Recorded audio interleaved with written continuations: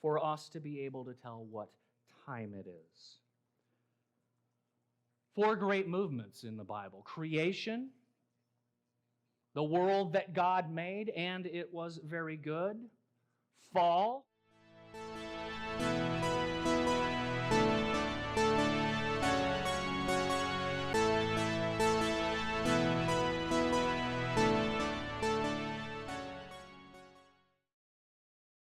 Hey, what's up, everybody? Welcome back to G5 Higher Purpose Gaming. I'm going to be listening to some sermon stuff, some lectures actually, not really sermons, but similar, while I just look for mods for XCOM2, and hopefully they're going to be good. That's it. Dion. Oh, yeah.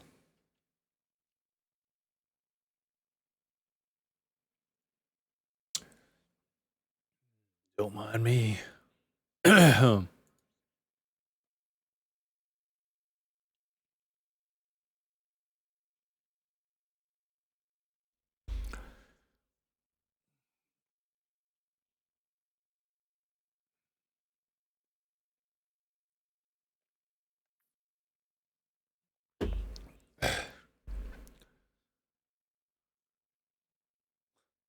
Intentional XCOM gamers. This guy's like famous.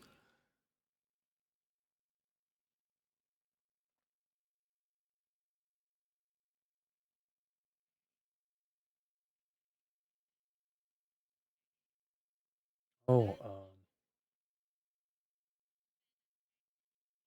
made new, and they're brought to their perfected destiny. These are the 4 great plot lines of the Bible: creation, fall.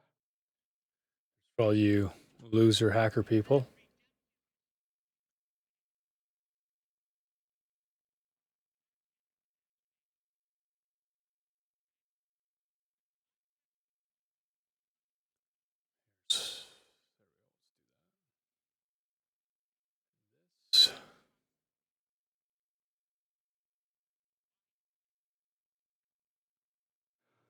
Because many Christian artists artificially limit their scope to only one of these facets.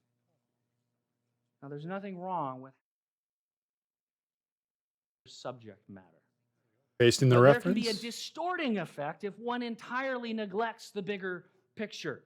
There was a famous Christian painter who only painted Edenic scenes of absolute perfection. Not a grain of dirt.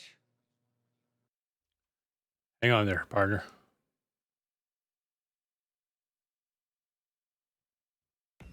Hello, Commander. Our recent covert action has been ambushed by the Chosen, and your soldiers need help. Is that really his voice? Did he do this? All they need are some mimic beacons, Advent burgers, and a Sky Ranger. To help them, all they need is your credit card, the 3 digits on the back, the expiration month and year. But hurry. Advent reinforcements and the Lost are closing in. So, good luck, Commander. It's like not funny.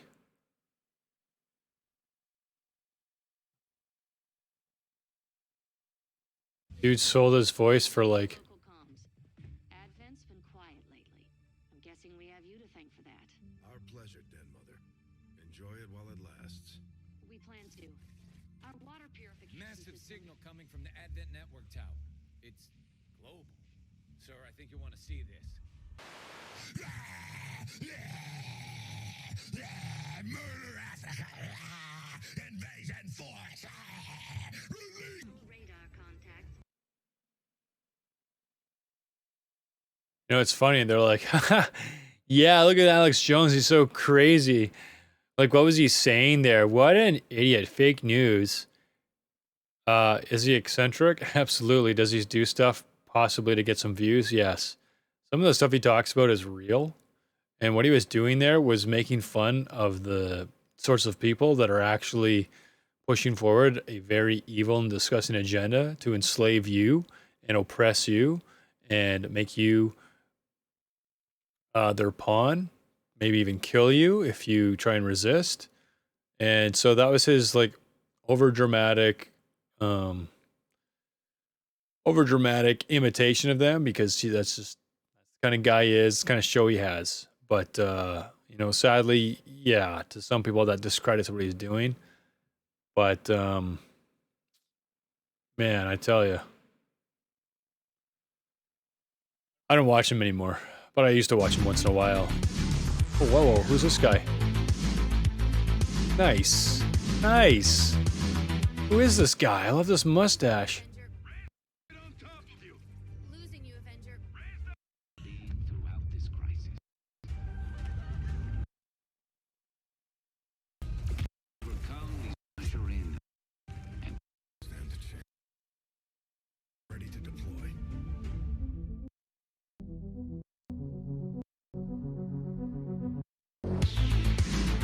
Recruit Andrew C. Character. Like, what is he? Loose. His name's Loose Cannon. Facial hair, horseshoe mustache. He is one bad mofo.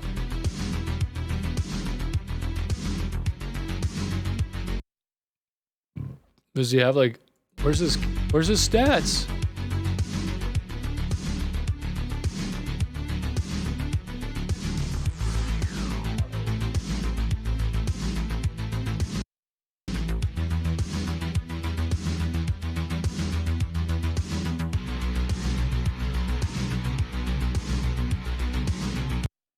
Soldier class.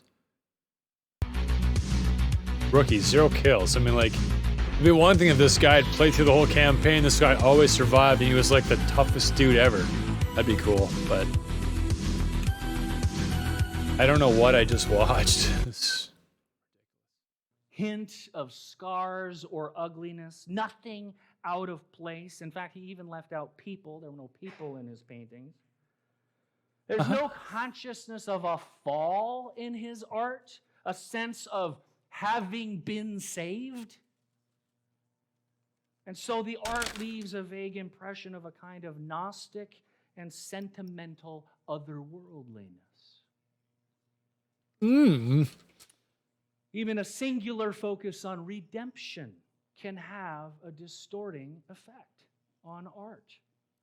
Sounds unusual. I've already mentioned Mr. Audience of One, whose only interlocutor in every song, the only you he ever sings to is God, because God is the only worthy subject. A couple of years ago, I attended a concert that was headlined. It was a 4-band concert of all very, very popular contemporary Christian artists. I attended this concert and discovered that it wasn't a concert at all. This keeps happening to me. It wasn't a concert.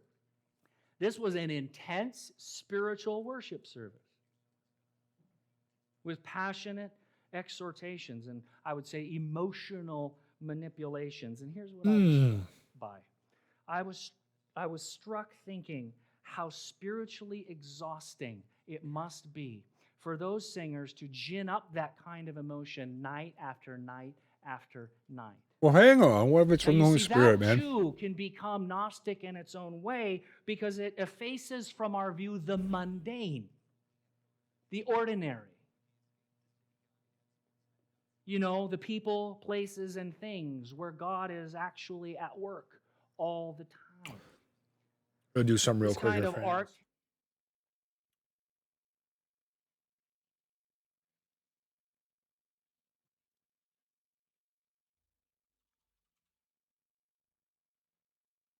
Hey.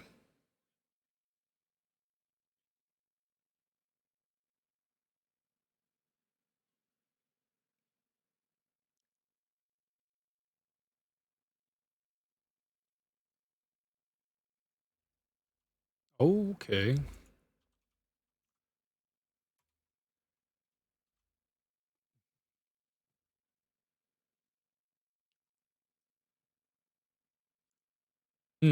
Interesting.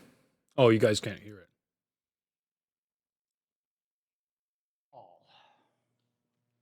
And human dysfunction. Never redemption, never eschatological hope.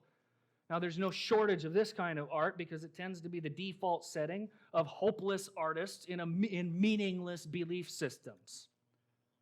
And the distortion here is that sin and grit without redemption and hope is mere nihilism.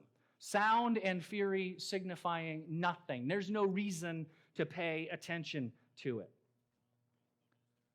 Quentin Tarantino can take note. This happens with Christians too. Those who insist on only asking big questions but never hinting at answers.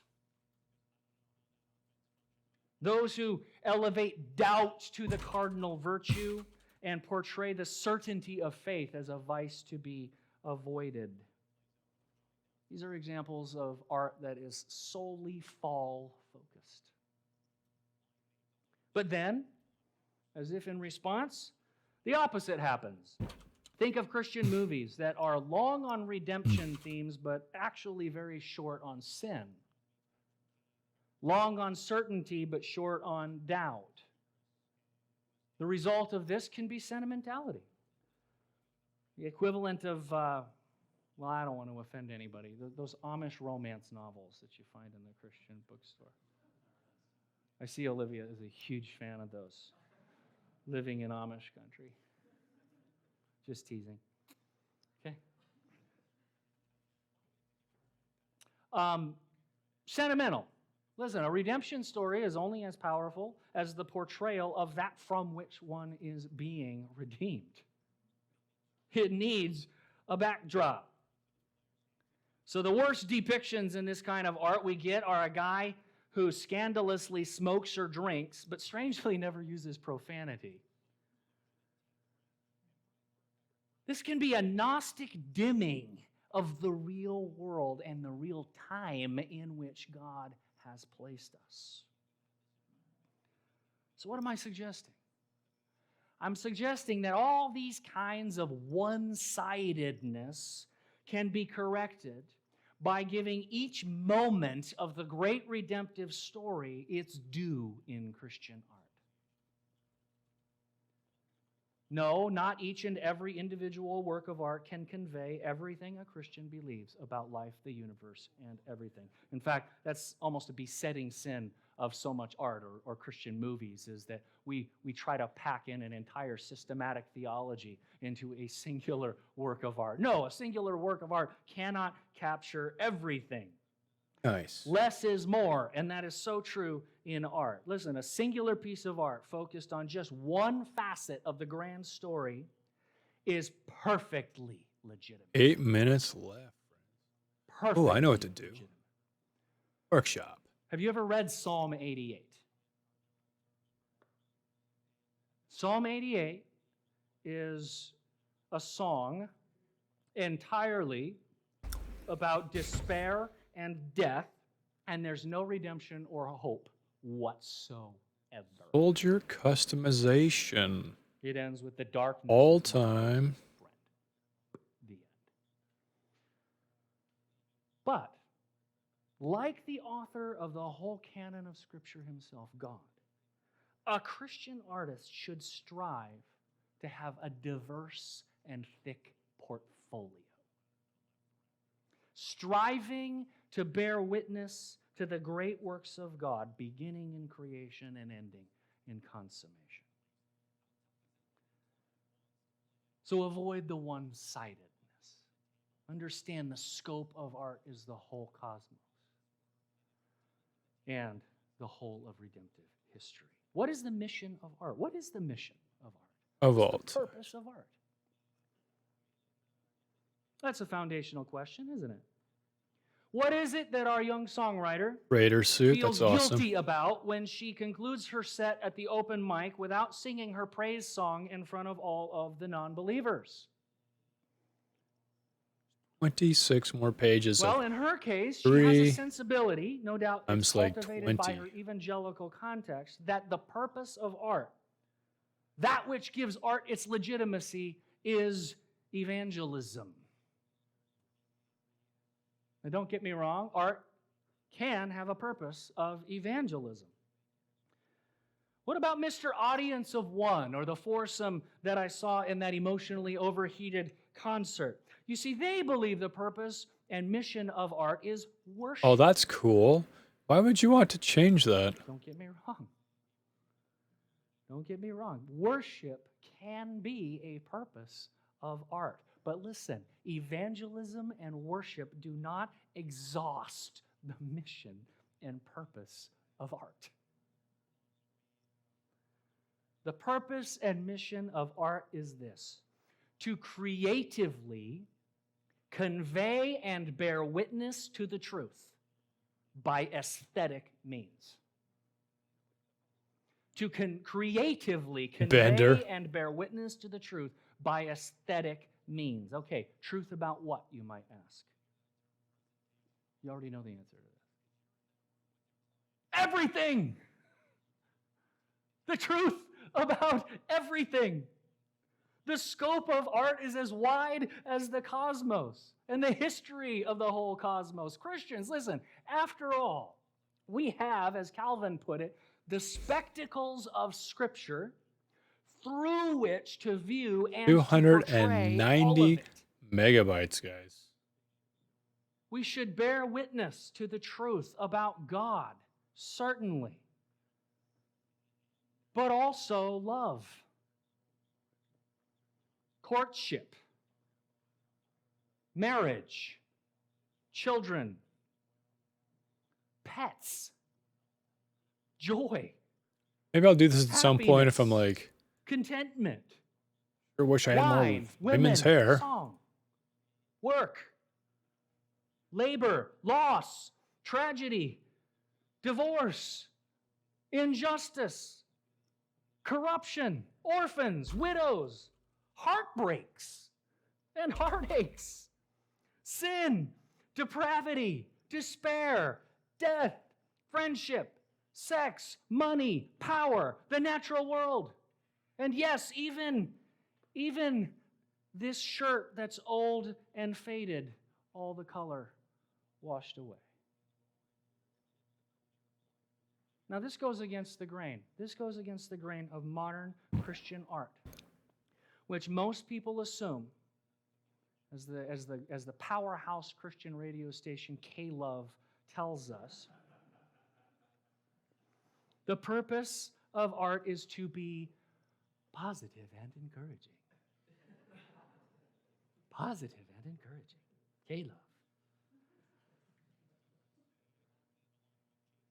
This sentiment that everything must be positive and encouraging superficially seems to come from Paul's exhortation in Philippians 4 that we should think about whatever is true, noble, right, pure, lovely, admirable, excellent, or praiseworthy. And surely that cannot include things like vice or sin or depravity, can it? We can't sing a downer song.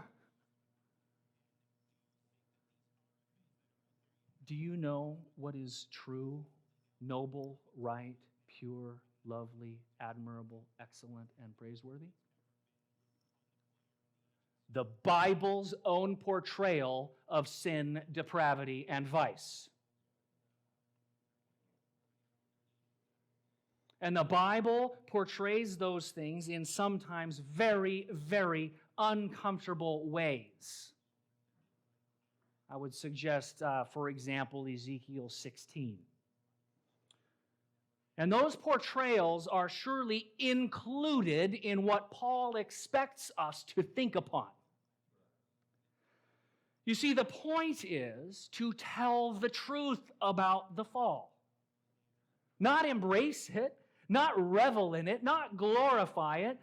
Paul tells us in Ephesians 5, have nothing to do with fruitless deeds of darkness, but rather expose them. Show them in their true profile. Show their ugliness and consequences.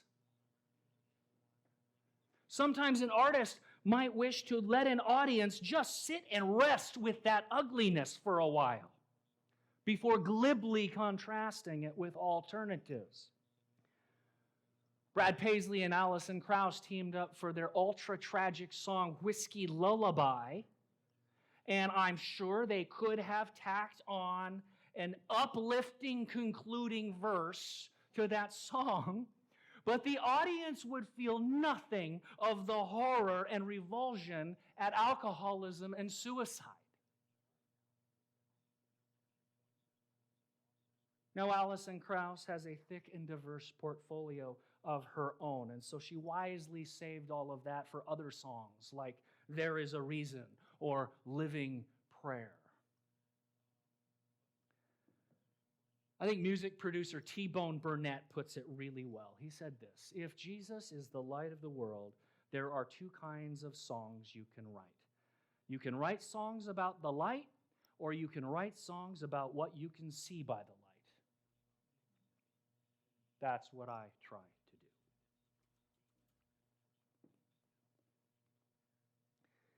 Just as art, creatively conveying and bearing witness to the truth by aesthetic means, just as art has the whole incalculable universe as its subject, so also its object or purpose cannot be whittled down to a narrow point like worship or evangelism. It is for many other things besides.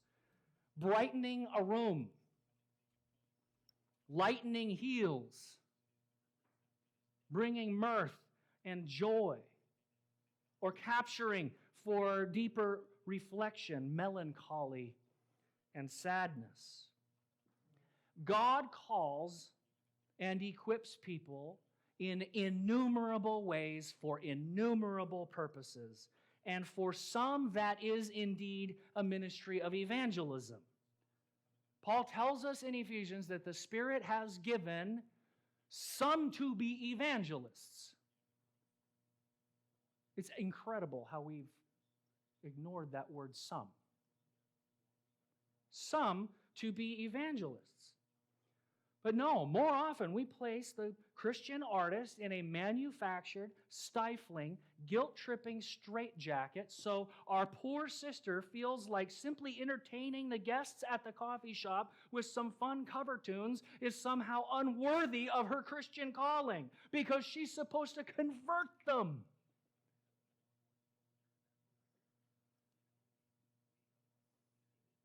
Let me conclude by suggesting that Christian art lacks broad power today because it is thin. It's light. It's superficial. You see, its problem, it seems to be too theologically focused. You might hear me saying that. Like, we shouldn't just be focused on God. It seems to be too theologically focused, but it isn't theological enough. In its reductionism, its scope misses so much of what ought to be of interest to us. Exactly are You we see, looking it at doesn't here? embrace the totality of creation, nor is it often informed by the whole of redemptive history. What are they saying So is the how can you problem? pursue a robust and powerful kind of art?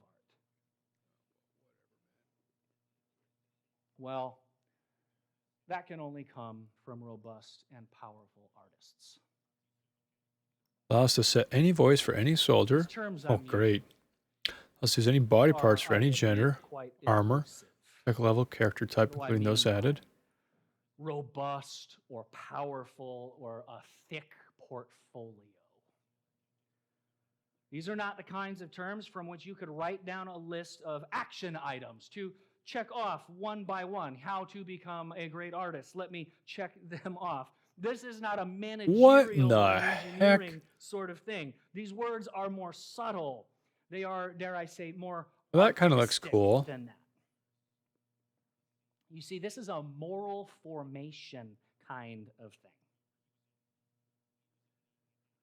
Another word that might give us a closer glimpse at what I'm grasping at here and gesturing toward: substantive. Substantive. A person of substance produces works of substance.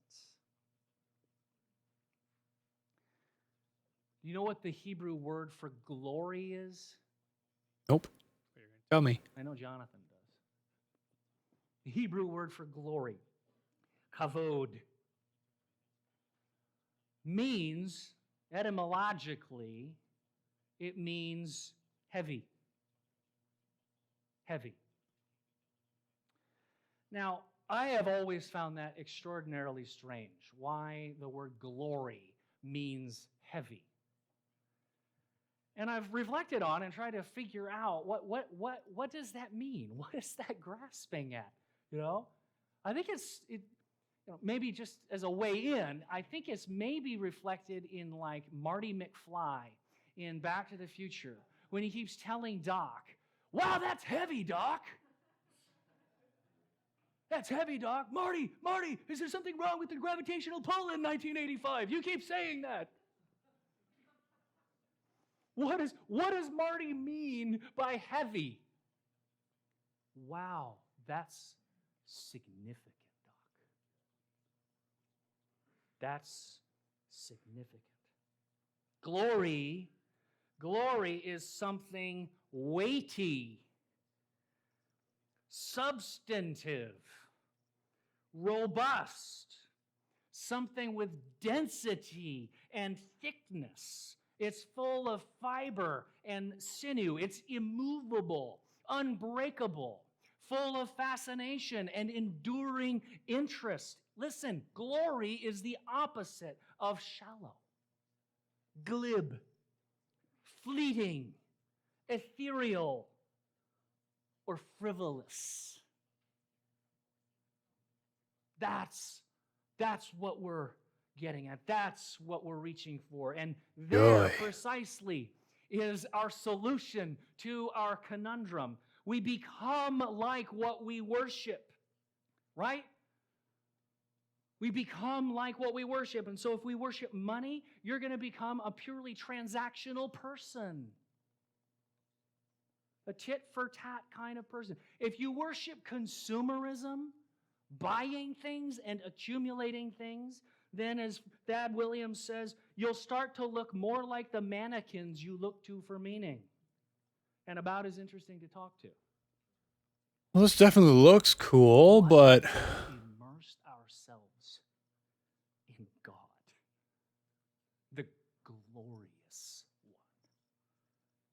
Then we ourselves would begin to look glorious. And isn't that precisely what he created us to be? Reflectors of his glory. Reflectors of his glory. The image and likeness of God. Not in the sense of showy or attention grabbing. Listen, when I say we're going to be glorious people, I don't mean alrighty.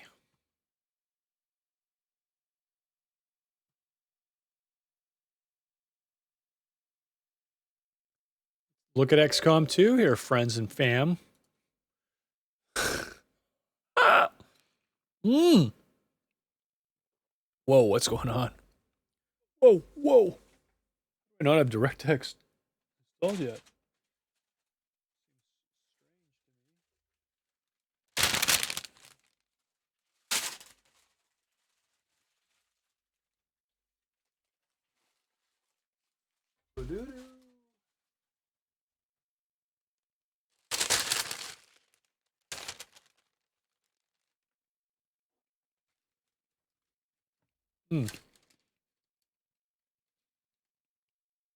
Okay. Whoa. Right. That's cool. Oh, nice. I got them both installed. Awesome. Ooh.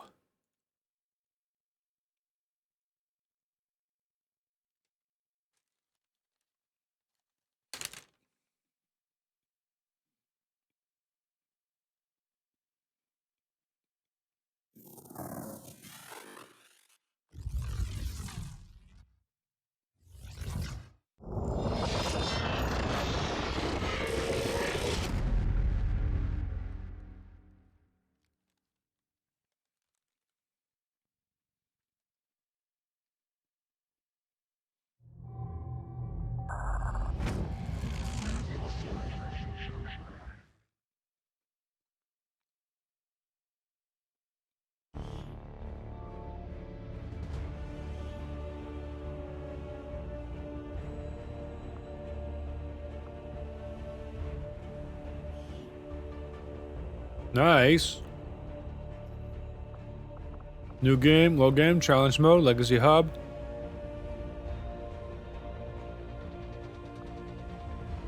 Character pool. First, let's go to options. Master volume. There you go, soldier speech.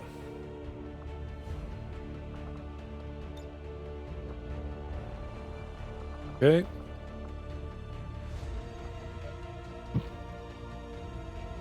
G-Sync should be working, but we'll see. Maximum. I have a feeling that's the best.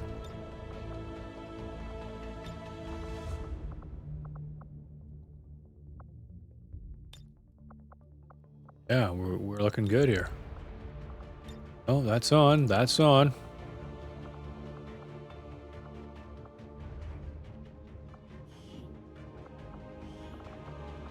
Gameplay. Enable zip mode. What is this? Show target preview.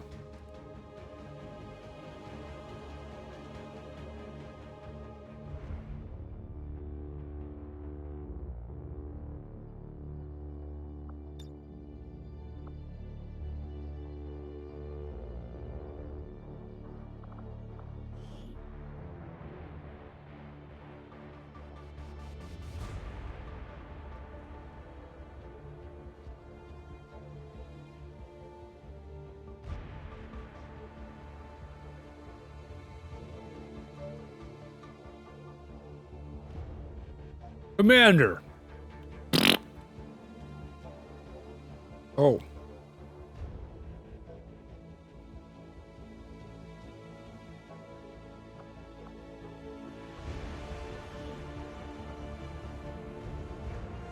Oh, that's black. Welcome to challenge mode. In this mode, you complete with players around the world to achieve the best score in challenge missions. For each challenge, all players are given an identical mission. It includes the map, the enemies, and the units you control. Do your best to maximize. Okay.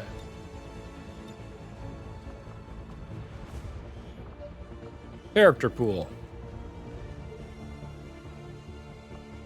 Create a character. Okay, well this is cool. So hopefully this means I'll be able to preview the stuff I have.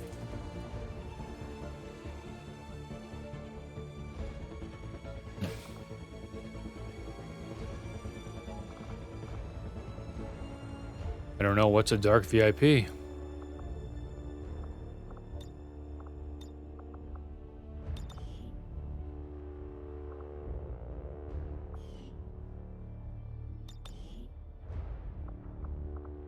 Yes, soldier. Weapon is. Okay, so if someone had a million colors, they'd have a bunch of other things, but I don't need that. Cool enough. Weapon pattern. Well, that's pretty cool.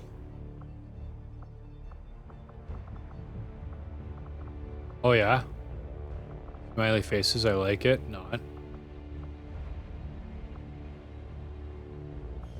Cool.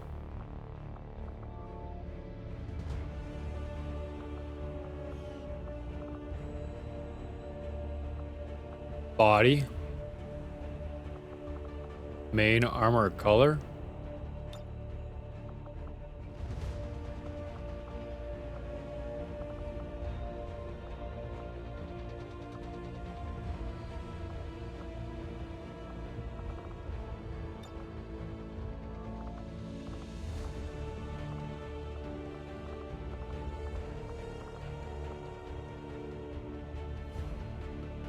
Man, like, is this guy on methamphetamines? He's like jerking and twitching so much. I just feel bad for him, that's all. Armor pattern?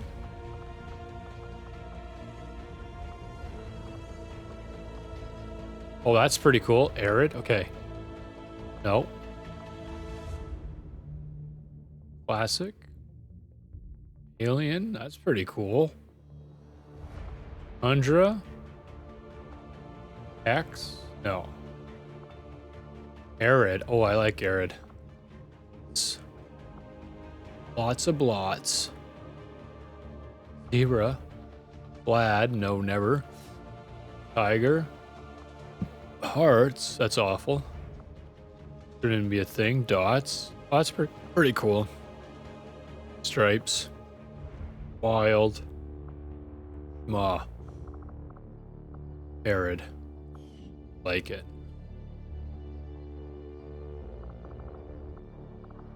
Okay, now. Oh. Arms. Oh, nice.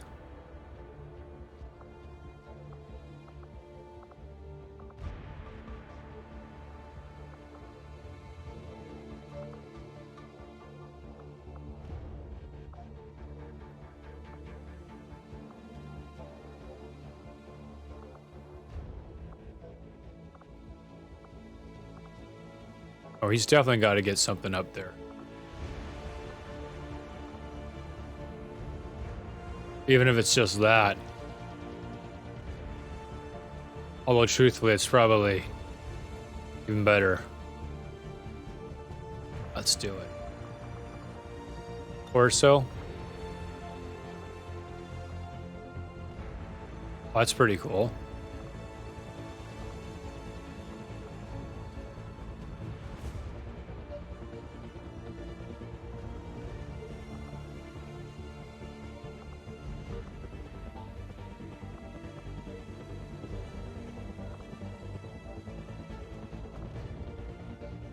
Okay, it's one or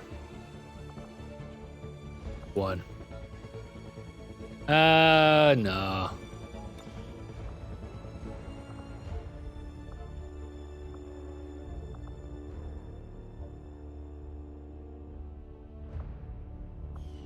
Now we're going back there. Torso, legs.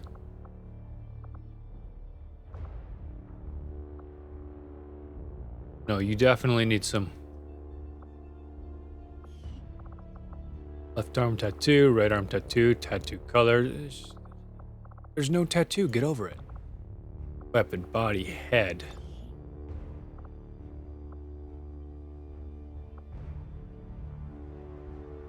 Face. A, B, D, D, E, F.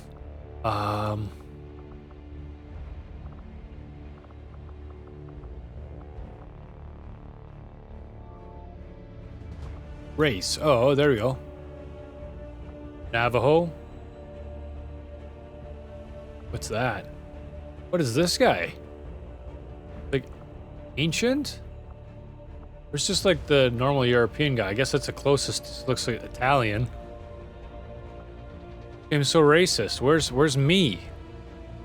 I can't identify with these people.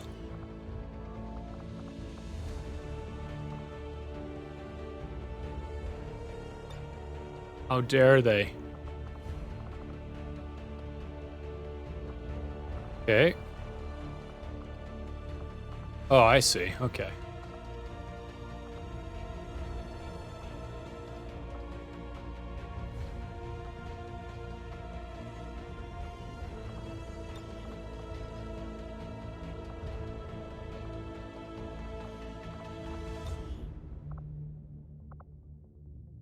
Bizarre. The aliens kill all Caucasians? Like, seriously, of European descent?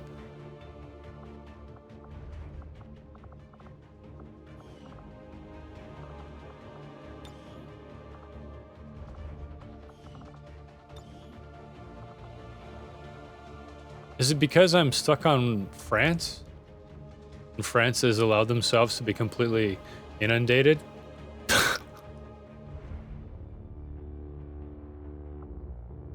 And no longer has children, and this is the future, so there isn't a single Caucasian, European, French person left.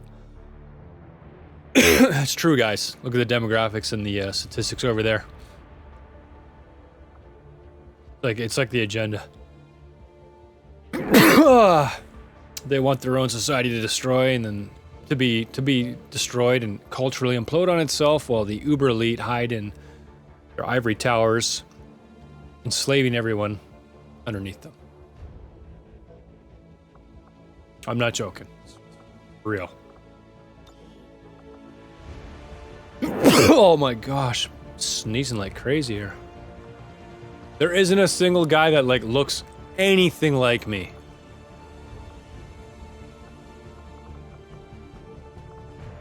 Okay.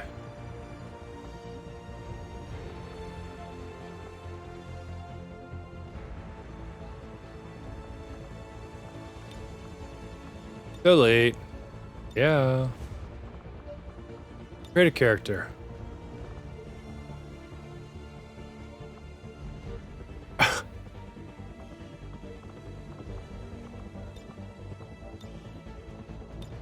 What a joke, man. Go woke, get broke, man. Well, I got my money already.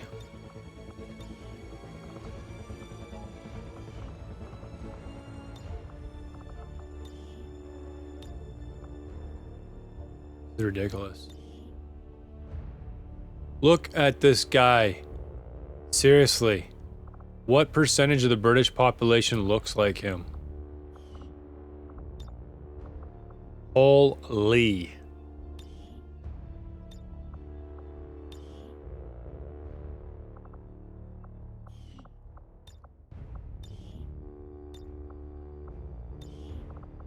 How come you can't choose the friggin' nationality? Well, whatever. You probably can in the game. Like, at least an enemy unknown, you could make a dude.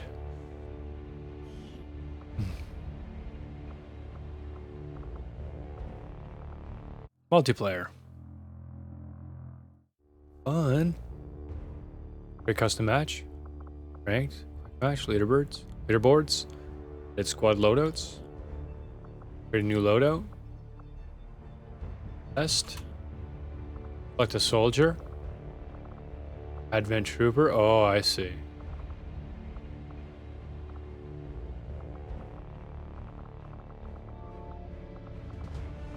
Broken. Broken. Broken.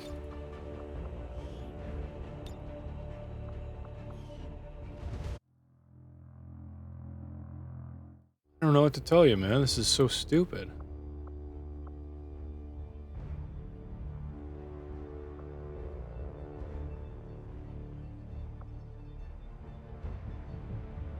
We're the chosen.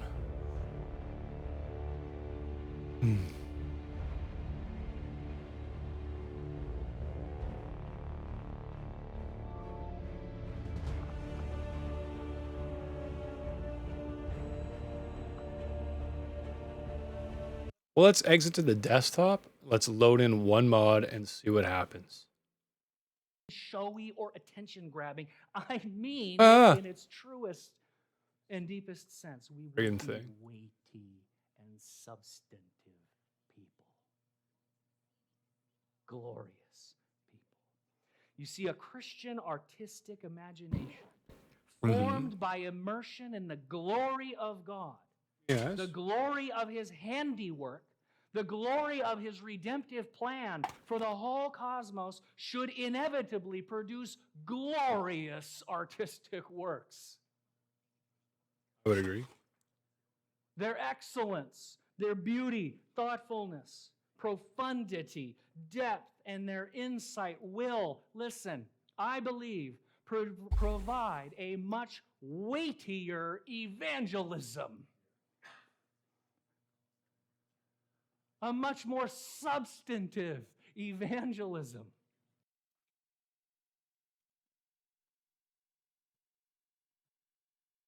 Oh, what's up?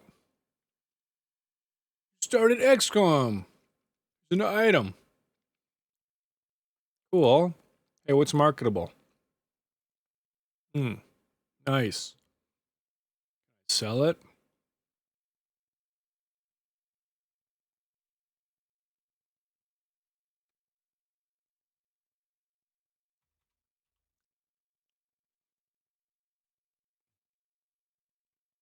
Agree.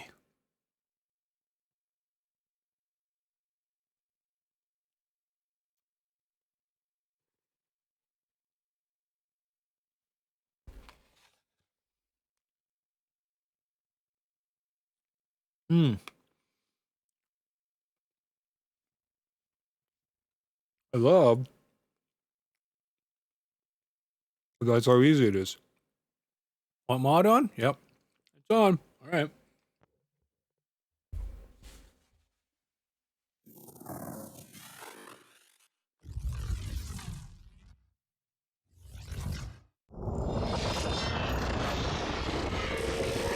Hmm.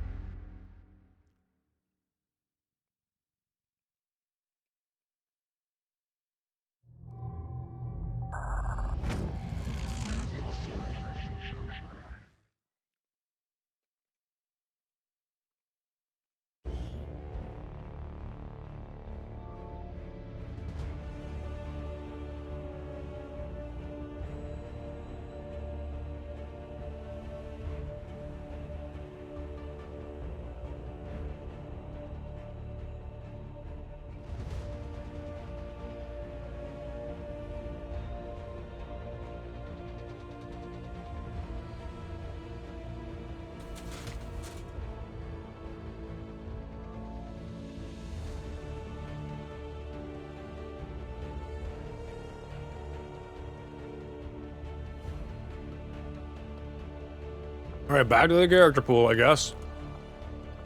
Create a new one. The chick. Right. Create a new guy. Guys, look at this Japanese dude.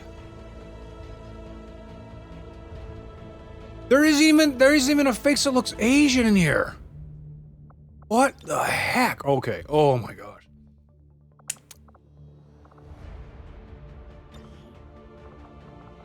Canada. Male. 10-4. Will do. Already there. Will do. Moving out. I'm all over it. Got it. Moving. Already there. Will do. Got it covered. Location confirmed. Moving out. Double time. Do these guys not get to say anything else? Ok, mi muovo. Je confirme la position. Good to go. Good to go. What do I sound like? On it. On it. Rolling out. Location confirmed. Move, move, move! Location confirmed. Got it. I'm all over it. Moving out. Affirmative. Will do. On the move. Rolling out. Almost. Like when I'm screaming, guys. Section attacks. Fire team maneuvers. Will do. Double time. Rolling out. Double time. Location confirmed. Solid copy. No need to ask twice. Already there. I'm all over it. Will do. No need to ask twice. Location confirmed. Got it. Moving. Copy that. Already there. Got it. Moving. On it. Moving out. Running. Got it. Stepping off. Go, go, go! Solid copy. No need to ask twice. Move, move, move. Copy that. Solid copy. Got it. Moving. Moving out. No need to ask. Roger that. I'm all over it. There's me. Rolling out. Attitude.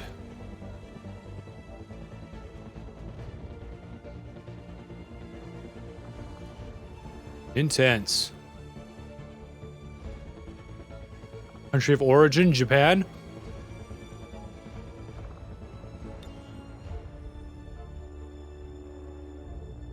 Michael.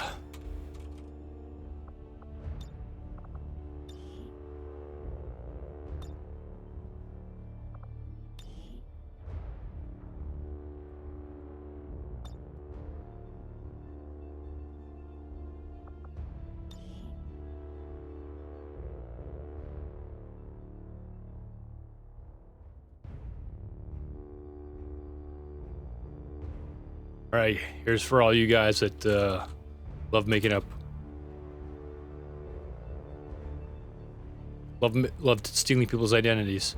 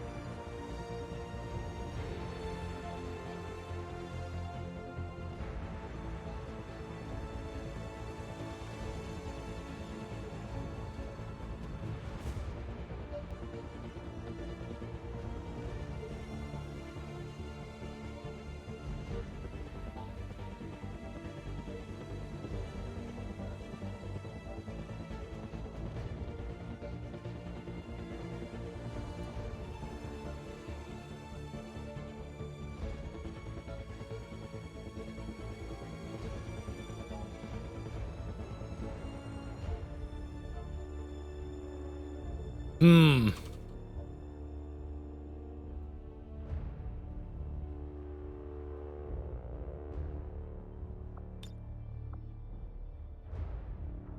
Well, that's fun. Oh, okay, it scrolls auto. Nice, nice. All right, cool. Rookie.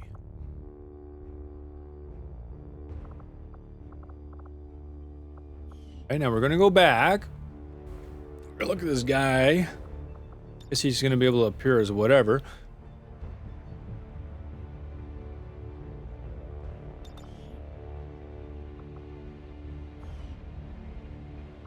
Oh wow, they got all those different oh, for Pete's sake. Ugh.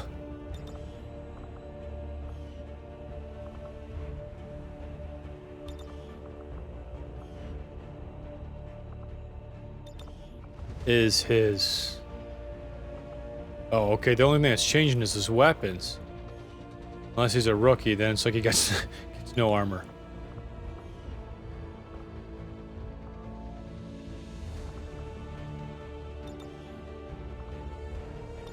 Oh, we gotta do this again, do we?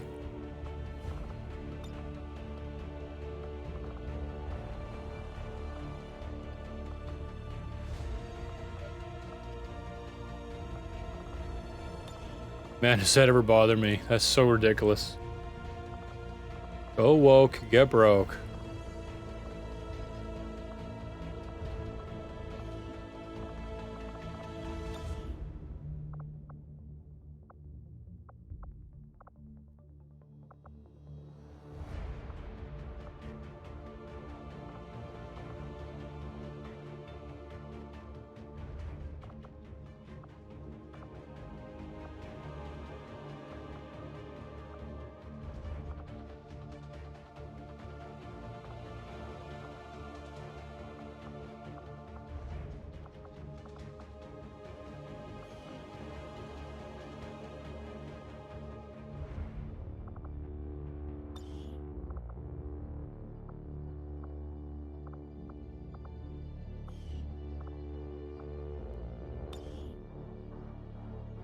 That's...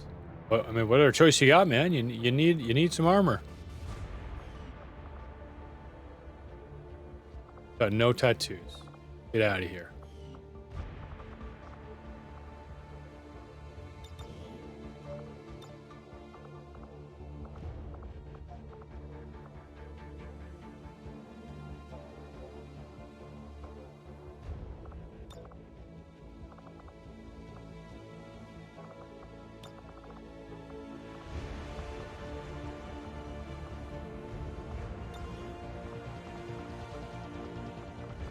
Digital. Yeah. There you go, buddy. Starting to look the part.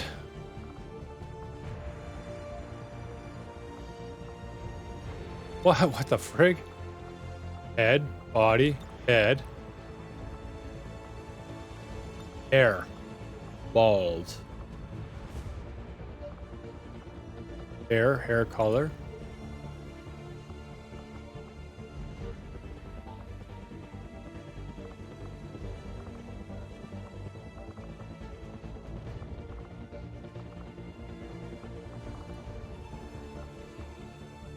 Eye color.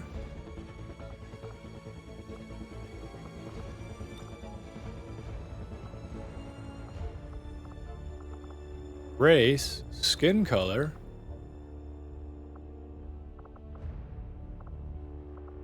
Facial hair.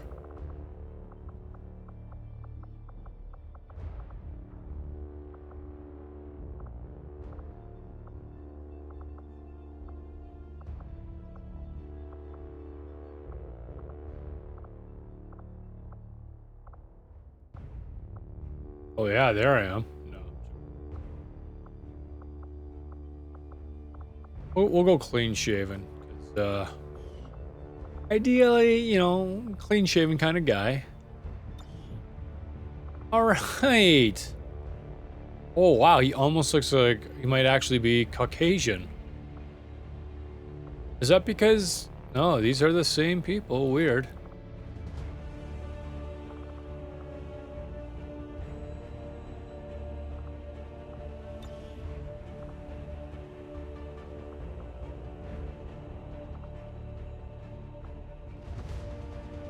Oh man, I thought we were gonna be able to totally alter the faces here.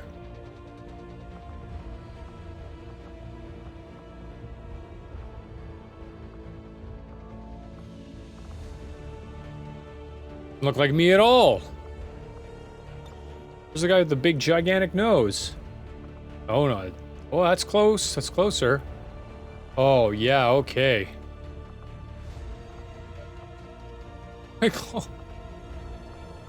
Oh boy.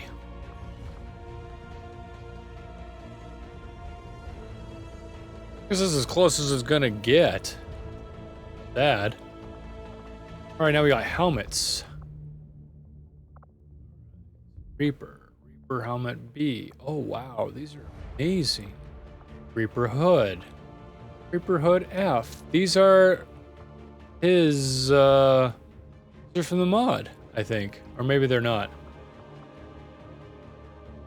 Oh, they're not. Oh, the game just crashed. Oh, there. Oh, okay, never mind. Helmet. Okay, there you go. Oh man, that looks cool. Oh my gosh, there's like so many polygons in it though. How does the computer handle this when you have like 8 guys with this stuff on?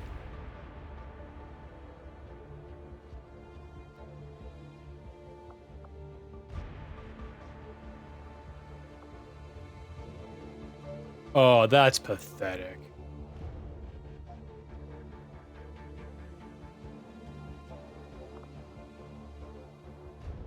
Oh my gosh.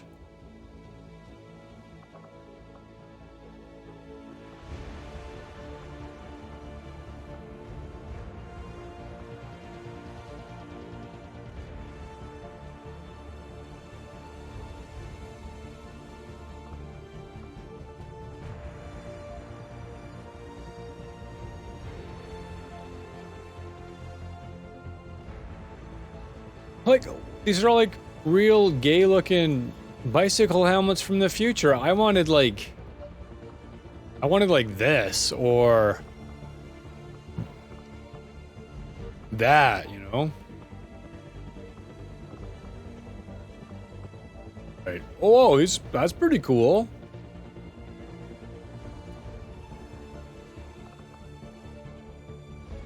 Not so cool. Not a big fan of like the full masks. I mean, obviously it's good for combat, but oh, nice. Recon hood. Oh my gosh. Why is that not like a totally different color? Oh wow, look at this guy, man. Yeah. It's a nasty habit you got there.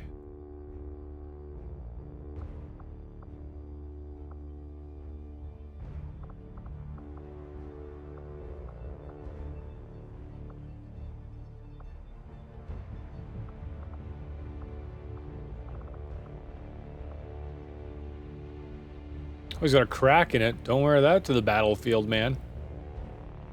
Oh, no, it's like a tear in the fabric. That's pretty neat.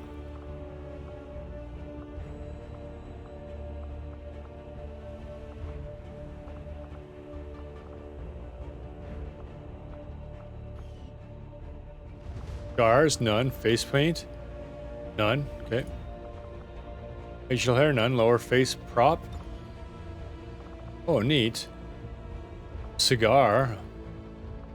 Bad for you, man. XCOM bandana, no. No. No. No. Oh, there you go. Okay, so these parts go with the other helmets. I see. Well, that's a lot better.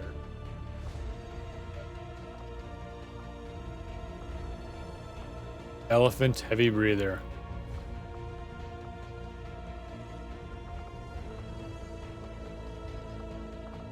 Brutal. Her face. sports. Okay, well, let's go back and turn off his helmet.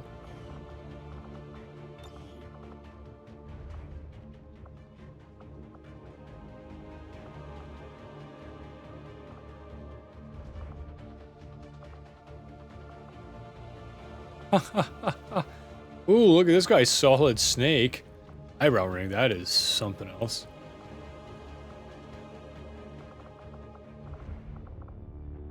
Oh, look at all these visors.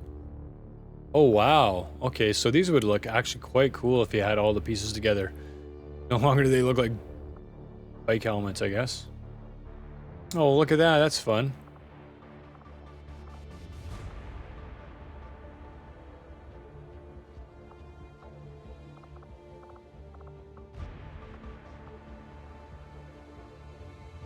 Almost. Oh, that'd be so cool. Dual UV visors. Oh, look, this is like straight out of Aliens.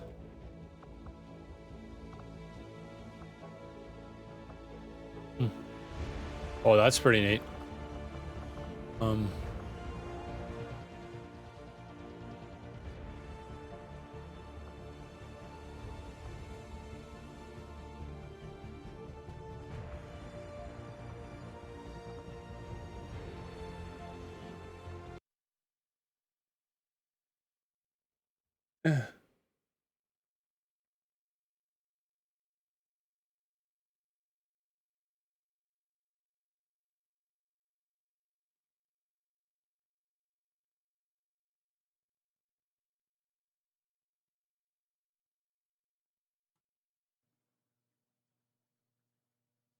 Much more substantive than our current superficial tack-ons. Churchy pixie dust is not going to captivate the world. A weighty, substantive, glorious work of art will captivate the world. So let us as Christians strive to become, above all, weighty, substantive, glorious people, and it will bear much fruit for the glory of our infinitely creative God. Thank you very much.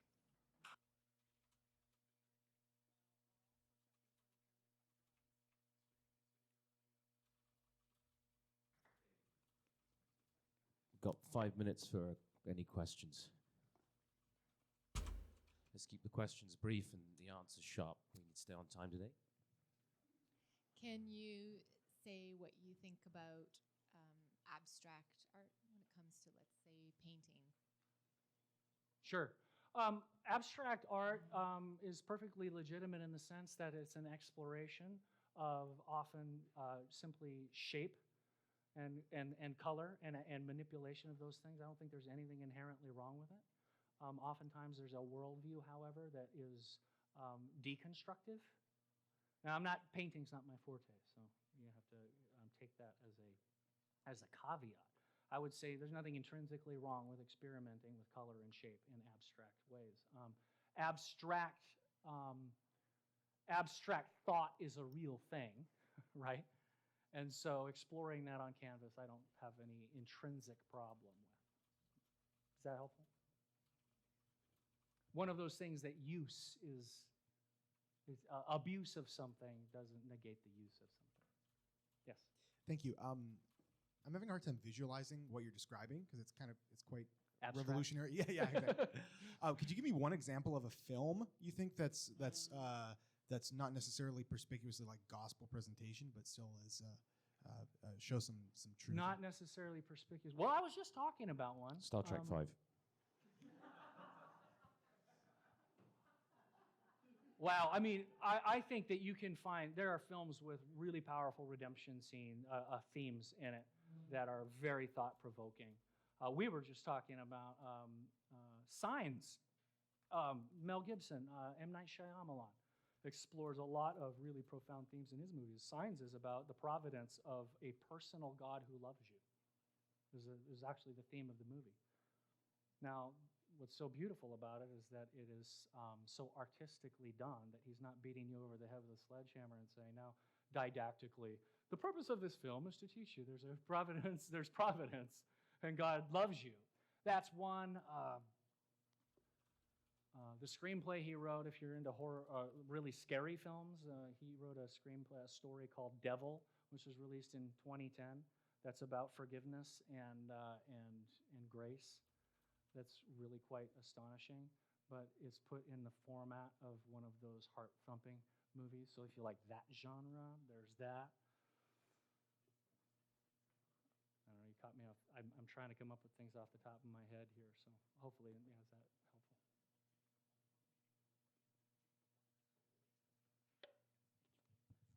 I didn't finish writing it, so it might be a bit long. Okay, I'm just gonna say it. I'm just wondering about the relationship of authenticity in art. I know that's a buzzword. So, for example, in my school, we had a girl who wanted to portray the natural beauty of the woman's body in a non-sexual manner.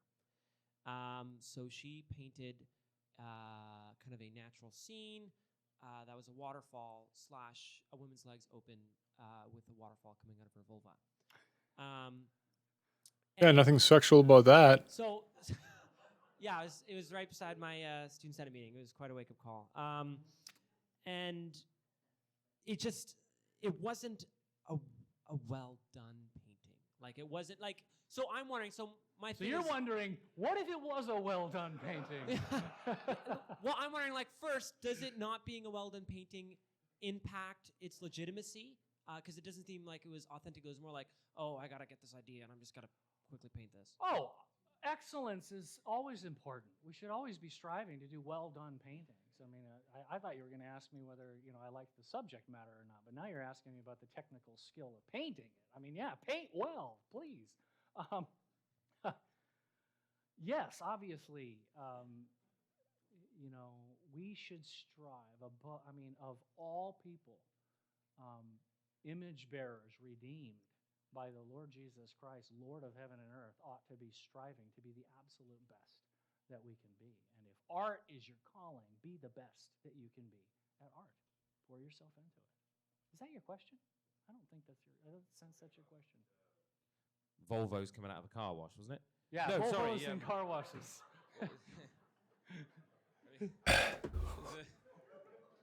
The subject matter, I think, was part of the question. Yeah, I'm not a big fan of the subject matter. Obviously, there's such a thing as pornography, and is this pornography? Yeah, probably is.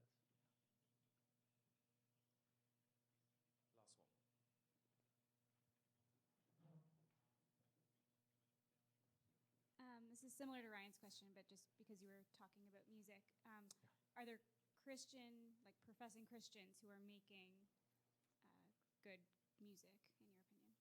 Sure. Can you give a few examples? Well, let me think about it for a second. I think that there are very talented Christian musicians working in within the constraints of the narrow Christian music world, who are doing great work, but you never hear about them. Usually it gets radio play. Most musicians these days have niche audiences. So they build up a fan base of 10 or 20,000 people, sell their records directly to them, and so they're not widespread, well-known, or popular. I mean, Andrew Peterson, of course, writes amazing music, definitely tailored for Christian audiences, but he's extremely talented and great. I don't listen to a lot of contemporary Christian music. There are Christians who are making more mainstream music, but they tend to not wear their Christianity on their sleeve. When you get as big as, like U2, you can afford to just wear things on your sleeve. And Bono's been pretty open about his Christian faith. And so that's probably not really answering your question either. No, especially when Bono.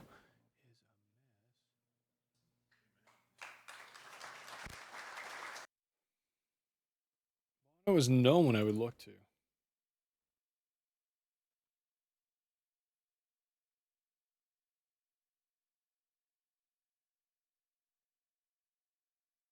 This is awful.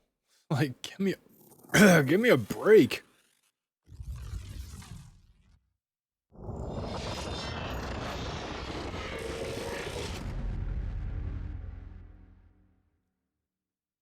What a horrible experience. Yeah, look at my super awesome mods, guys. I don't know why they're not working for you. Well, you're the guy that made them.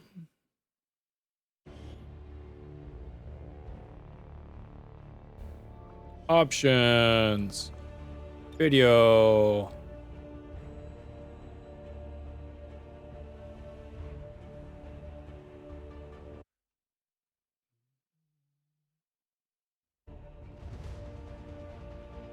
Okay, well, maybe that, like, that's not gonna do it. Let's go to the character pool. Look at my one character. Look at his head. Give him a lower face prop.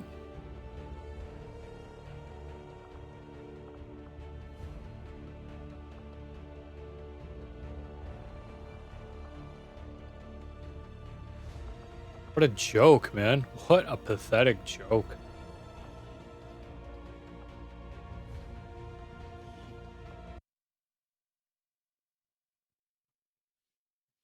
Like, makes you really wonder about the rest of these, enable frame rate smoothing. No thanks.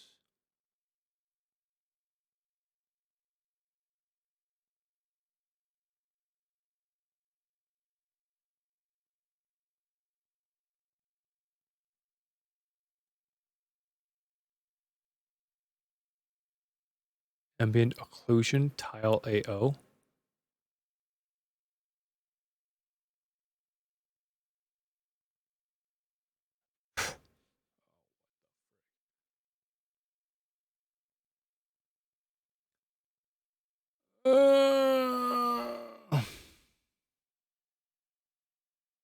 Can you imagine trying to do this for like 100 mods? And then you gotta do this, watch this again and again.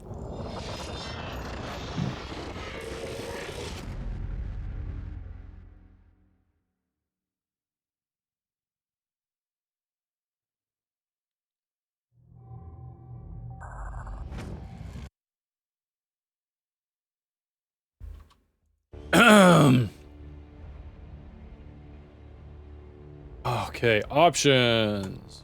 Yo. Enable frame rate smoothing. Don't need you on. Graphics. Decals. Static.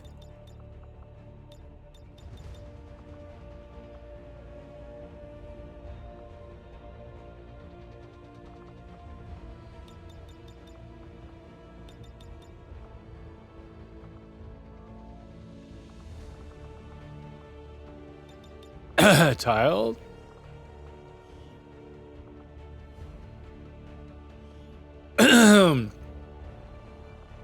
What the heck? Head. Or face props. Load them up. All right, all right. Okay. What a mess. You know what? Let's just do it.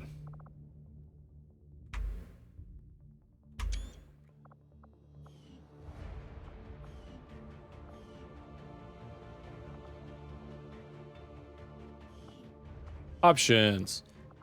Graphics.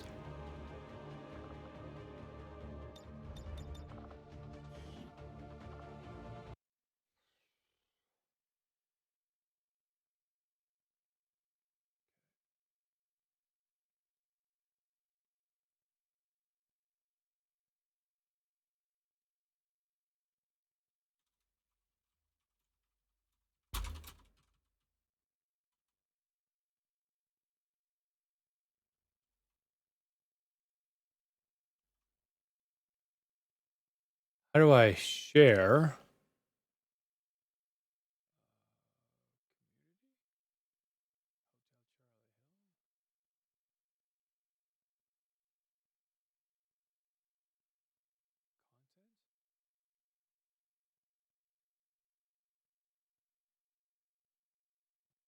Artwork, videos, artwork,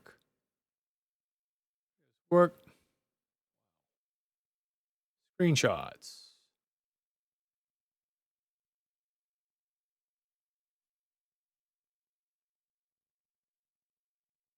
Oh, you have you? Okay, where is it? Press your F12 key.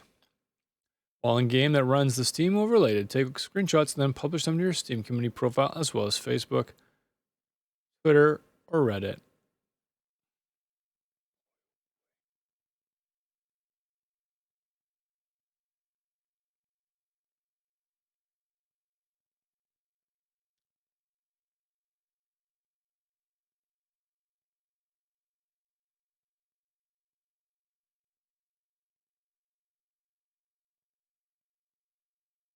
Oh, there's my screenshots. Apparently not.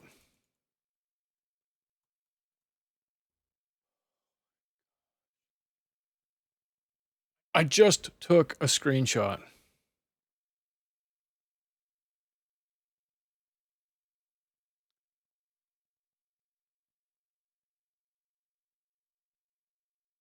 Oh, this is a totally other.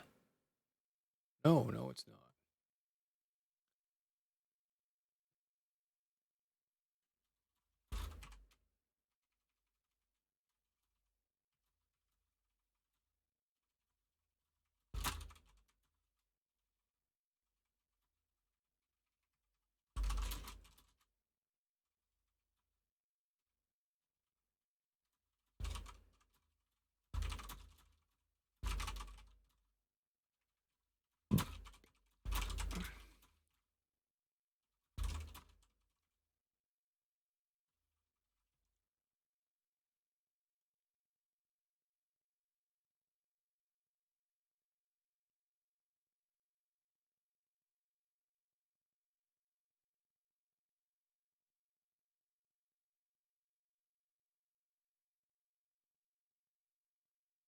What's this at Mo's deck?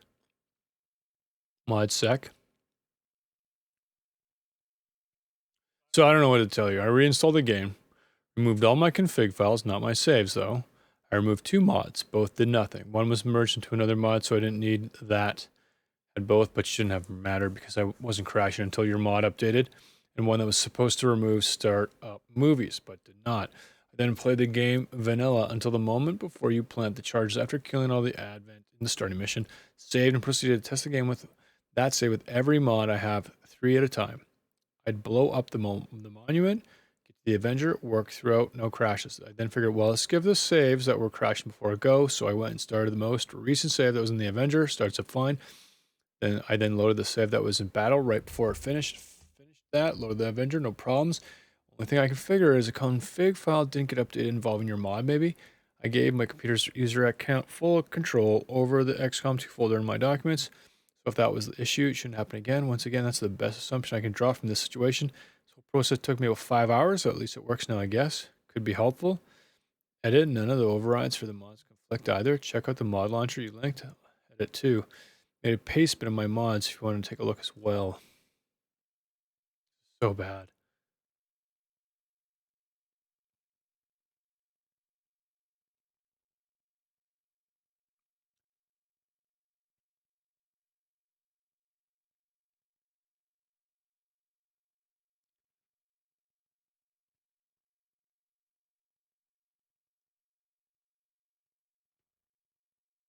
Ah.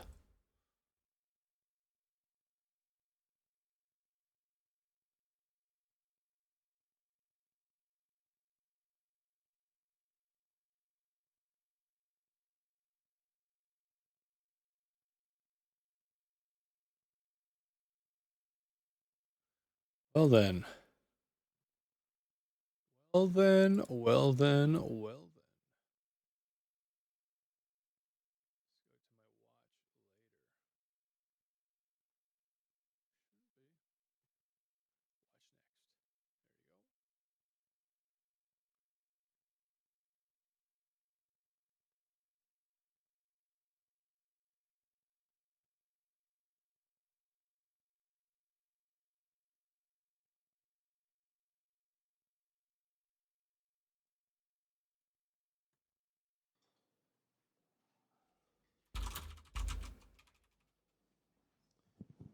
we're the heirs of a momentous heritage, and many of us don't even know it. Have you heard the Christmas Carol titled, I Heard the Bells on Christmas Day? It's based on an 1863 poem by Henry Wadsworth Longfellow. If so, you might have recalled these lines.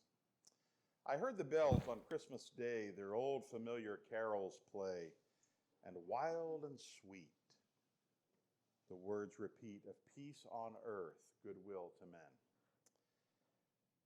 And thought how, as the day had come, the belfries of all Christendom had rolled along the unbroken song of peace on earth, goodwill to men.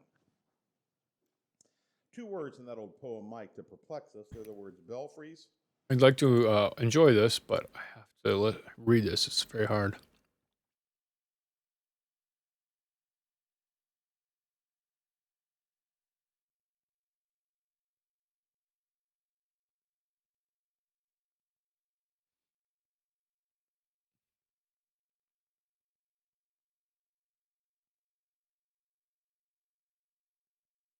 Mods, Steam apps. Oh, that's cute. Teeny wheel box. XCOM.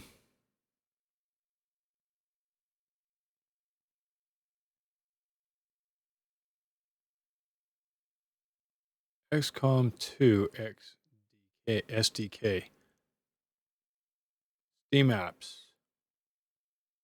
Common.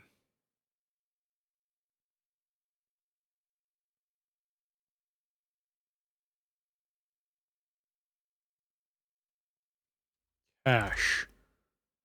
Working on it. No items. Local. Perfect. Start.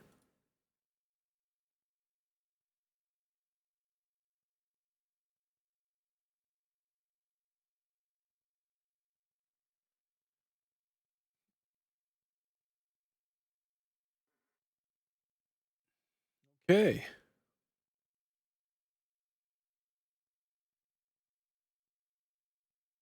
We put this in like.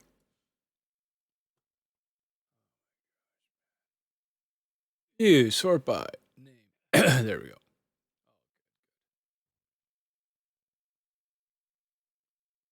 Good, good, good, good, good, good, good.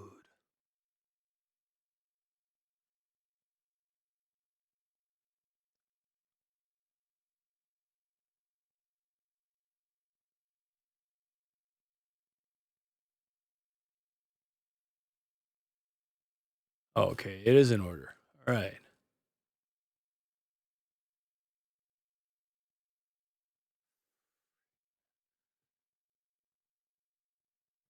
No one should have to jump through all these hoops to get a mod to work, you know?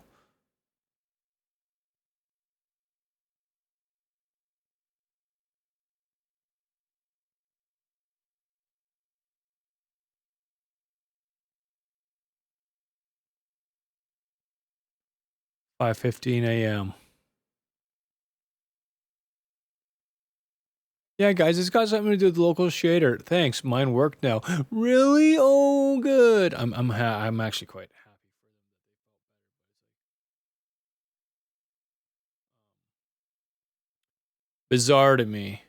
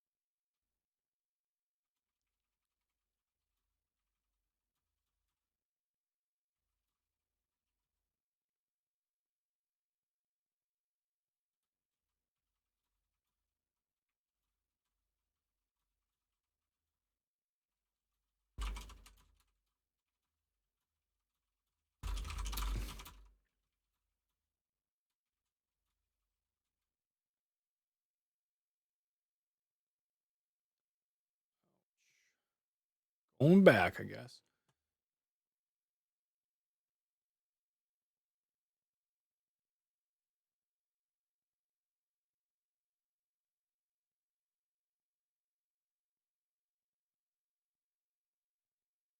Local shader cache. Where? No, no, no.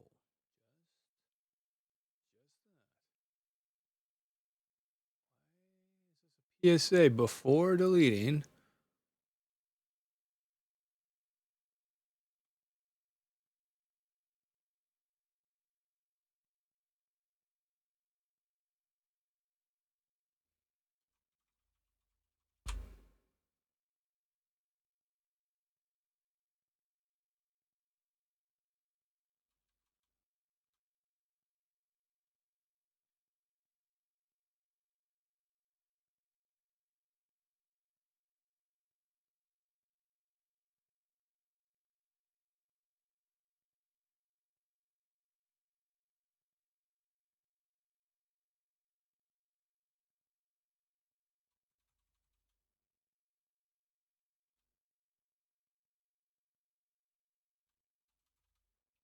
Oh boy, man.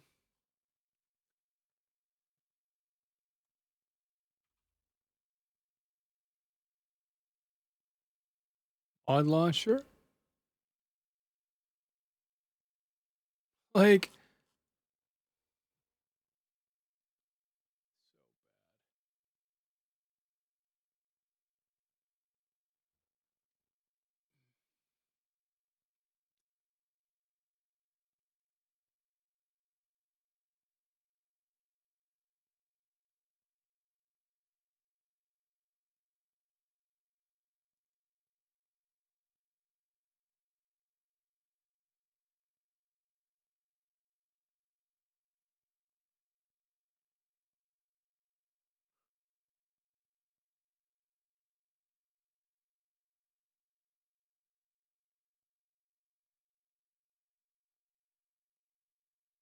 oh, ah, in here? I mean, if it's in here, should have found it.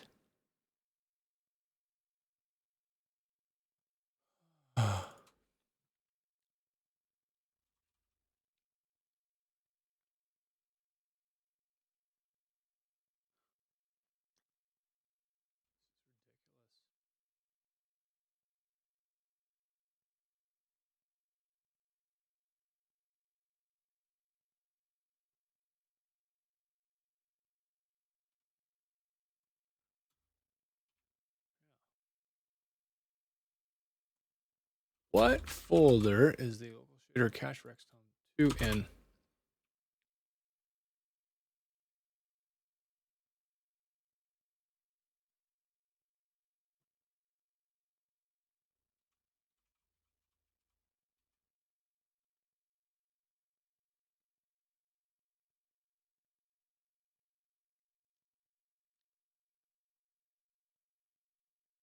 Oh, what was that?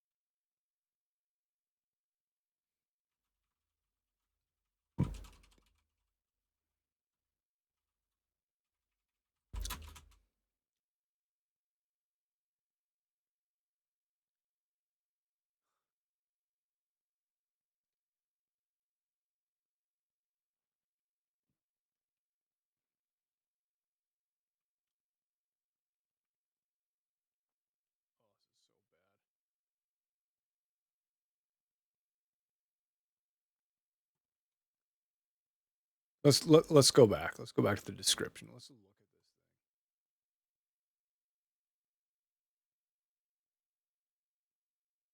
Bull crap.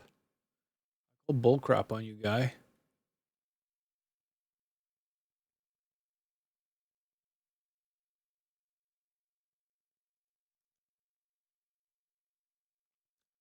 Like, does it require something?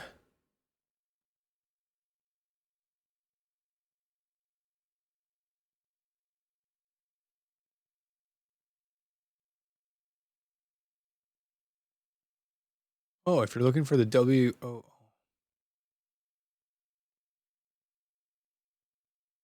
Unsubscribe.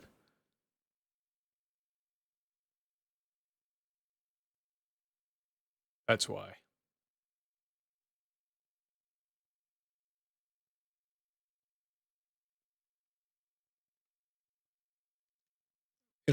It's probably gonna work now. My bad.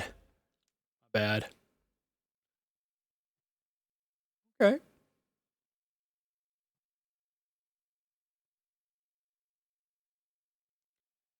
Unable to determine blah blah blah because you unsubscribed something. Mm-hmm. I deleted it. Oh man, I can get. Oh man, my guy looks so boss.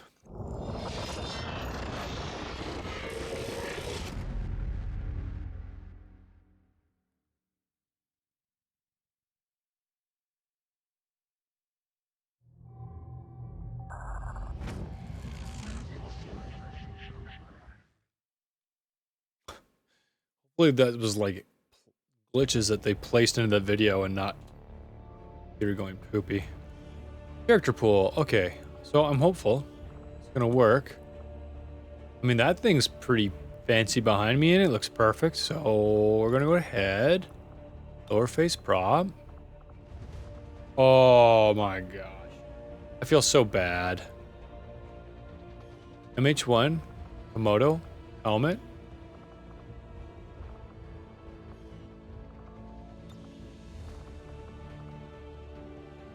Wow. Oof.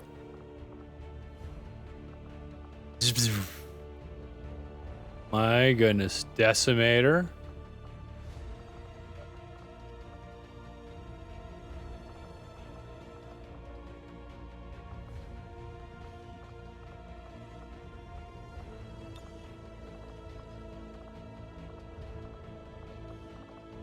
Or face prop.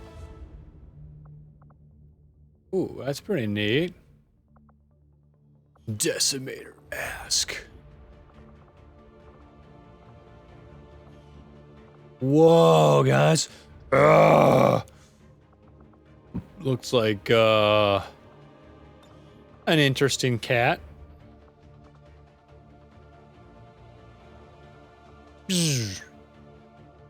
On, off. Oh. Whoa.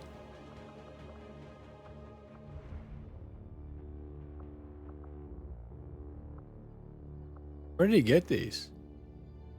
Cool.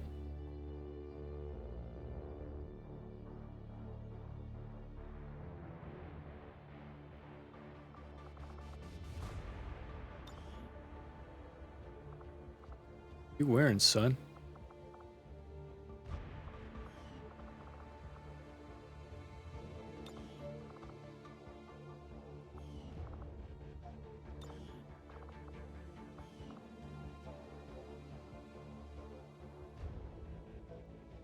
Man, that looks awesome.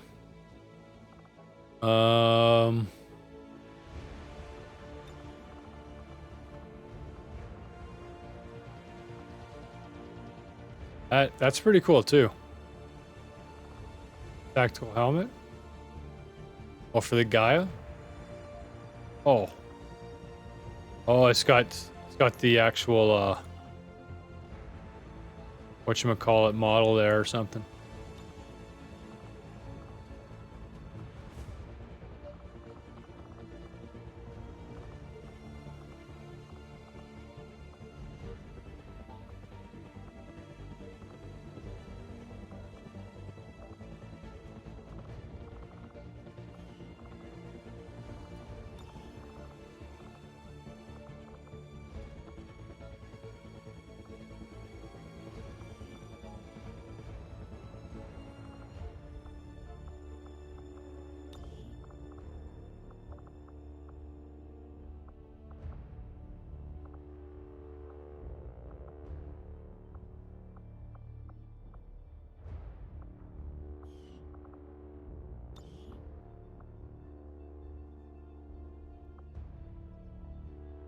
Whoa. Pretty cool.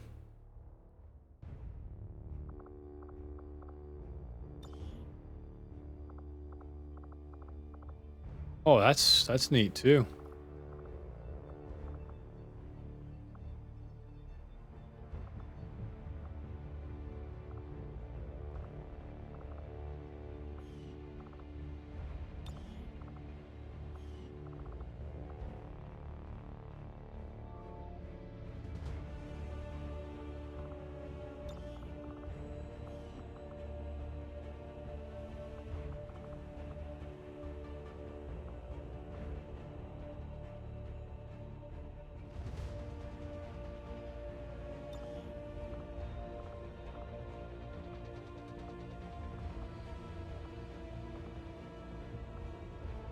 Oof. Those babies.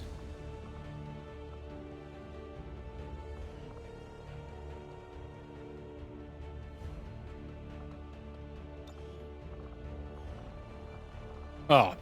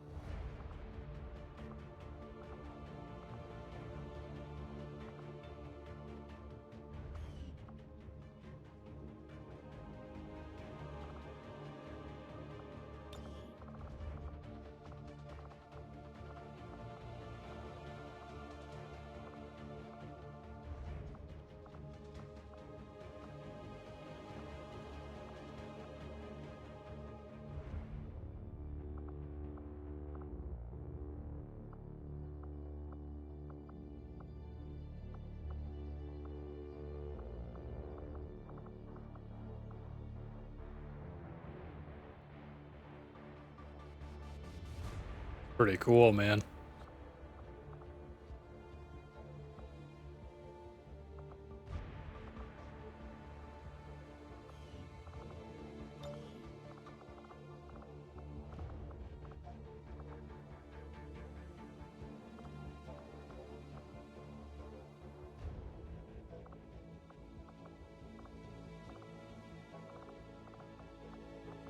Guess if you're gonna go for this look here, but a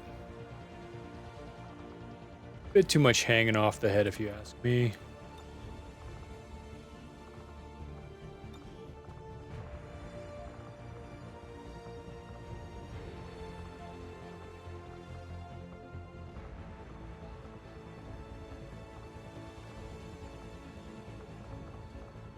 Nothing. Go back to upper face. For this one. Pretty cool.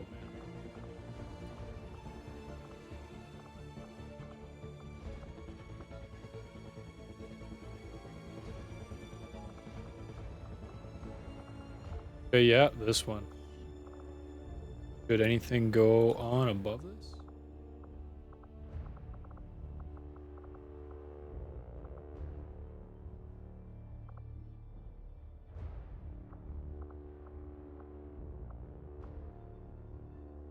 Ooh, that's pretty cool. Hey? Hey, guys?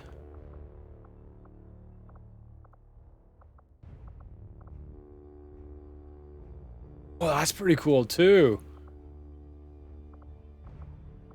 I like that you can see my face. Oh, man. Okay, well, let's just take a look. Oh, wow. That looks spiffy. And then what was the other one? This one? Oh, man, that is intense. Holy smokes. Look at this guy. He's freaking amazing. He looks... me right now. Yeah. Oh my gosh, we're twins. Oh my gosh, guys. Double rainbow. Or should he have a hood on? Oof. Close, but... Or wait, what about the bend? What about this? Oh my gosh, guys. Double rainbow. Not it. Oh, whoa. Upper helmet. Yes, tactical screens. Wait, I think it's got 2 tactical screens, but whatever, man. That looks so cool. Charlie Hill, I'm here. I'm Race White.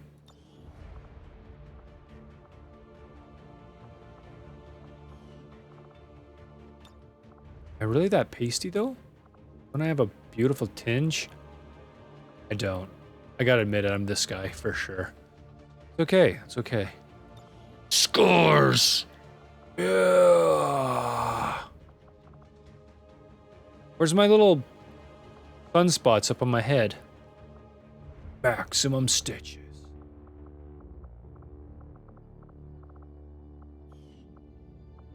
Face paint? None? Okay. Facial hair? None?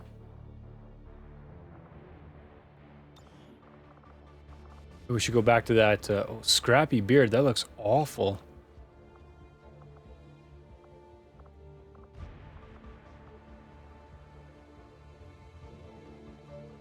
What do we think, kids?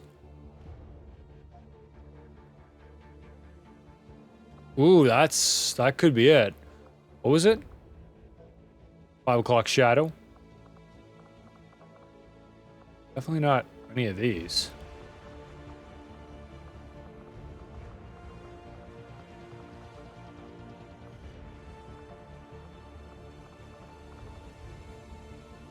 Hair. Bald. Unless... the blowout from the original XCOM. Is it a faux hawk?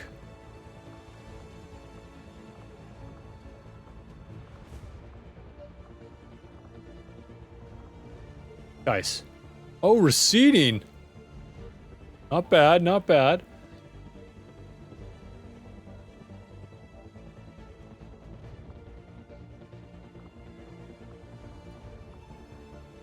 Oh, that's kinda, sort of.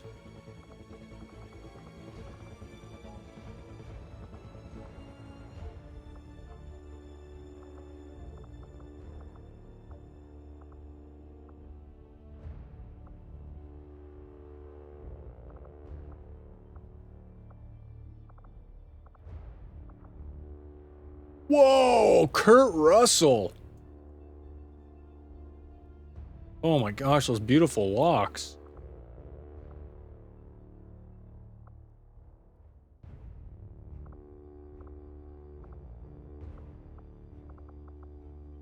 What about the buzz cut? Let's face it, man, you're bald. Get over it. All right. Not bad, man. Look at this guy! Oh my gosh! Who is he? This is what we're talking about, kids. This is what we're talking about. Boop! Awesomeness!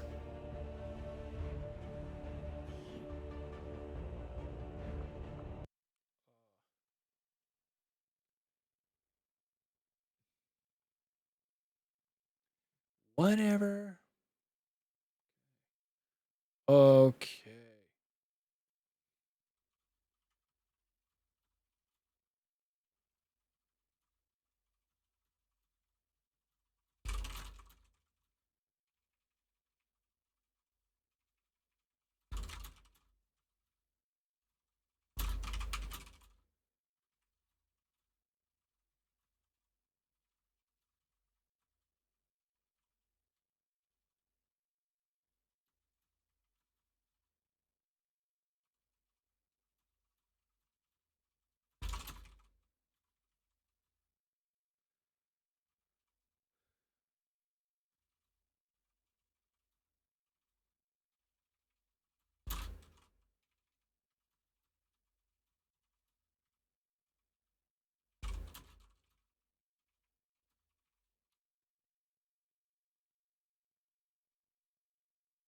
All right, man. That's awesome.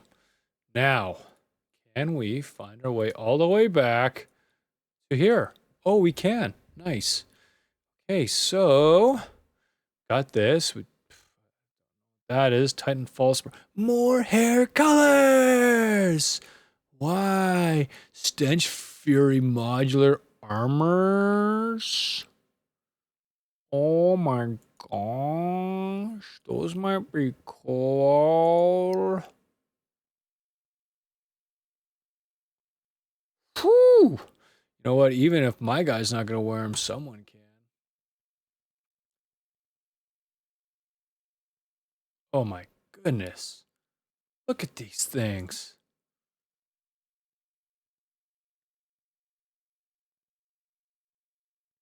I don't think my guy's gonna wear them, but somebody can. These look awesome. Okay, if you're looking for the WC version, here it is.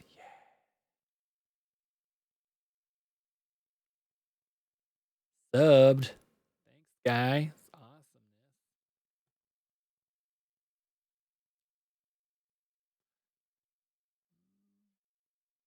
Suppose we could. Here, I'm gonna load it up and go to the bathroom. I'll be right back.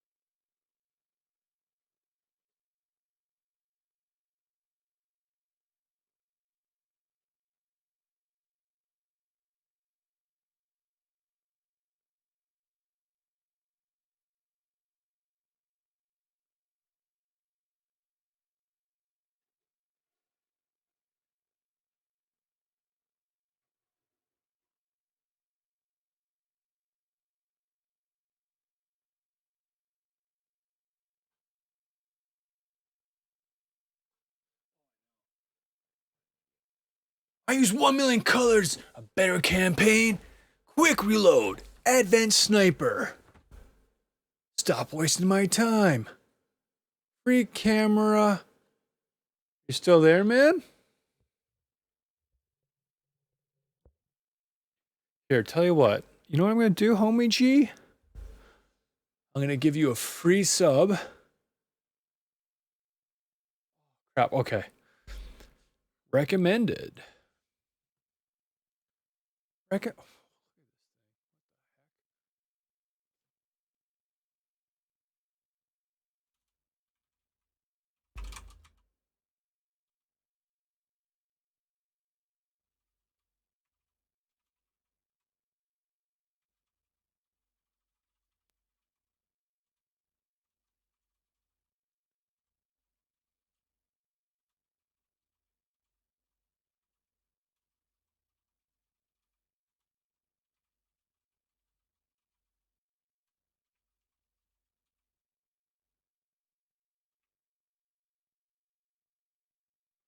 Well, thanks, Praetorian Guard guy.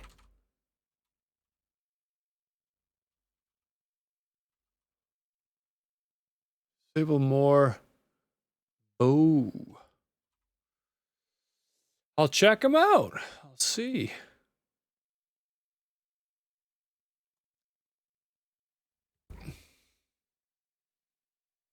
That's my back. I should leave a tally going. How many? I don't want to load up more than like 50 gigs of this crap. Okay.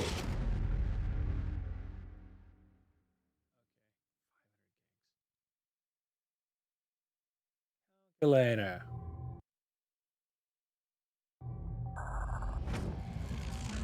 These mods essentially leave the game vanilla but make things move faster and smoother.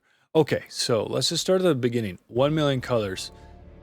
So from what I've seen about that, it's just adds, you know, like a color wheel so you can pick any color you want. But I mean, why does that really matter? The only thing here, I'll show you my character I've made. This is myself, by the way, like spitting image. Ahem. As you can see, we are exactly the same. Honestly, like, what would I change? Just lets you color anything, any color. I want a black armor and the default game does not have it. Oh, that's stupid. Well, good for you. I'm glad you got it. Okay, let's see here. The only thing I would honestly change is my eye color. My eyes are not this green, right? But, as you can see, you can barely see my eyes anyway. Okay. So thank you. I may actually still go get it, because cool. Hey, is it just me, man? Or did you notice that, like, none of these races actually look European in terms of Caucasian European? Is that just me? Am I imagining things? Let's see here. Yeah, so I got the Stench Fury mod. It's like the only one I've loaded up. Now I'm just gonna check out the body. I just want to look at the armor, just making sure it's working. Body. Left shoulders. Incompatible with other parts selections. Okay. Torso. Wow, man. That's cool. I think it's just you. Okay, alright, fair enough. Fair enough. See it when he doesn't have his goggles on. He looks like he's like a Spanish descent or something.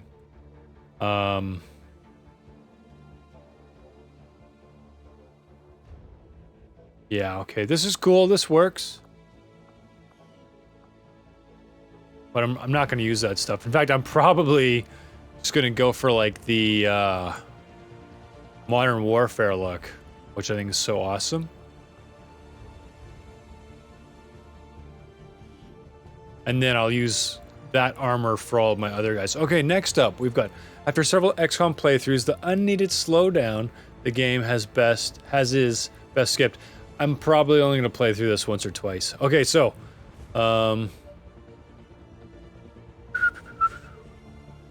next up, a better campaign. Tell me about that. What's a better campaign? My big question is, A Long War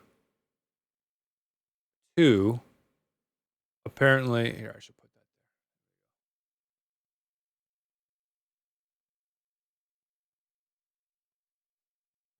there. A Long War 2 apparently does not work with WOTC, a better campaign, or ABC, just enemy pod sizes, AI, and various mission parameters.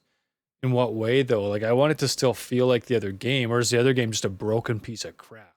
Because if, like, what's enemy pod size? How many enemies drop down in a pod? Is it, like, overwhelmingly broken? I mean, it'll still be vanilla, just improved. What's wrong with the AI? Are you talking about in terms of your characters or the enemy? Because, I mean, my understanding is you control all your enemies' movements, and I played through all of the... Yeah, okay, cool. And then what's next? I wrote all your things down. Thank you very much. I appreciate it. Quicker reload. Mod allows subsequent playthroughs to be more organic and new. Oh, okay. There was a way to... Oh my gosh. 770 megs. Oh my gosh. I can't begin to imagine. I will not be downloading this. Some of the pants are cool. Quicker reload will do that. Just speeds the reload animation time. It's extremely slow. Oh, where they're like... That's okay. I don't mind that. Especially for one time through. If I notice it's really bad at some point, then I'll look... Oh, here, I'll write that down. If slow reload animation gets annoying...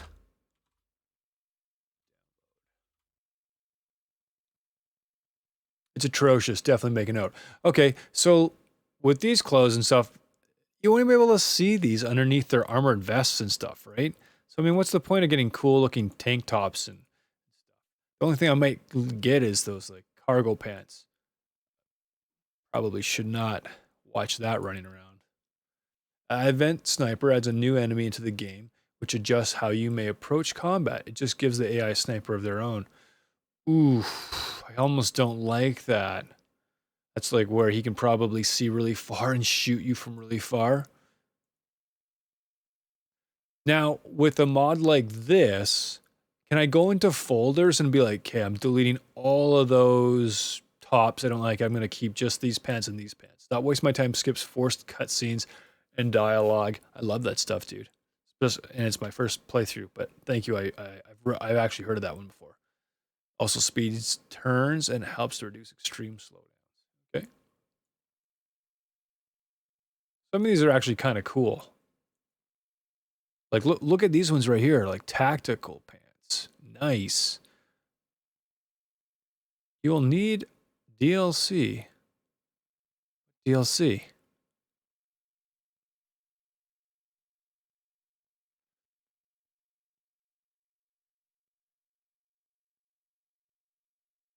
Anarchy's Children DLC. Oh, okay. I don't got that. I don't think I'm going to. Free the Hood. What does that mean? Well, it's done. What is it? What it does? Adds more customization option using vanilla assets. Disable more VOs. Keeps forced scenes, especially those that take control of your camera. I'm not a fan of a game hijacking my controls. Oh, is that where you're like in the middle of combat and then it's like pulls you away and then shows something? Note if you don't use some of the DLC. Lastly, camera rotation allows just that. A full, yeah, exactly. Okay. A full rotation of your camera. Quality of life improvement. So I haven't played Enemy Unknown since like Xbox 360 days. Right now, is it just like you can only view like 3/4? I kind of feel like if you could view around, all around, maybe the designers and the devs thought you might be able to see too much. It normally locks you on a 4 pivot axis. So it's like you press left and it just goes whoosh, 90 degrees, push right, whoosh, put, and then like that. I guess that could be kind of annoying.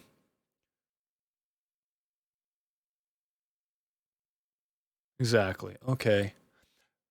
So do you know if you can go into mods and delete certain outfits and stuff? It's an offset 90 degrees too.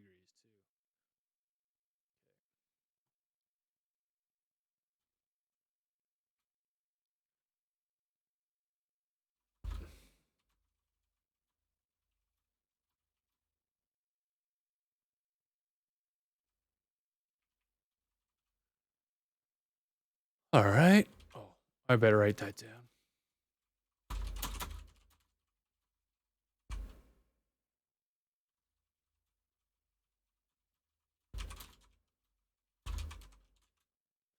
I made mods just like that, but never for XCOM. Oh, okay. What the heck is this one? Free the Hood. What it does, adds more customization options using vanilla assets. I don't understand. Note. Trying to make it to this. So the skirmisher and Templar helmets can use the lower face prop slot. For whatever reason, it's not working. Ugh.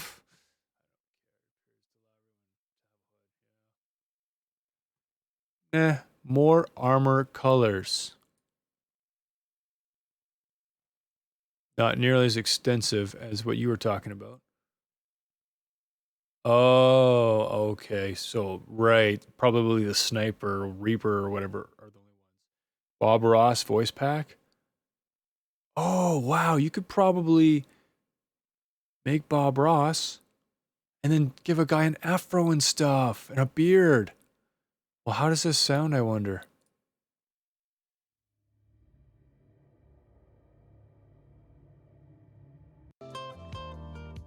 Little cloud. There they come.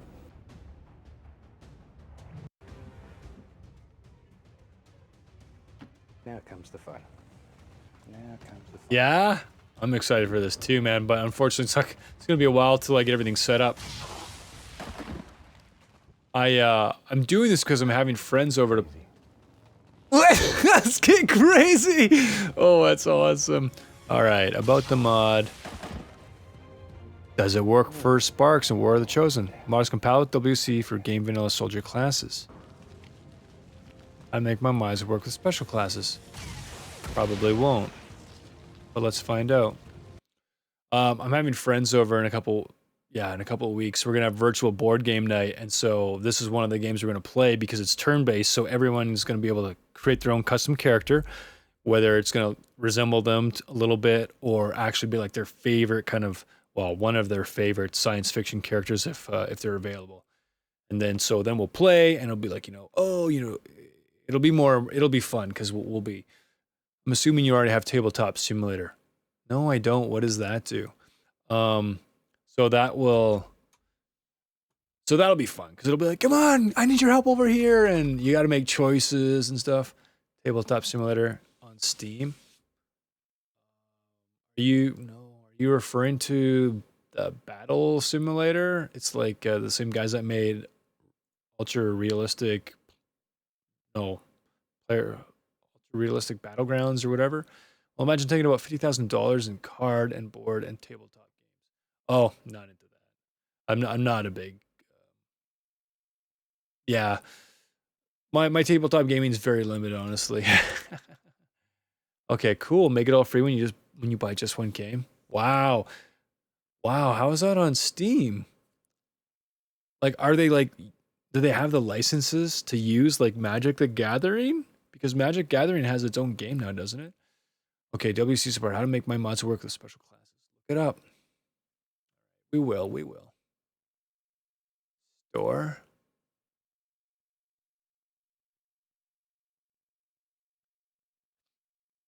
No, these are just like board games. Like, here, I'll show you. Here's my library. Well, first we'll look at this, and then we'll go to it. Where's my search bar?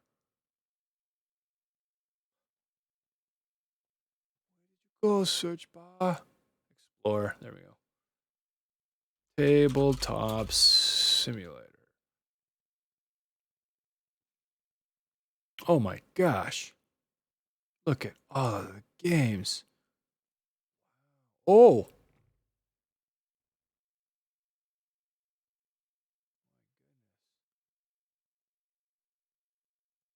You don't even have to leave your house anymore. And it's so easy to clean up. All right, library, collections, virtual board games. So, Battletech, obvious, awesome, turn-based. Blood Bowl 2. If you can't spend all your time painting all those minis, making a field, you can make it a stadium. Got this. These aren't exactly board games, but oftentimes, like in past experiences, people love playing Super Smash Bros. Melee. And I have that, but I just thought, well, let's just keep it all on the computer. So I bought that, and 5, and this one too. And we probably won't play it, but whatever. Space Hulk Tactics, another tabletop game, virtualized fairly well. We probably won't play UFO Aftermath or Aftershock because they are pretty janky looking games. Worms, we probably won't play the older ones, but we might play some of the newer ones. And then XCOM2. And, where's Breaching Clear?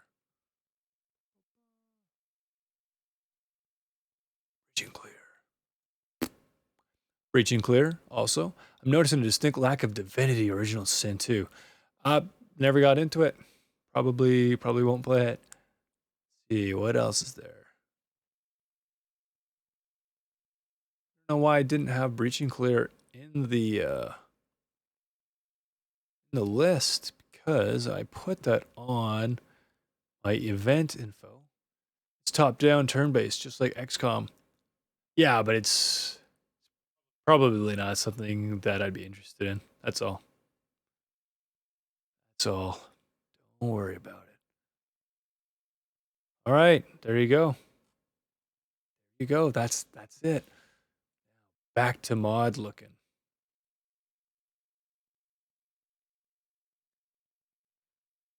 Okay.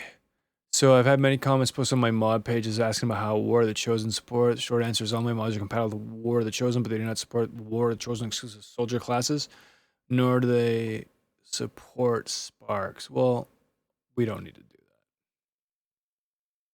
I'm a happy little lad. That's awesome. Okay. On. Now I wonder, when it loads up, does it say like in the voices, does it say Bob Ross or does it say like voice 7? Shepherd squad mate. Hey, do you know if there's a way to make your Steam bigger? Because like I've got a 1440p screen and it's way too small. And as far as I can tell, no way to cycle through images.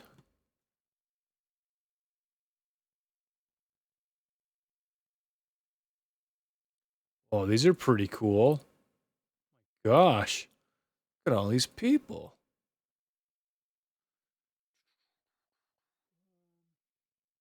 Okay, where were we?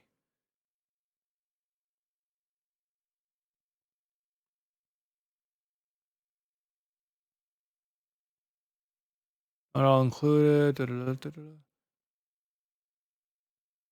Want more? Or beloved?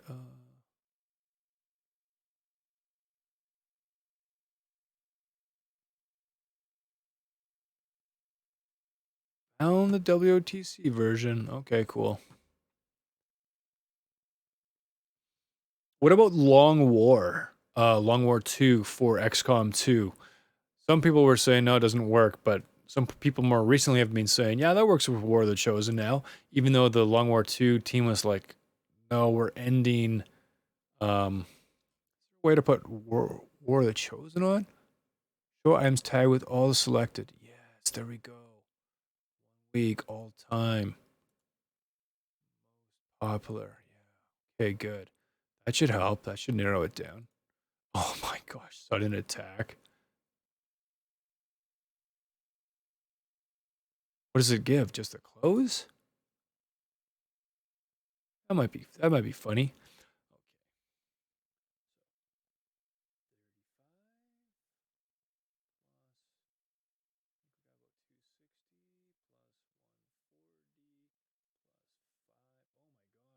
Adding up fast. 440 megs of see.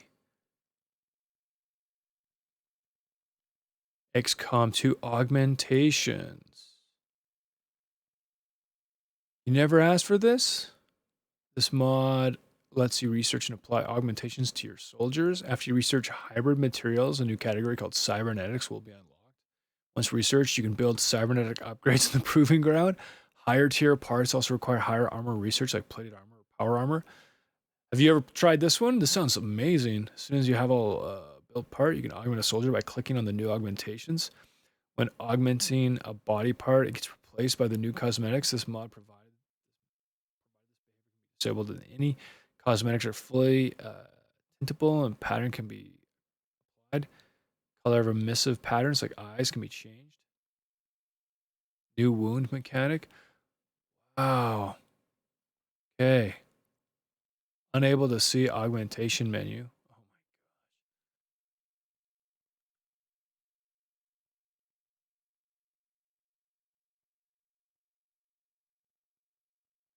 So annoying how broken these mods can be. This mod replaces covers customizations.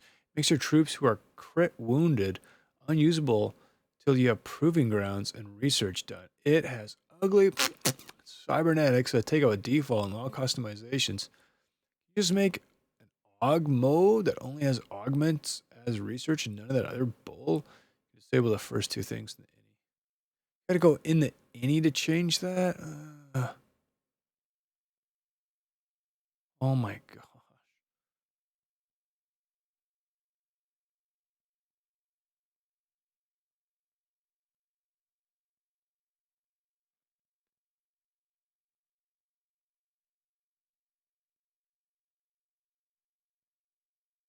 Mandatory upgrades on grave wounds. What's that mean? Like a guy gets badly a grave wound, and then so he goes in the med bay, and when he comes out with an augmented part. Realistic.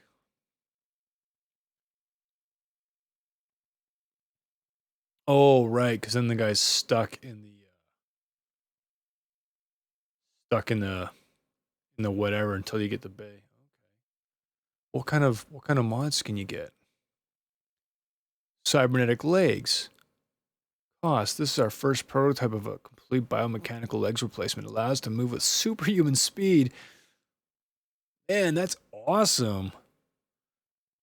Oh, you're gone. Sad. His face. It's amazing. It's only 83 megabytes. Oh my gosh, look at this guy. What? That's crazy. This item requires all the following items in order to function properly. Community Highlander. Okay. Well, what's this? The vest.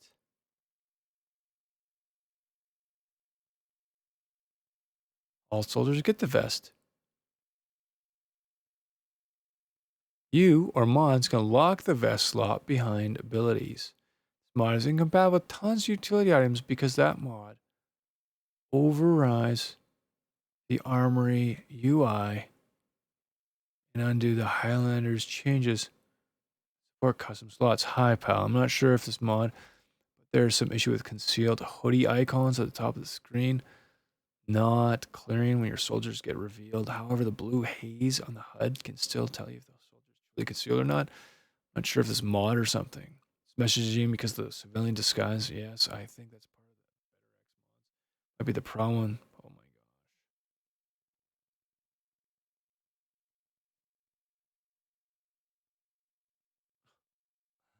Great.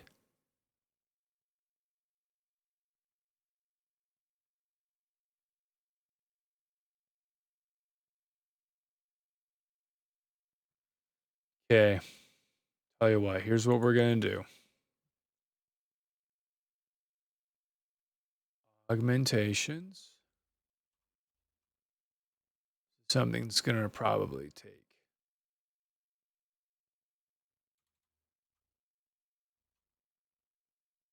take some time to get working, but man, that sounds awesome. Cannon animation redux. The new animations, the soldier holds the cannon well like a cannon, not like a rifle. What? Animations are overridden if the soldier holds one of the base game cannons, claws, merc, plasma cannons, LW coil, and laser cannons. 3-tier cosmic weapons, TLE, and mod weapons are not touched. Some minor inaccuracies in the animations that I might fix in the future.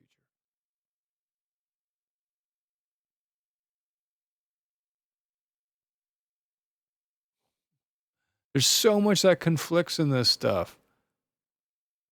It's so sad.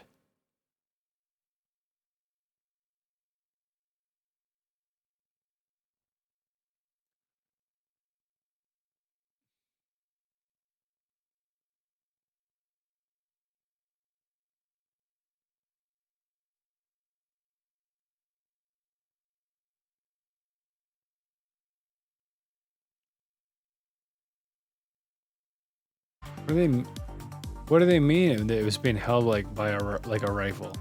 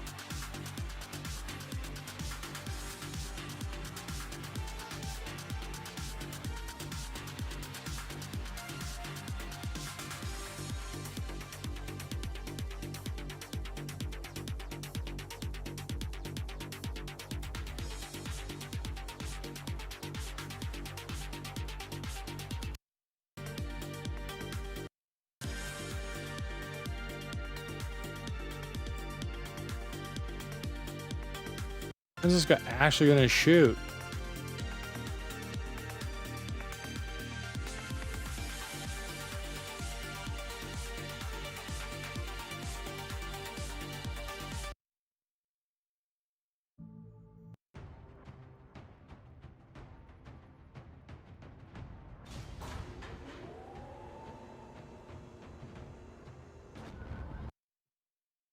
All right, okay, I hear ya. YouTube. XCOM2 minigun held like a rifle.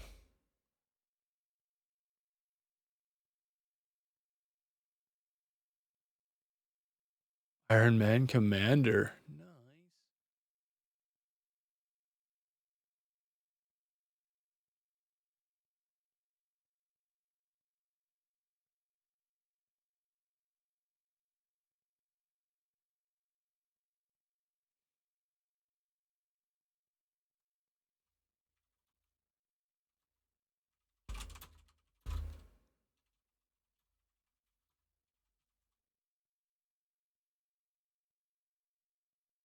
Okay. Anybody notice this in any of the videos? I know they have handles on them, but why? When you've lived and worked in Fort McMurray for over 40 years, you grow roots in the community. We've been here. Oh, I wonder where this guy's from. Damage or destroy your targets early on in the campaign, and it does scale pretty well into the later months at higher ranks as well. As with the previous video, you're able to click on any of the abilities on the skill tree and jump directly to that skill. And you might look at this as not a big deal, but it's pretty significant. Offensive grenades, things like self, these already get a significant range, and if we get to further that with advanced weaponry, this is going to be a really powerful. And 60 unless the armor is broken, and 66% yourself. Next up, we have Demolition. Demolition unleashes a volley of bullets to significantly.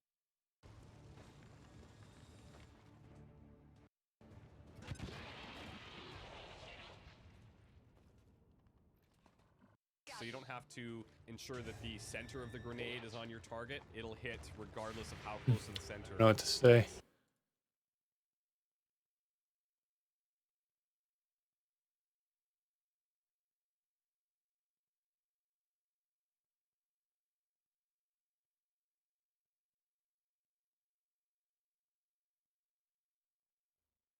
All right, well.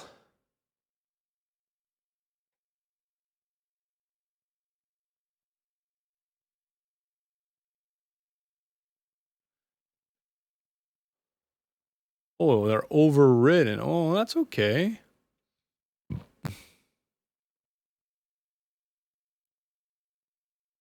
In the new animations, the soldier holds the cannon, well, like a cannon, not like a rifle. The animations are overridden if the soldier holds one of the base game cannons.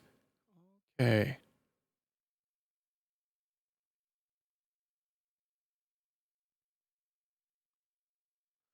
Gosh, man, it's like, sounds like you try anything, it just breaks the game. What kind of crashes were these people getting?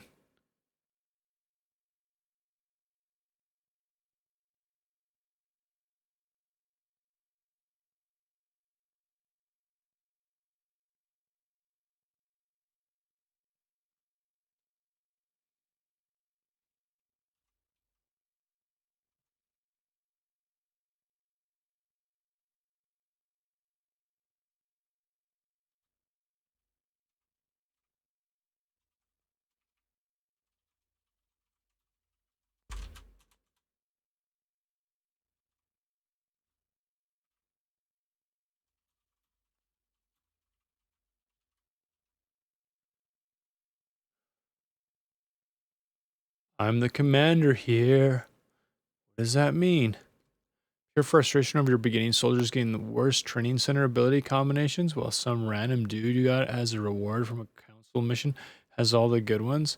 Don't worry no more, as you are the commander. This mod will let you choose any eligible ability for your soldiers to your likings for a little amount of action points, of course, after you build the training center.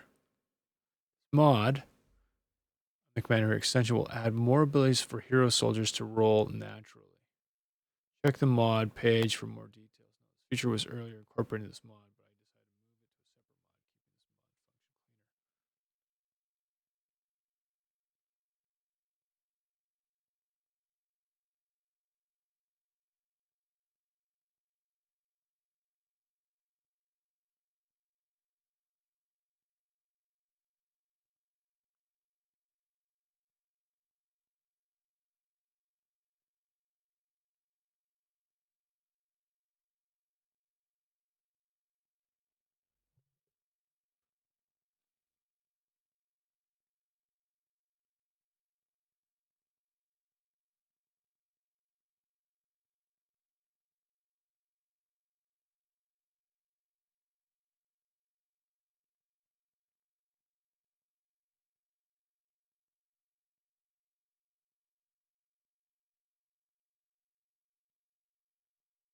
Don't have access to a keyboard? What the heck?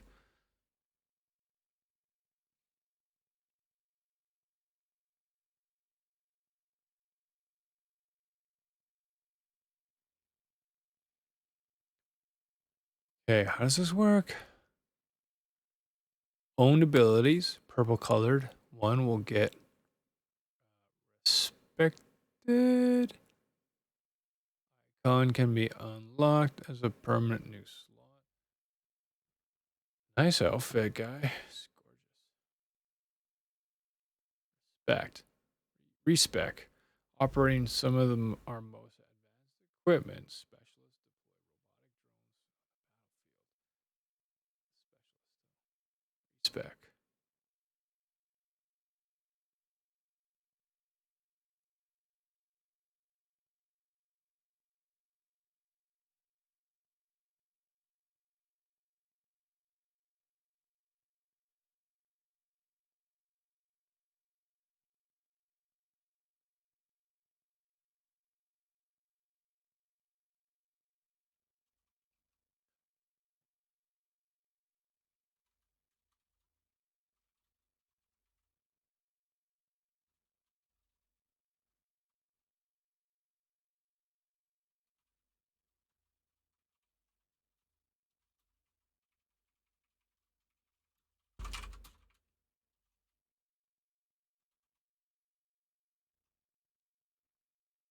Oh, whoops.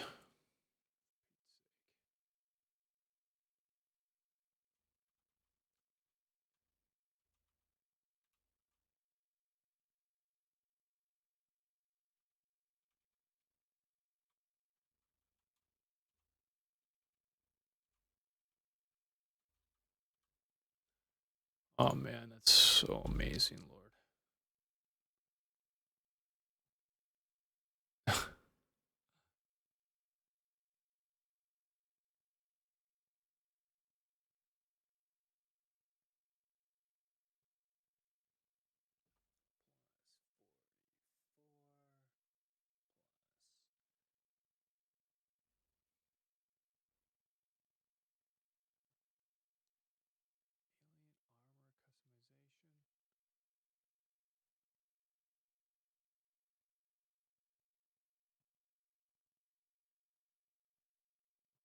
Ooh, Star Wars. Whoa.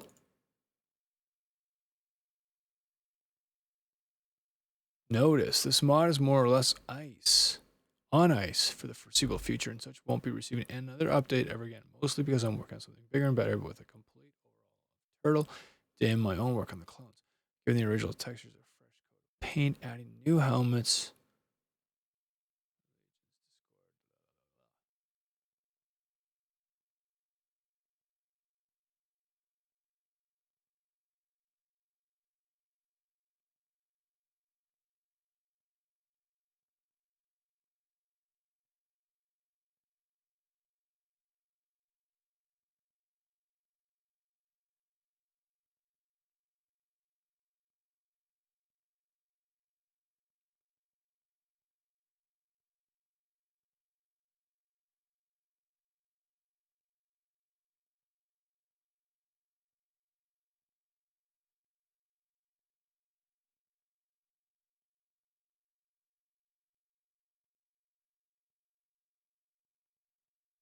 Well, we'll give this a try. This item requires following other items.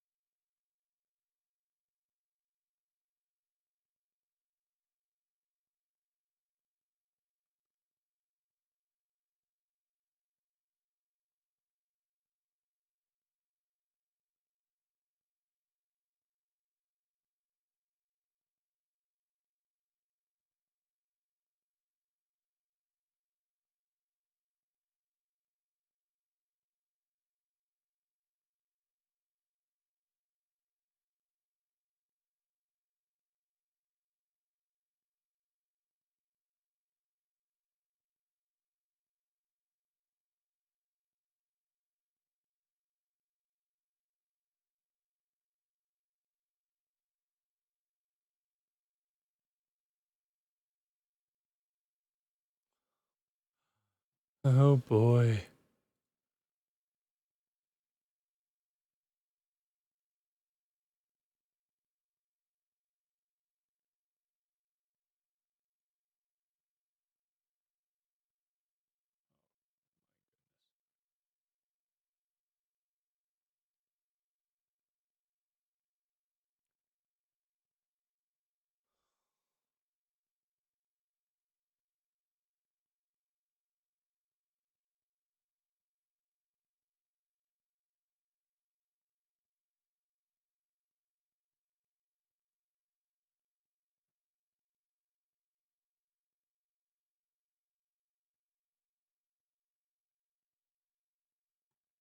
Purple mattress. So comfortable.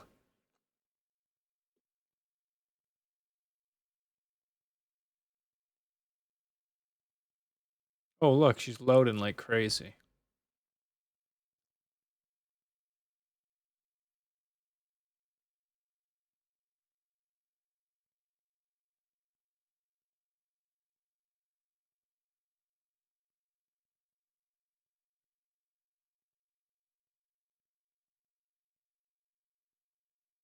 Okay.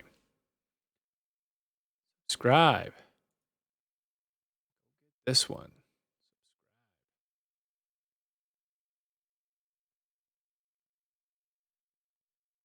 Empty. Okay.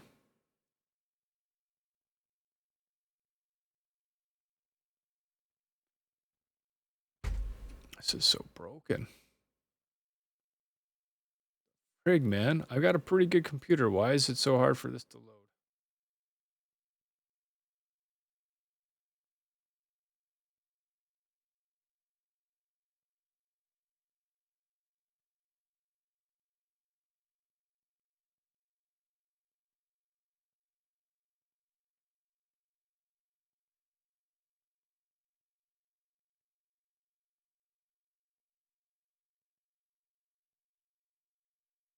What?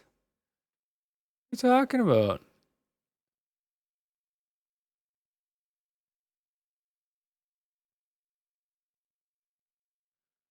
This mod does nothing on its own. It's quirking the base game that doesn't allow torsos, arms, and legs as body parts to have their own display names like helmets do. For example, this mod adds a way to add those names given proper input via localization files.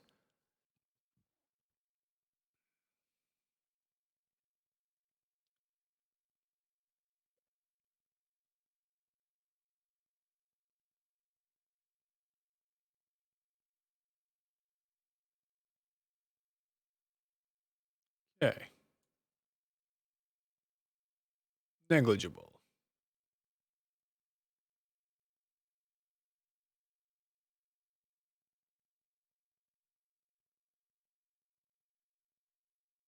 All right, fine.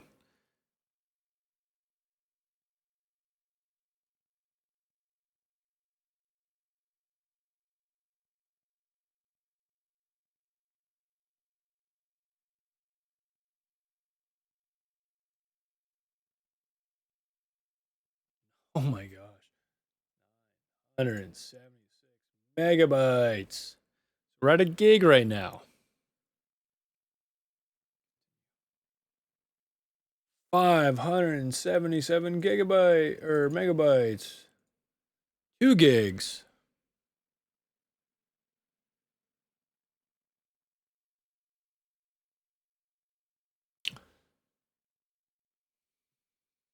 Mass Effect, Miranda Lawson. Oh wait, what's this?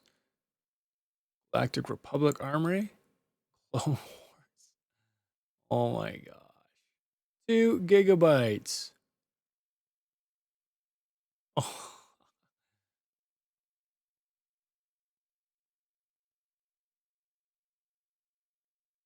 Disclaimer. And its submod are not free release. If you want to borrow something for whatever reason, whether it be for another mod or what are you trying to tell me?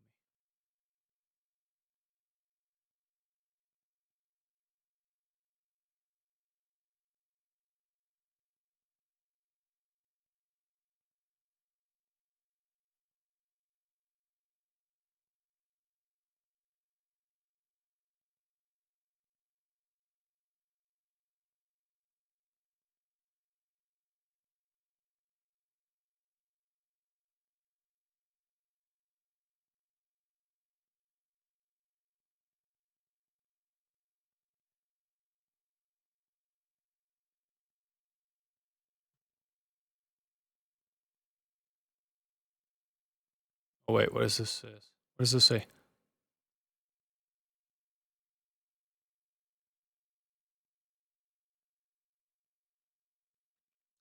So much going on. Overwhelming myself. My game's not gonna work. I'm gonna have to uninstall and reinstall it all.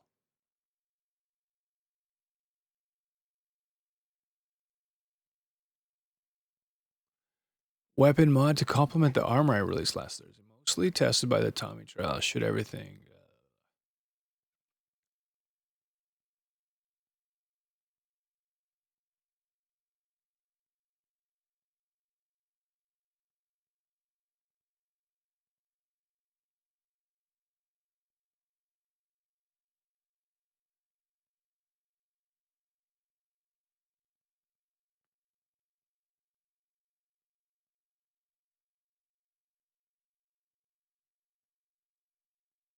460. Oh my gosh.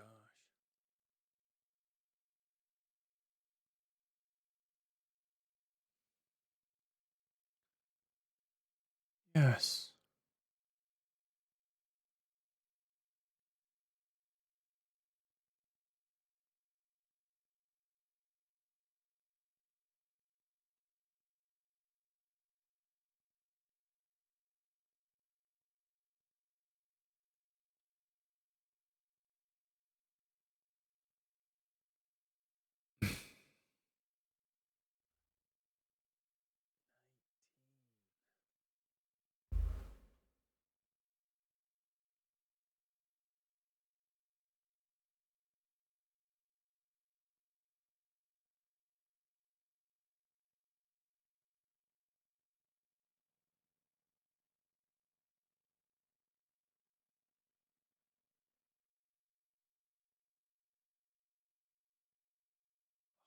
Crash.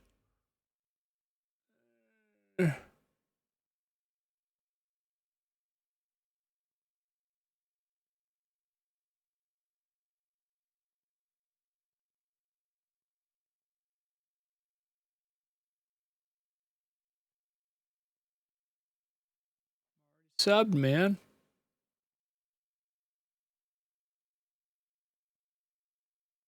Subbed.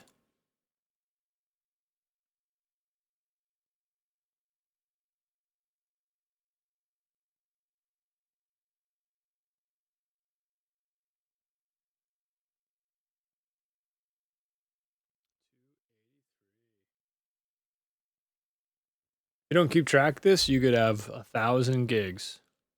Pretty quick, I'm sure.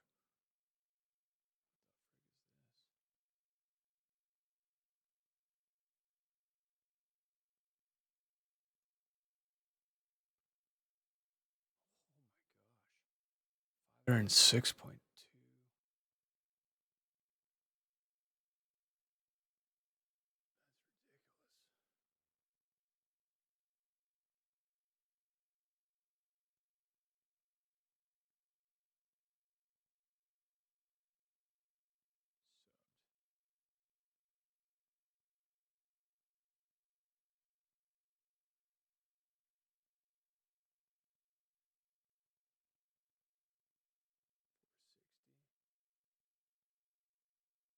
that in? Is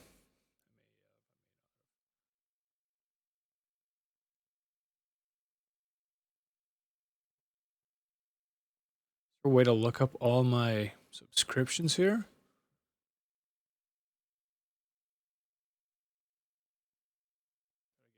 Already?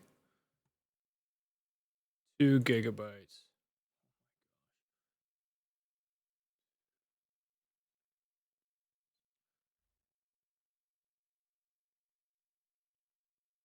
This item requires all the following other items in order to function properly.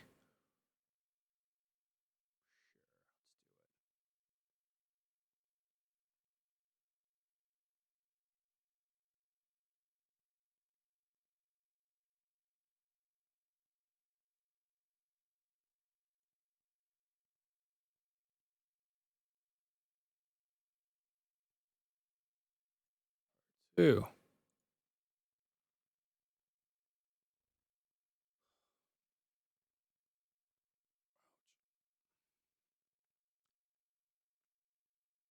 If this would just work, it wouldn't be so tough.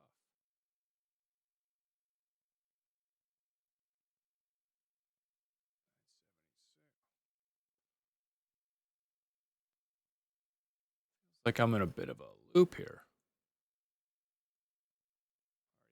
This.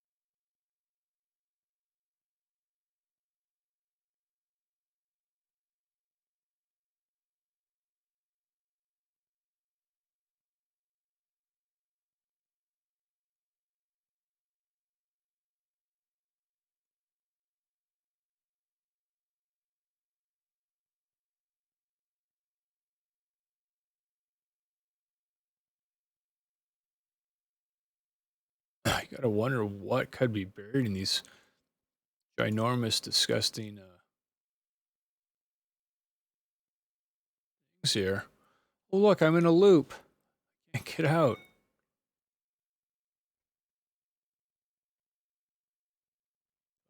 Email from Steam telling me I'm downloading a bunch of garbage. Didn't I already get this? How many times do I gotta...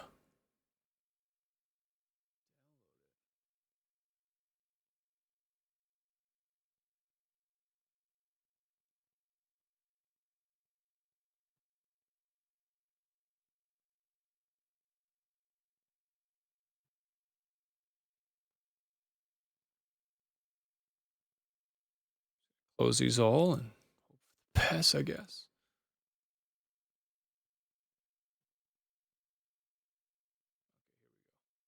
We're back. All right. Got all these so far. This one, part 2, so it probably comes first. Grab.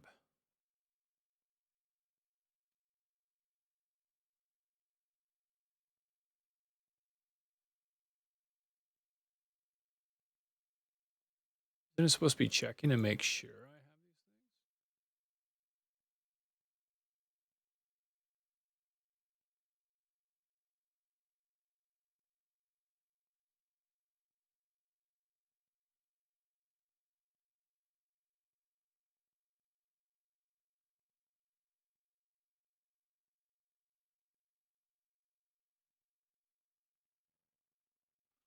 Well, we'll just wait till that's done downloading.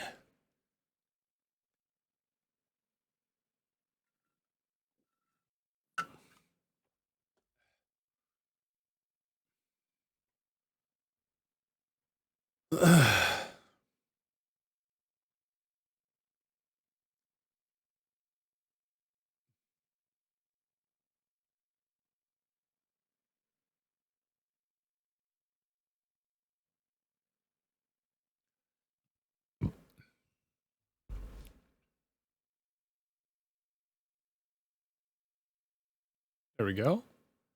All right, so that was the problem. It was just certain things had to download, finish downloading first.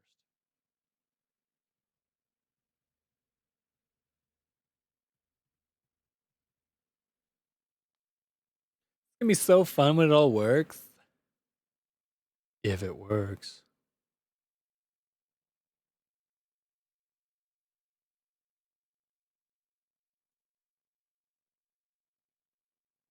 I don't know if everything's gonna work. Very thankful that 2 gigabytes can download in a matter of seconds nowadays. 5G microwaving in my brain. I'm kidding. I'm hardlined.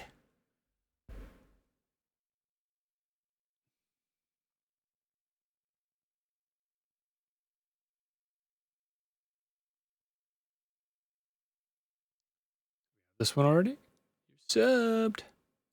We have this one already? Subscribe.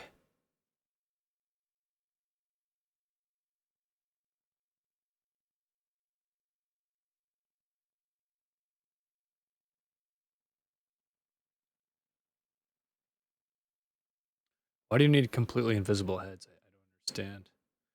Because the helmets are smaller than your head? That's not how it should work. Or is it just so that you can save?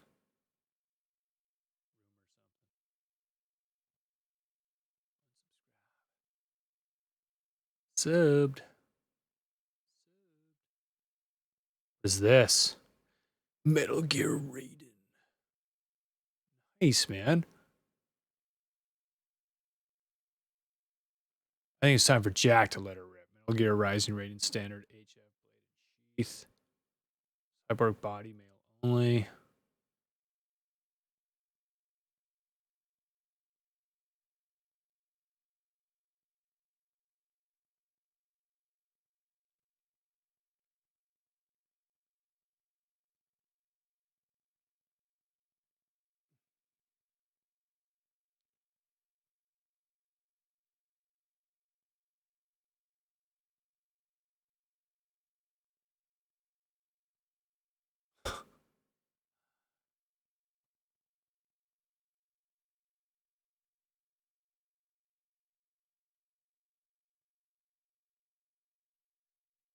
Oh, you're back in there. Thank you. Hopefully that didn't ruin anything.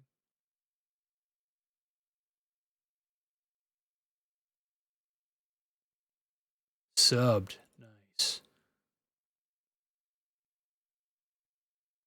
Subbed. Nice.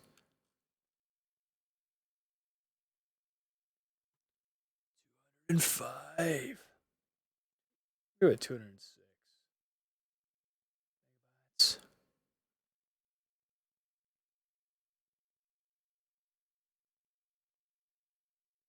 Randa? Pretty cool.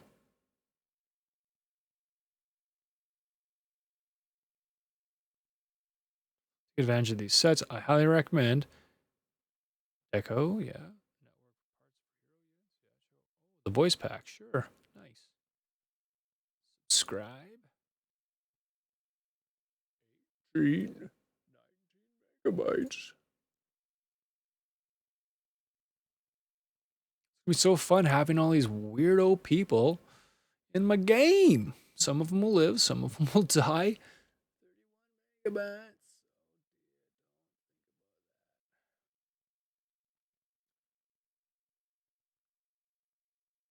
XCOM2 Year Zero? What? Pose pack?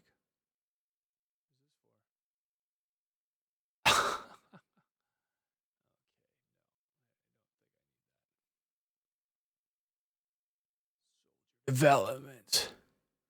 This mod adds a way to develop soldier stats by executing certain actions during combat or by performing well on the battlefield. Also disables the covert actions. Stat boost, because I just like their randomness and their OP-ness. As of this version, is it possible to increase the following stats: aim, hacking, mobility, will, and combat intelligence. It's also possible to gain extra XCOM ability points by getting an excellent or flawless rating on a mission.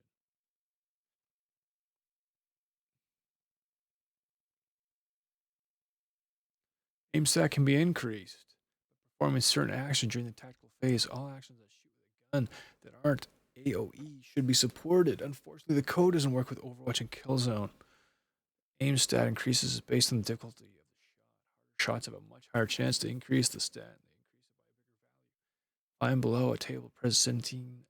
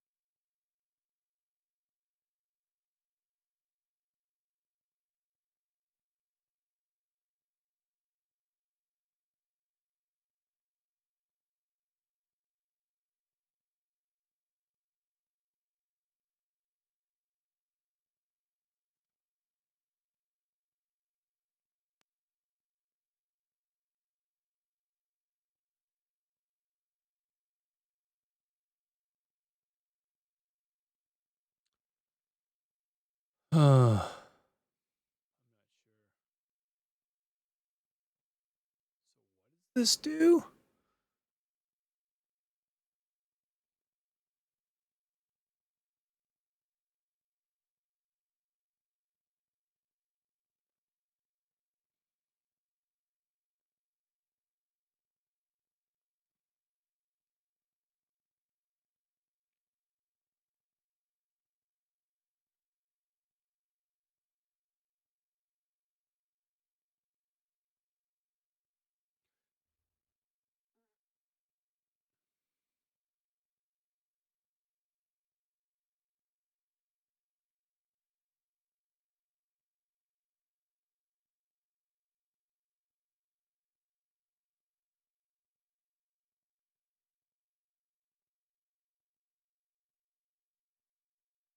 Hmm. Oh man.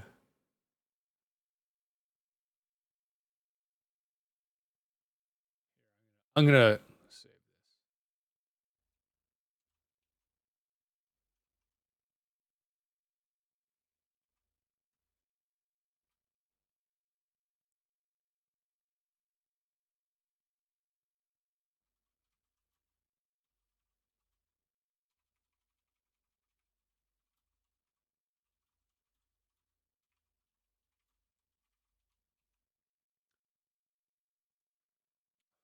Still on the first page.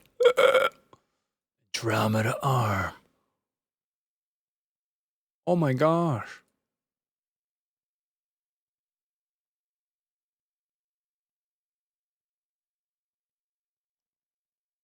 It's so big. Oh. Alien Hunters DLC icon.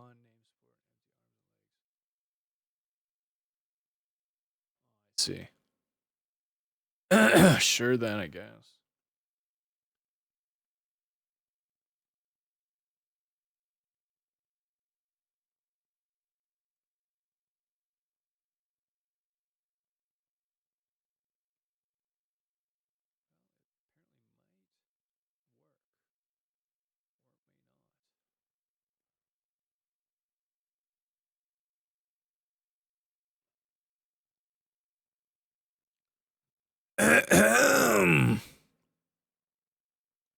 Squad mate. What the frig?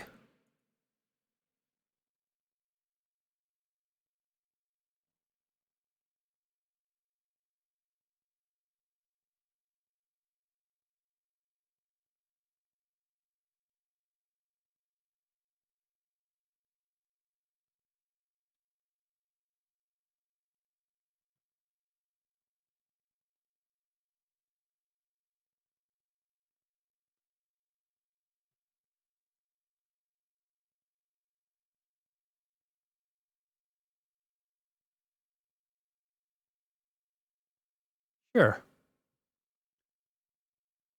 5.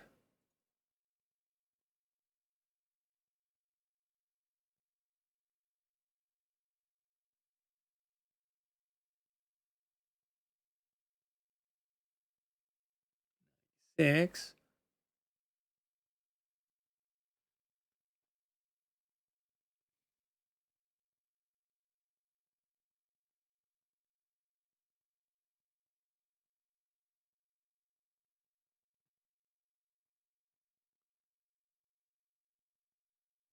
Playable Titan armor.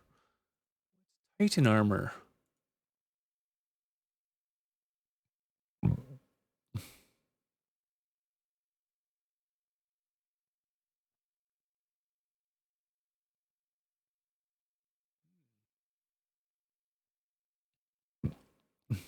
Sure.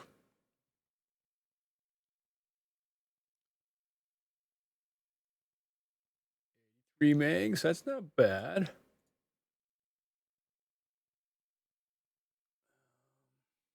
Ooh, Phantom Pain. Right on.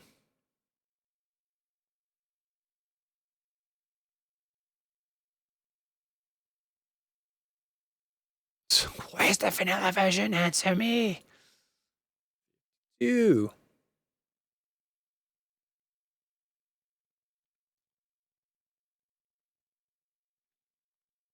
Paragon, Lieutenant Balika's outfits. That is. Hey.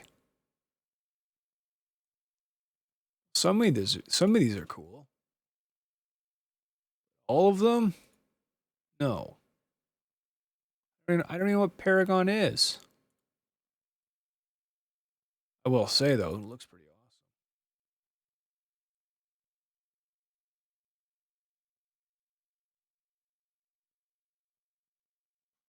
Yeah, sure. What the heck?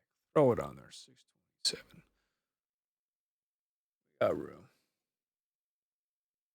I'll delete all this crap when I'm done. There we go. Call of Duty 4.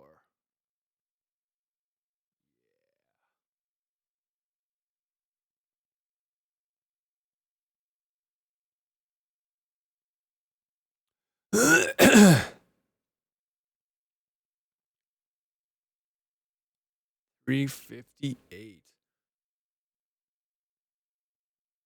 Interesting. Indar's weapon skin replacer? That do? Through configuration files, this mod can cosmetically modify weapons, including weapon models, animations, sounds, and visual weapons. Combat inventory clutter when using multiple weapon mods by hiding weapons and their schematics from engineering. Modifications to items and weapons. Point your rifle. So rifle look and sound like a conventional cannon with coil gun attachments. You can do that. Why would anyone want to do that though? Pain. Oh my gosh, that's amazing. 716.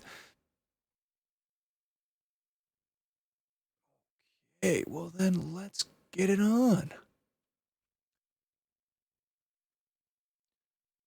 717.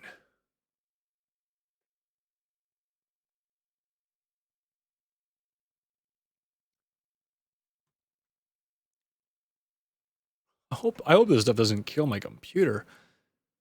Tekken 7.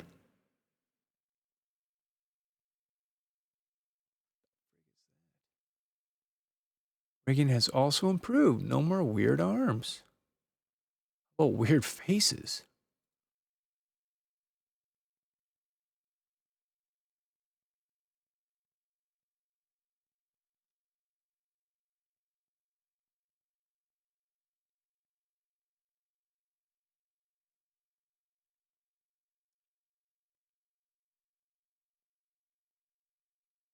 Nine.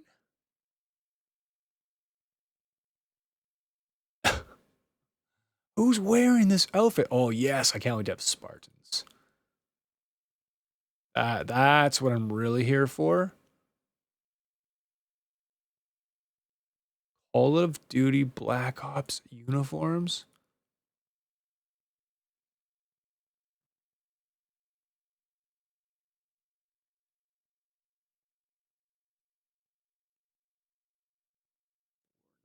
one.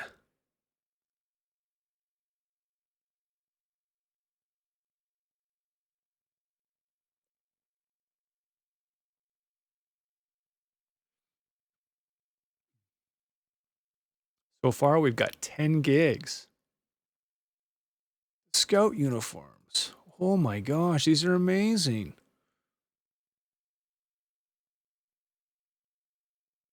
No an issue.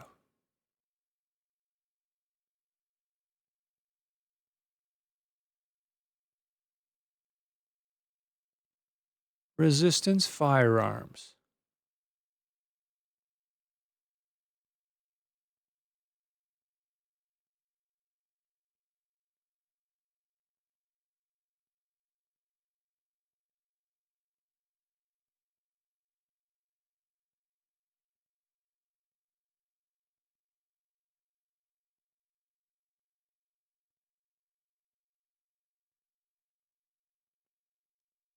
It's probably I'm probably gonna like ruin my game.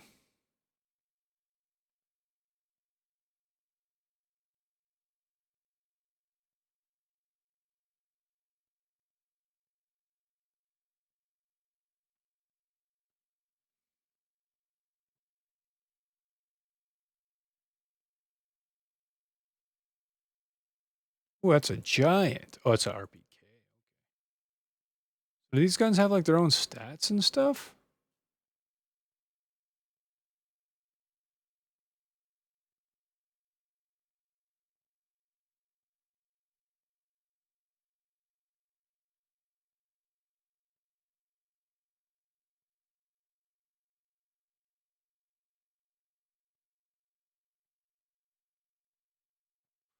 I'll come back to this, I think.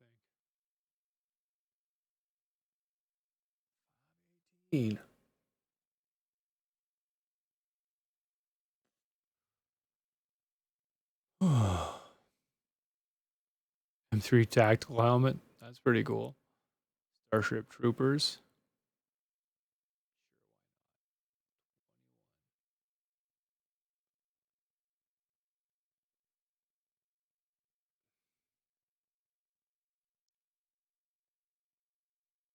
Near.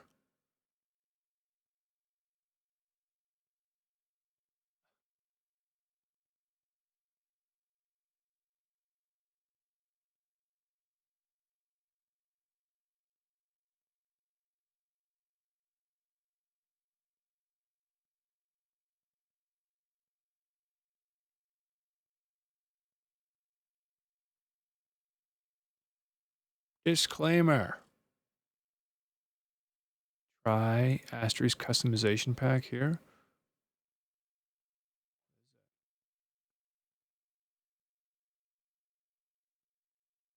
Nah.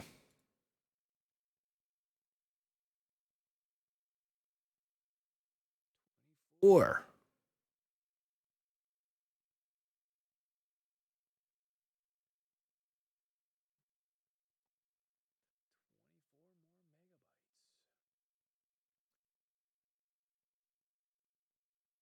$115.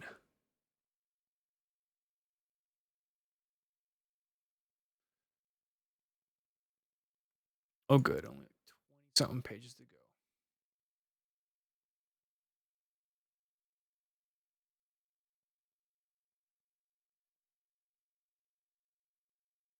What's this? Sudden attack. It's like one of those gay iPhone games. Oh my gosh.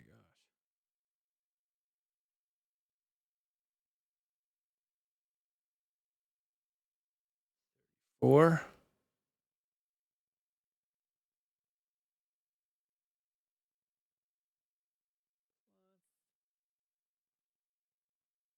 Custom soldier size.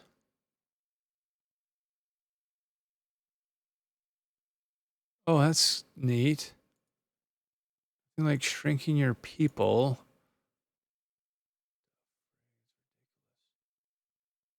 Felt like sending dwarves in? No. Bontech armor? Oh, that's pretty cool, actually.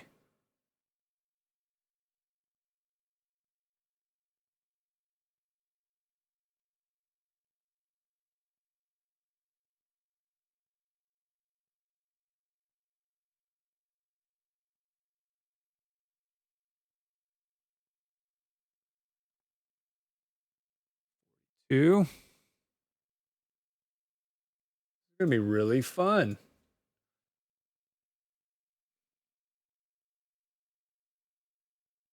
Shanty body parts. Watch your clothes, torsos, legs. Yeah.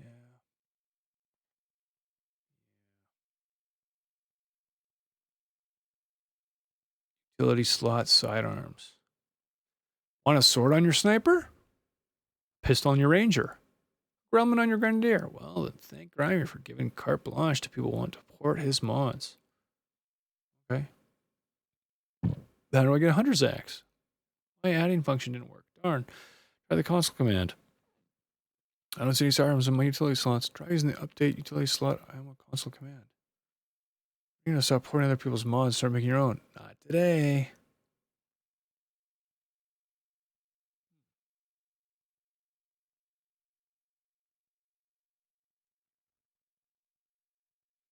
Sounds like a pile of crap. Well, tell you what, here's what we're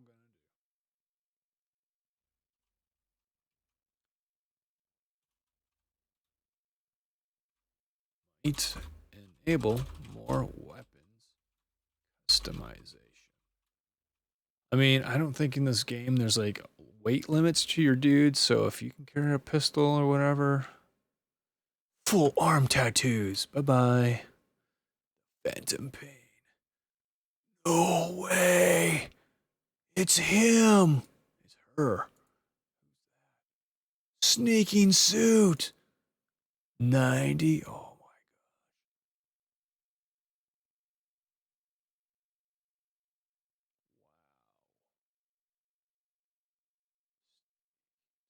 god. 97?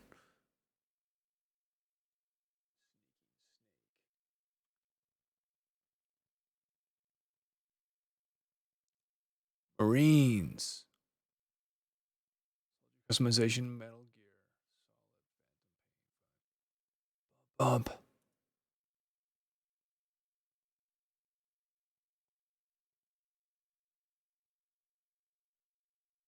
41.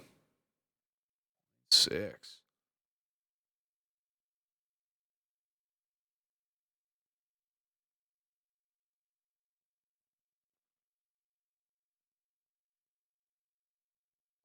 This is amazing. This is gonna be so cool. Nier Automata. Okay, I think we already. I'm not terribly interested. Oh, that guy looks kind of cool. I'm not overly interested in this. I'm not really familiar with this crap. Although that does look pretty cool. You want Megs? Let's do it. Sure.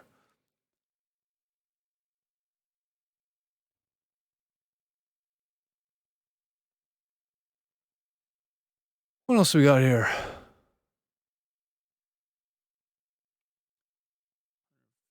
Two.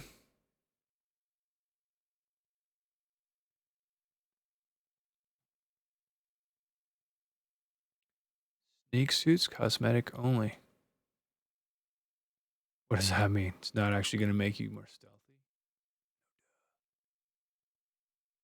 Gear 3 online. Oh, cool. Attention. Remember to unsub from the vanilla version before subbing this one.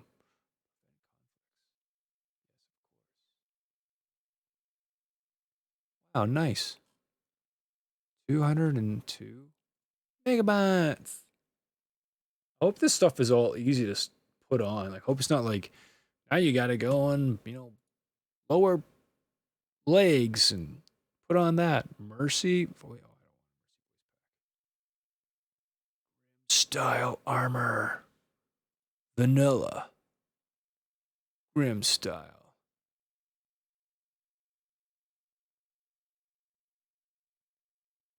What changed? He just like turned off the camo. I feel bad for them. Whoa. What is this? Nothing really. Just turned on something that. PLP gates. Some content behind. You need a DLC. All right. All right. Bubs. Small convenience add-on mods. Some missing customization of Captain Bubs. Captain Bubs parts are disabled in the main mod and have to be manually activated with an editing when updated mod reverses the changes though. This mod here makes any editing and update. So blah blah blah blah. Long War Leader Pack. Original mod located here. Given that Pavlon's Interactive has decided not to port Long War 2, members of the community have taken up the torch instead. I managed to get a head start on them by doing this as soon as the bonus made the announcement, so here it is. I've tested as a good amount, but due to the fact that Long War of the Chosen decided to release it early. If any problems surface, be sure to let me know. Known issues.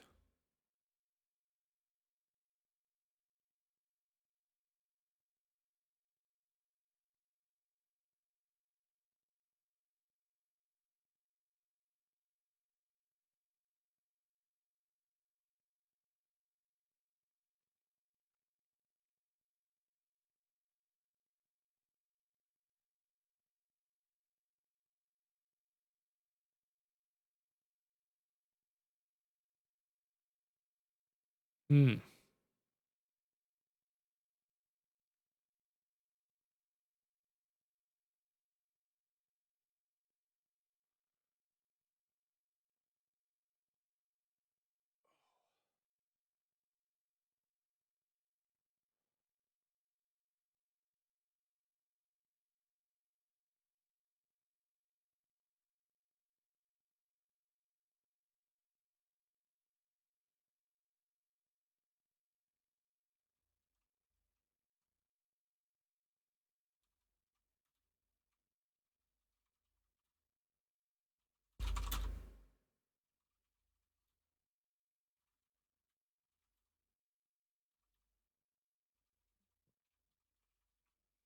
Oh, well, we'll see, I guess.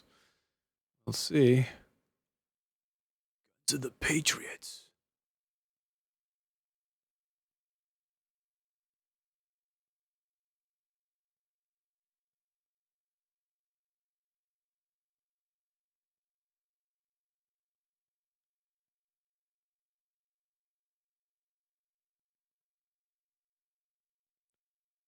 $276.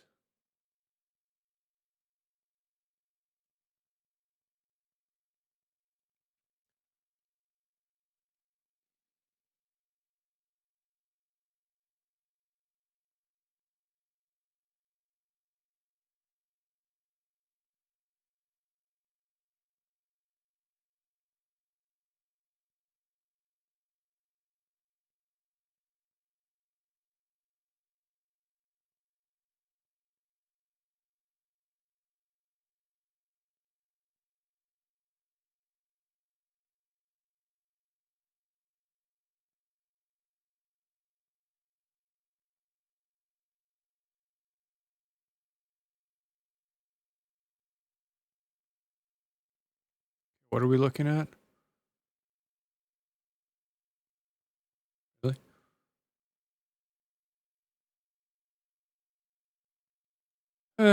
Well.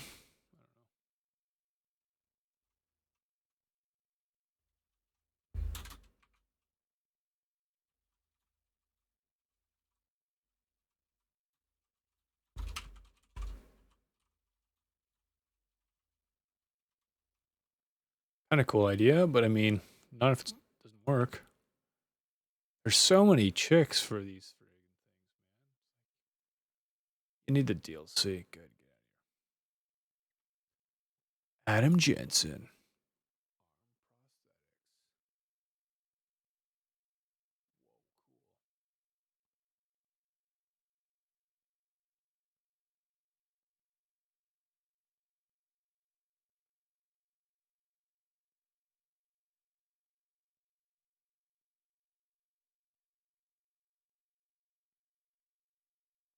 Oh, cool.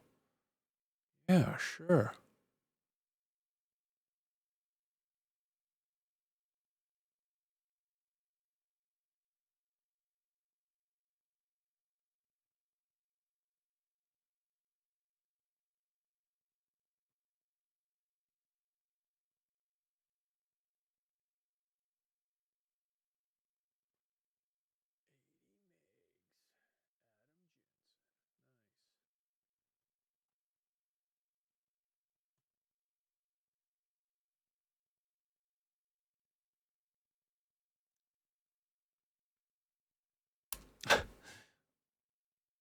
I don't know if it's gonna be easy to figure out what the heck's going on here, man. My bodysuits. Oh, did I get this one? No, I didn't. Attention modders. Crisis nano suit. Right on.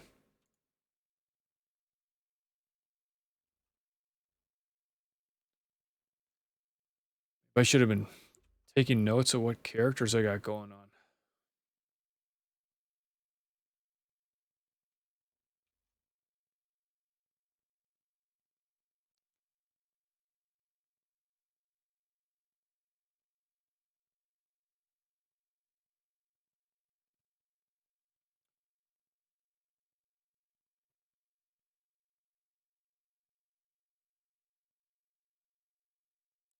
Enemy unknown, psi armor.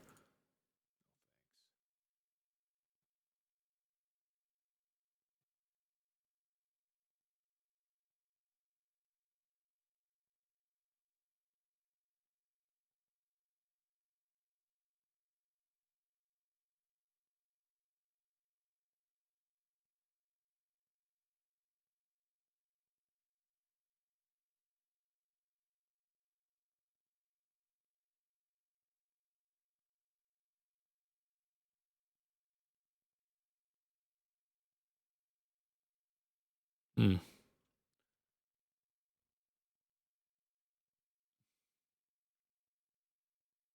Actually, it was pretty cool when I think about it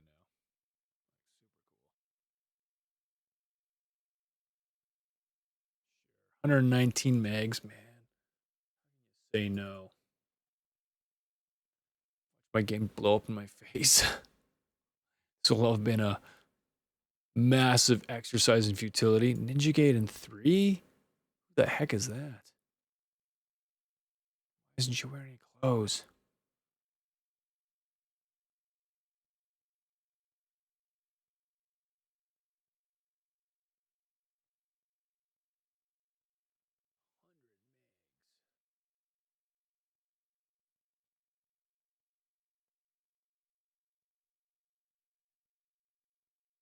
I think I got this one.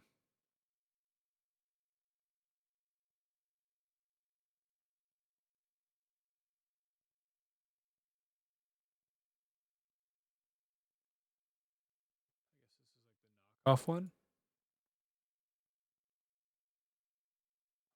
They're the Commandos. Okay, sure. 370.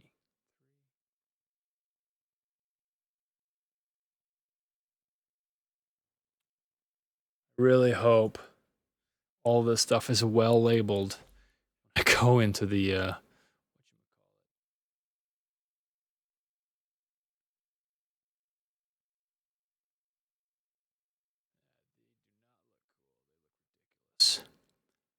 all armor for heroes. Whoa! What is this?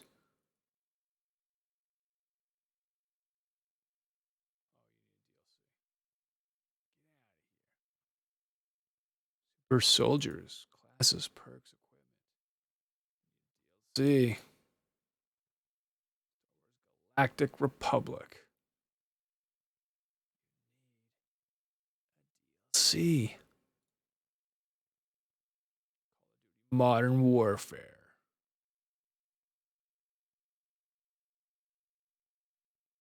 Nice. 70 sets. Done. 6.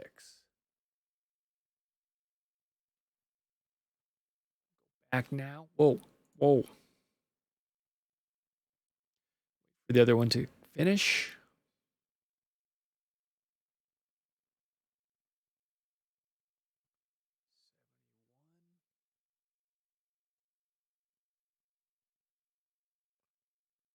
Metal Gear Solid Jungle Fatigues, guys.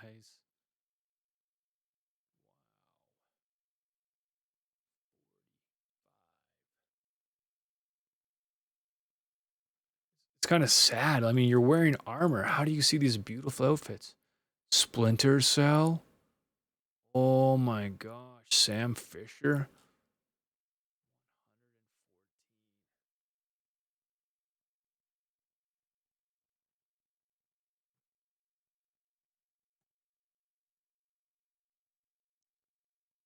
Another sudden attack person.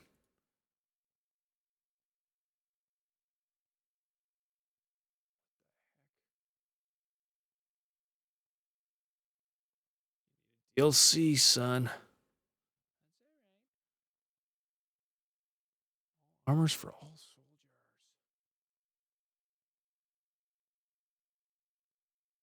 soldiers. Wounded scars. Soldiers get scars when they're supposed to. Oh, cool. Fraxis changed it so when a unit gets gravely injured, they get a chance of getting a scar as a replacement for shaken. Being turned into a status for the will system. They did not, however, actually fix the bug that made it so units didn't get scars at all. New facial scars will only occur if a unit's detected. No scars. Successfully rolled for it. Scarred units will be ignored.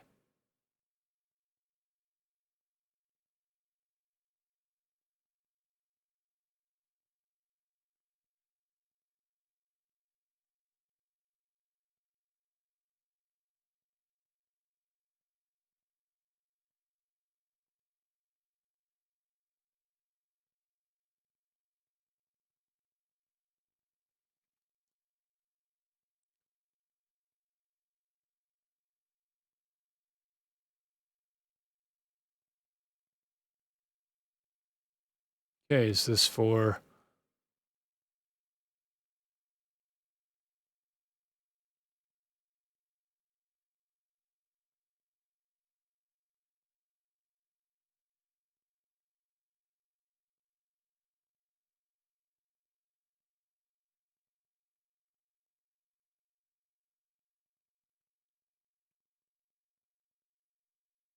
Nice.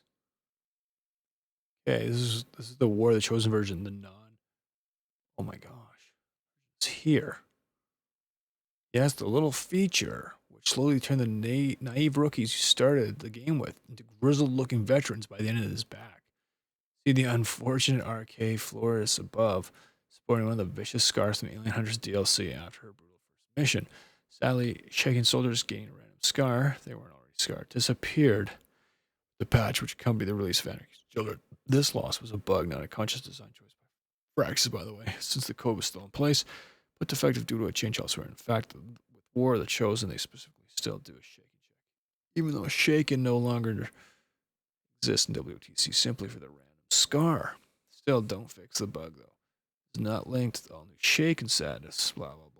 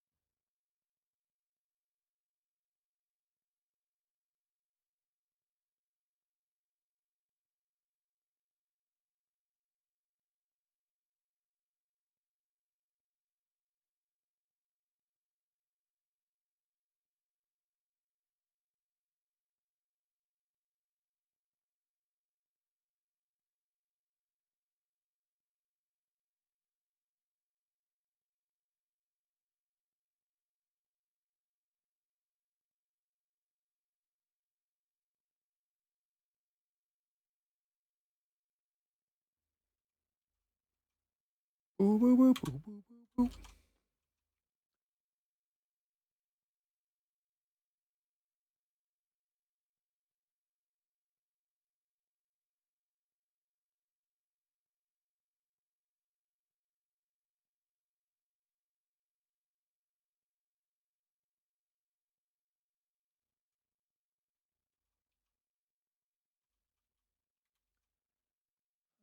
Right. Sure.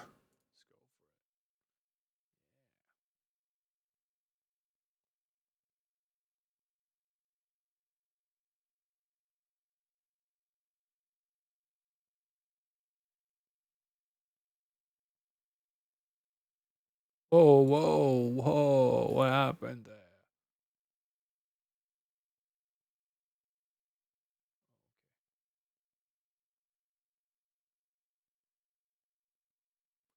Gravely wounded and dogs. Oh my goodness. Look at all of these characters.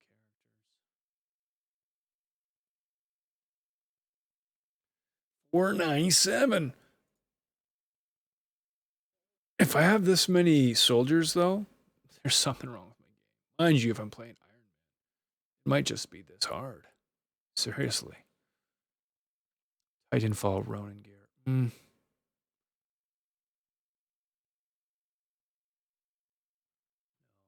I'm gonna keep the spark. The spark.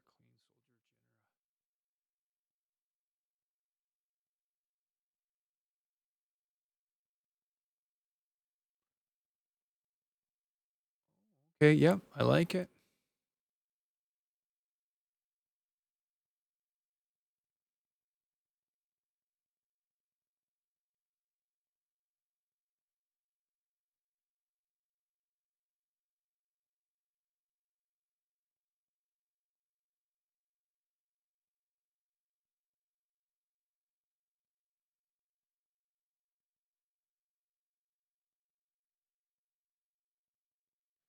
Yeah.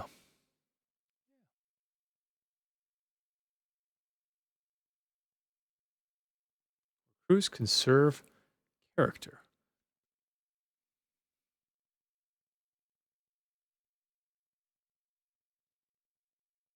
Game's default behavior is to pull 5 character pool soldiers into your recruit soldiers list every month.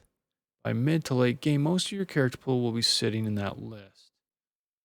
Useless. Change that behavior. This mod uses any change to stop adding soldiers to the recruit soldiers list every month.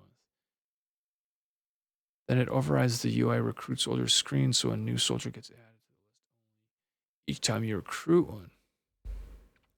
This keeps the recruit soldiers list at a constant size. Game and ensures that pool characters are not added to this list when there's no chance you'll ever recruit them. Oh, nice.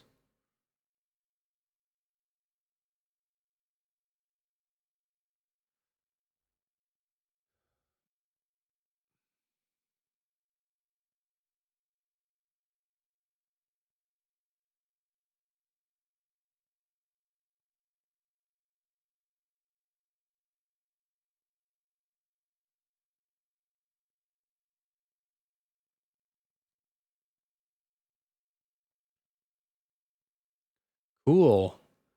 Then instead of having to make all these crazy custom characters every time I get a new character, they're going to be in this pool and they're just going to show up. Nice, I like it.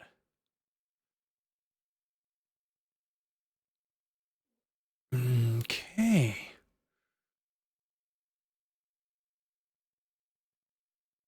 That'll be awesome.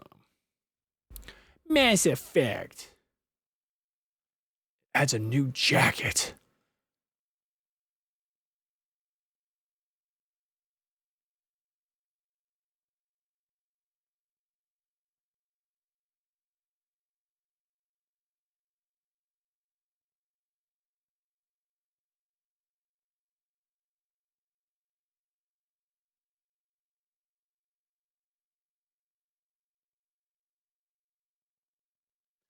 I don't know. Do I really need a leather jacket?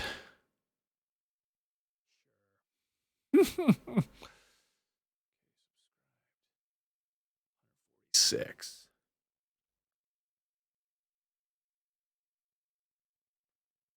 Well, at least when you're like totally changing the game, it's like tiny little files. Blacklight retribution backpacks. Please read desk for more info. Not compatible with vanilla. Commanders of XCOM, I give you another new mod for the backpacks. Mod adds 11 backpacks, male and female, compatible with BLR armors. Gear on torso deck are listed, so revival repair. Back time. Wait, how do you get those things? How you don't have the assets? No. Credits. What does it do? We only had a utility item backpack for each of these. Basically more charges version of another item instead of a single med kit charge. This trooper.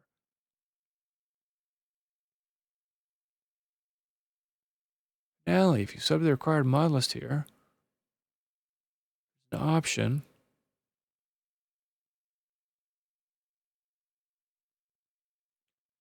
So, oh my gosh, do I really need some of these backpacks?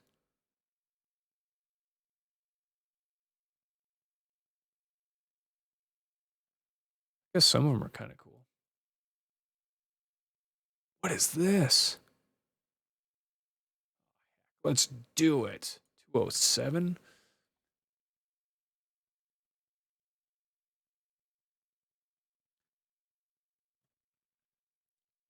Hey. Backpacks, Titanfall 2? No. Voice pack for that lady? Sure. Actually, you know what? I don't need a voice pack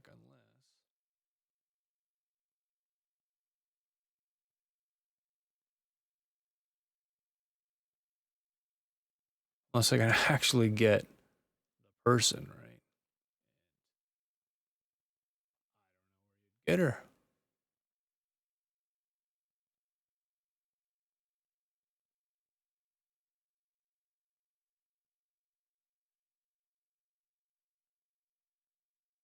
Bring the true bionic prowess. Okay, let's see.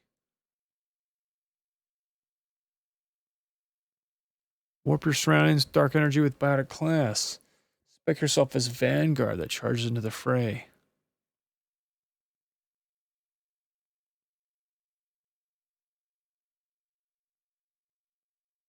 Oh, okay. Motion screen by default. Sure.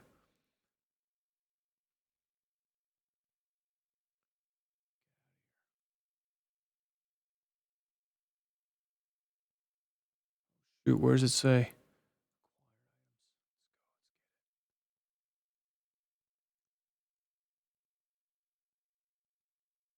$32. Having a heyday here. Suck. Now, if you want to play as her, oh, cool. 213 megabagels.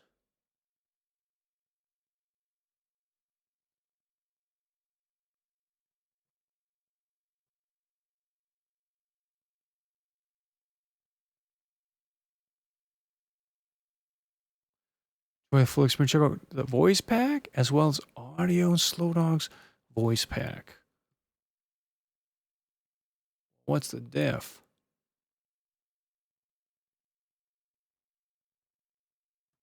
Two and three versus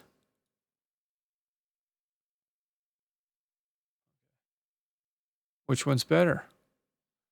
268 ratings that high versus 276.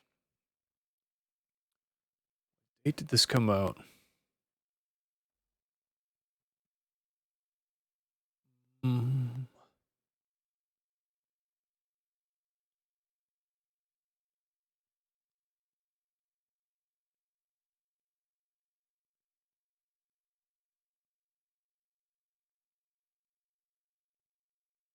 Um,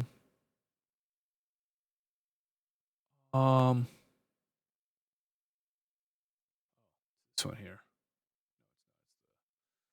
This one here. ME3 Omega.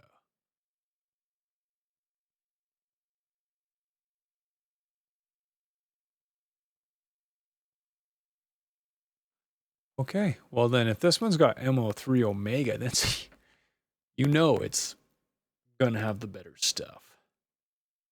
Posted 13th June.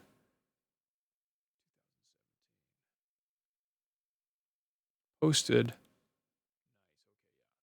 New one is the better one, let's face it. Dead or alive. Cool. Who's that guy? 20.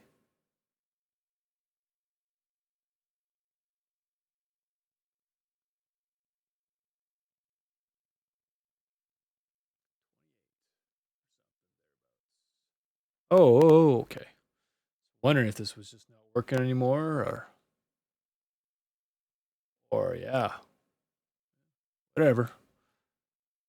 I'm the commander here.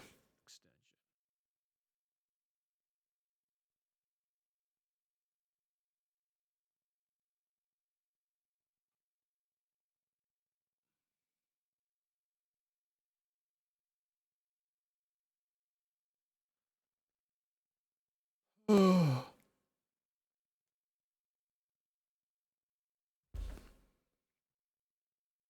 Hey, gay scare. What's that? Oh, cool. Oh, except for those leg things. Oh, it's like a cape. Okay. That's neat. 7.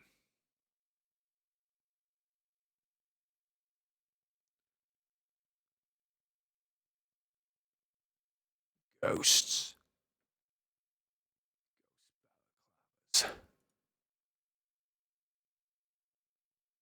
Oh, man, that looks awesome.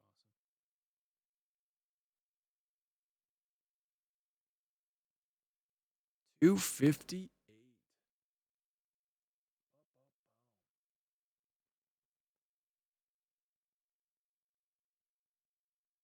Scars pack. Oof. Some of these scars, guys. What?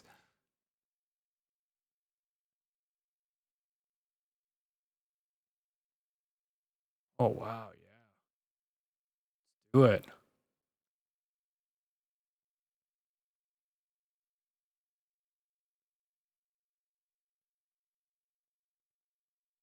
$154.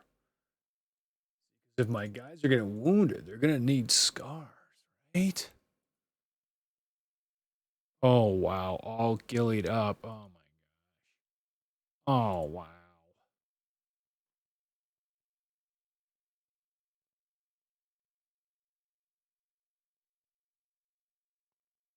237.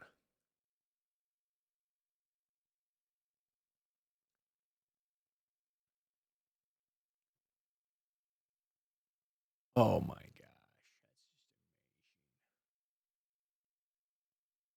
Oh, it's just headgear. 17 megabytes.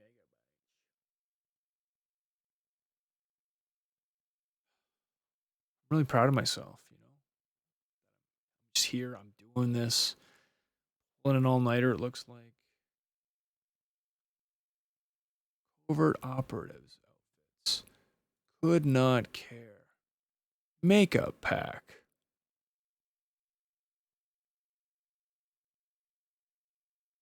Don't care. Dead or alive. More dead or alive? What's the difference between them and the last ones? 35.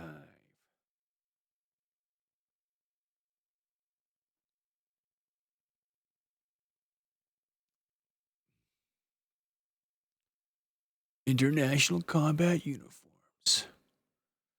Do not skip the required items. They are necessary.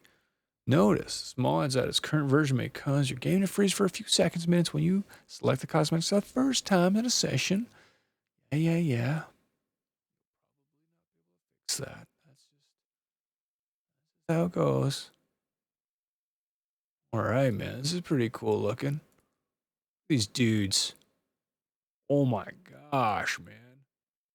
These are the real McCoy 1 point.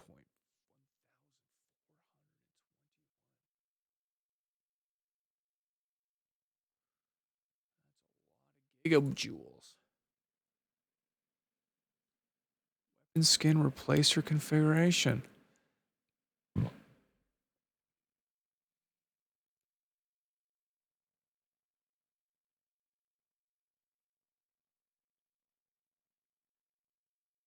I don't know what is this asking? What does it do?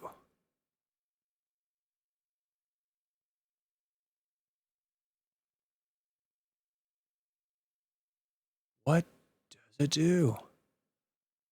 More dead or alive chicks? Guys. 35. Like, who are the incels who keep downloading these? And here I am downloading them. But thing is, I'm looking for variety in my people. That's all. Invisible heads on random.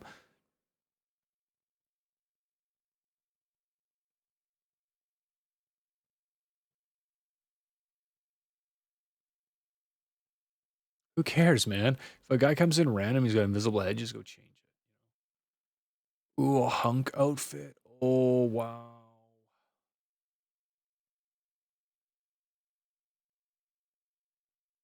$125.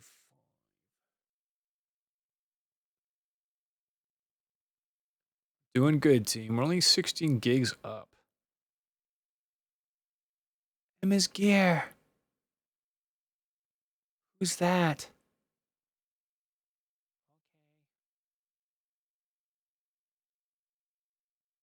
Useless lore quotes.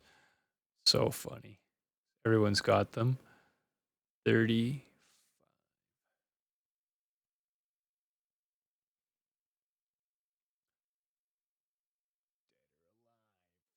Something or other.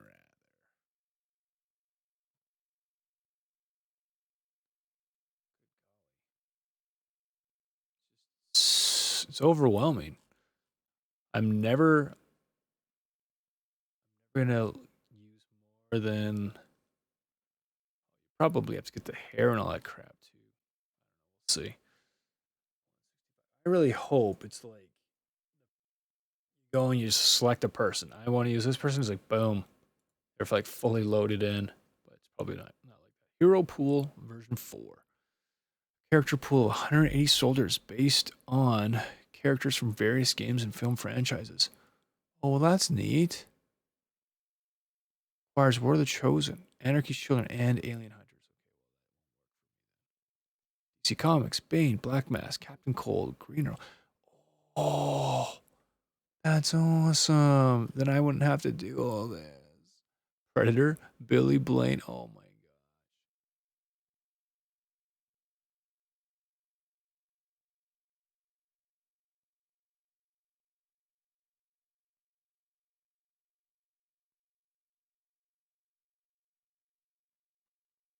No kidding.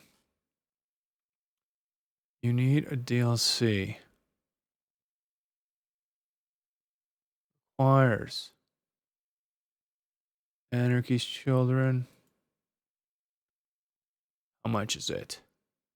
$5.49. $10.99.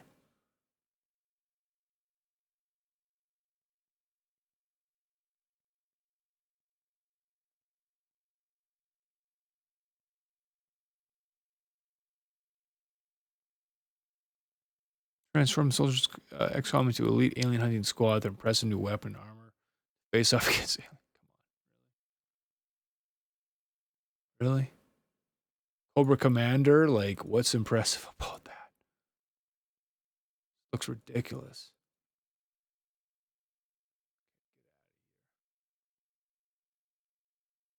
Scorpion, Rain, Noob Slayer.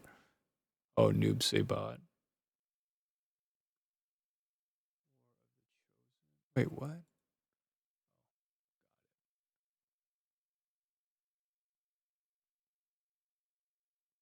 This pool will work without any DLC, but items from missing DLC will be replaced with defaults.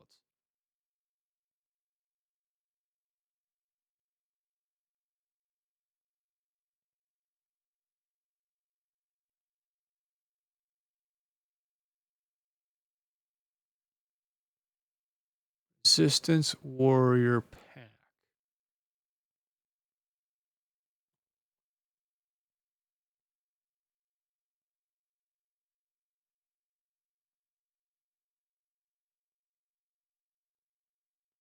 I think you can force it.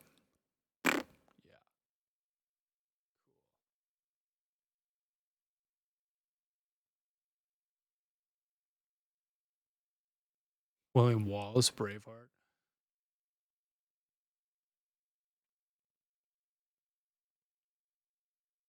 Division.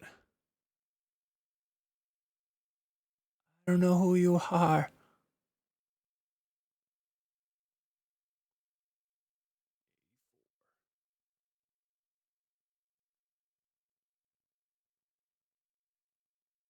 Doom, nice. Oh, a UAC Elite Guard. Cool.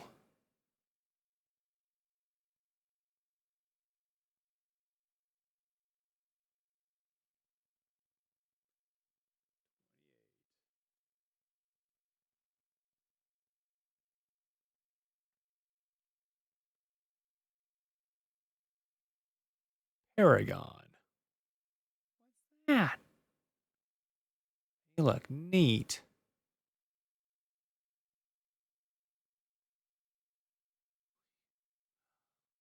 Like the same guy figured out how to port stuff from one game over. It's just like kept spamming in suits. Either that or he's actually really talented at 3D modeling. Maybe, I don't know. Riddick? Oh, cool. I mean, not that I really liked him or anything. Do you have a voice? Riddick voice back? Nice. Hey, yo, guys. Yeah.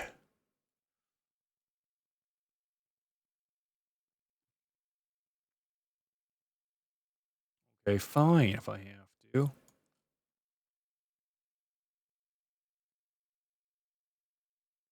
66.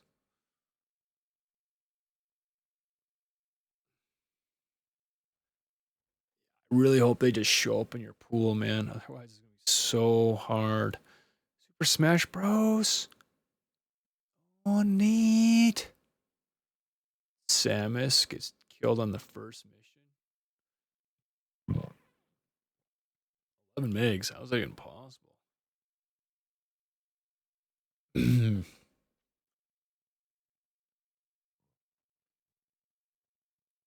Retribution Sniper. Who are you? Oh, yeah. Okay, I remember you from that really accurate military drama. 7.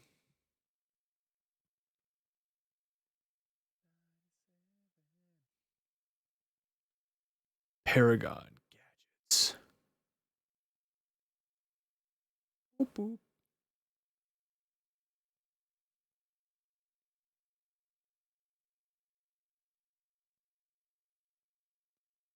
$384.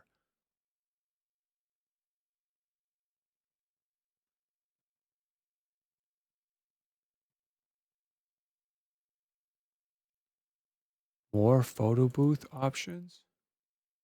Oh, cool.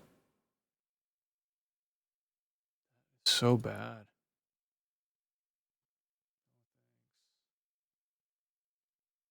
WSR shotgun animations. This mod is a plug-in weapon for skin replacer. It adds 3 new soldier anim sets, New firing animation with different style of pumping. New reloading animation for bullpup pump shotguns. Oh, cool. New reload animation for classic pump shotguns.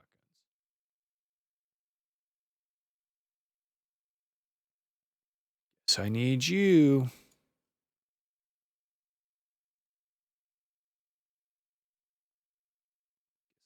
You too.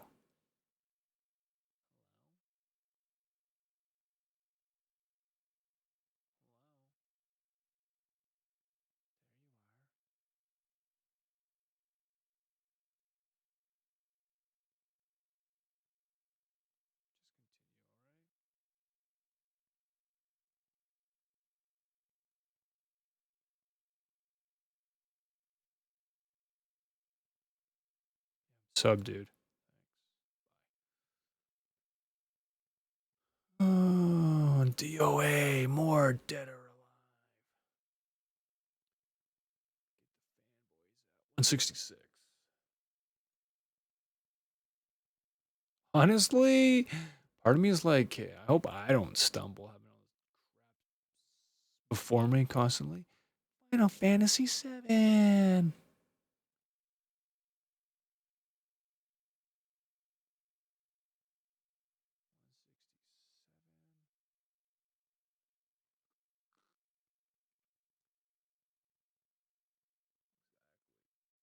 Lee. Taros. Package contains 8 brand new face scars, allowing the idea of cyborgs along the collection. Enjoy. Okay, well, if someone puts in a thing to work with the scarring and the augmentation, then sure. Voice pack? No, thanks. Variant power armor.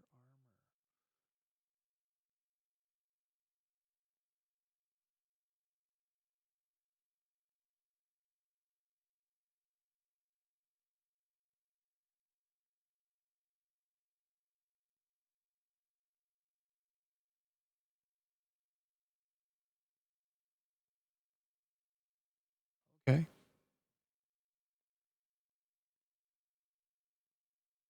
Apex Legends.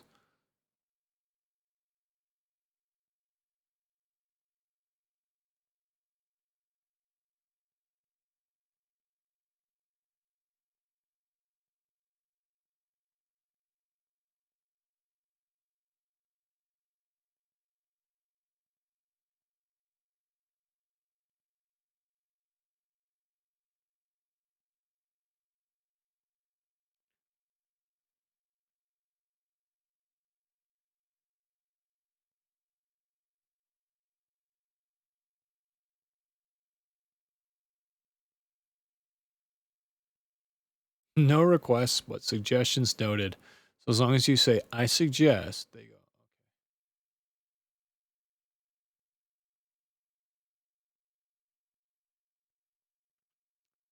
222. 18 gigs. It's crazy. It's crazy. Counter-Strike 2 Urban Body Parts.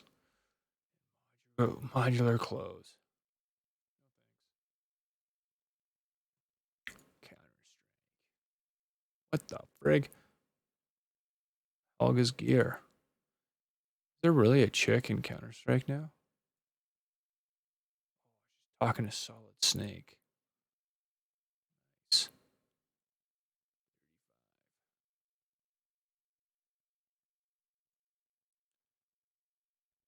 Darren? Oh, Darian helmet pack, right. We were talking about this earlier. Captain Bub accessory pack.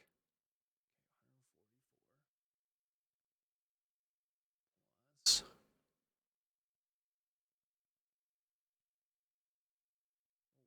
of good stuff in here. 173.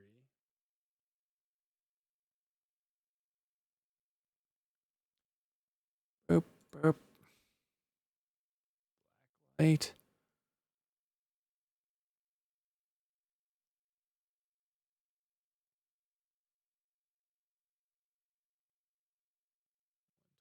Three.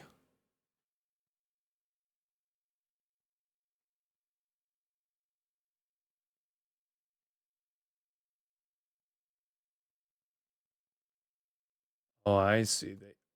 Ooh.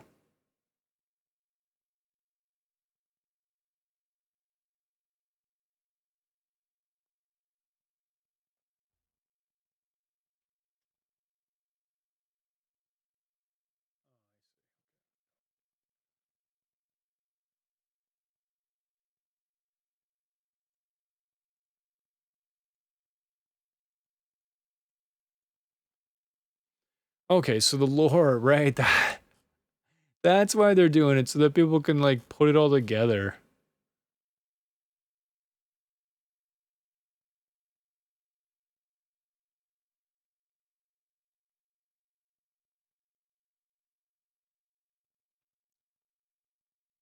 Code Vein. What is it? Commander?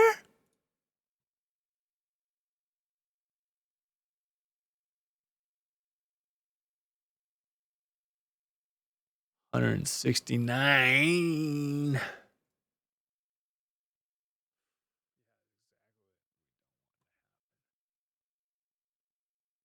Blacklight Retribution. Heavy armor.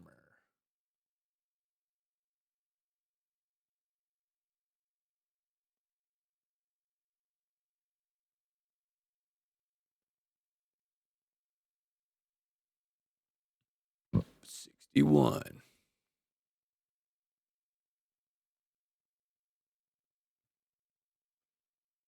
Counter-Strike 2. Carry. Oh boy.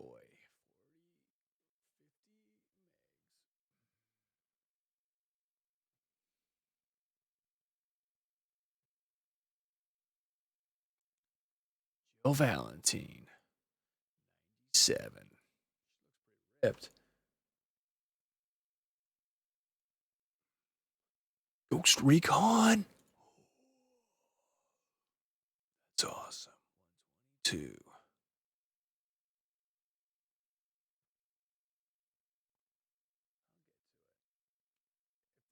Get into, I'll get to it. I think I already got this. Subbed. Scarlet. Oh, hey, there's more than just the chick.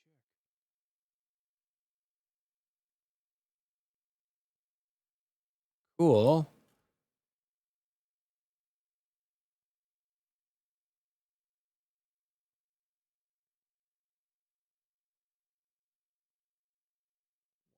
One.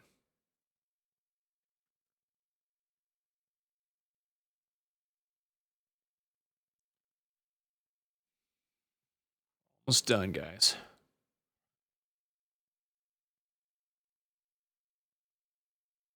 Oh, these are nice helmets.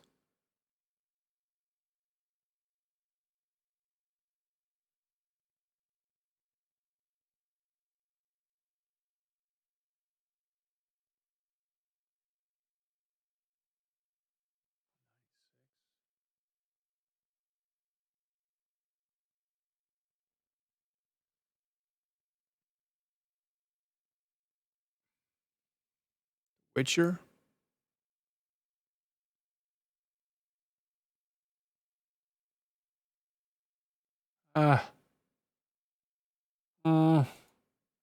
We can get a crossbow. Oh, you need a DLC. Shame.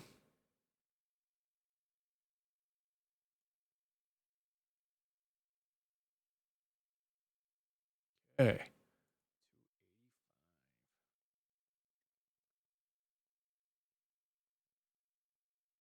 Can't imagine like the assault rifles from like Modern Warfare and stuff being terribly effective in this game. After, you know, you get like lasers and stuff. See, what is this Wolfpack mod? These guys from Capcom Resident Evil. Oh, yeah, okay, cool. 470.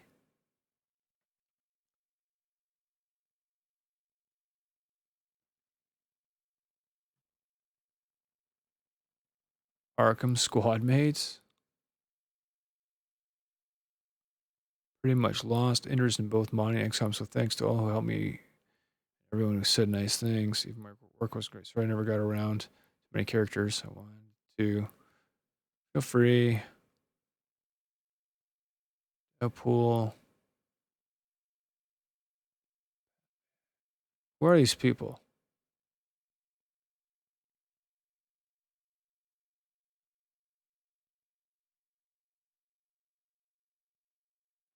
Pretty good.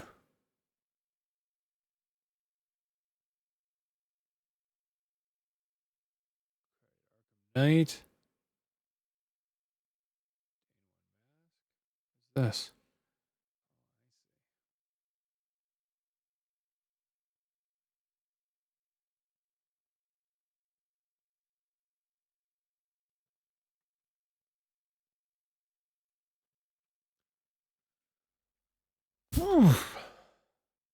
So like what? This guy just had people like make them for him, and then he made a mod?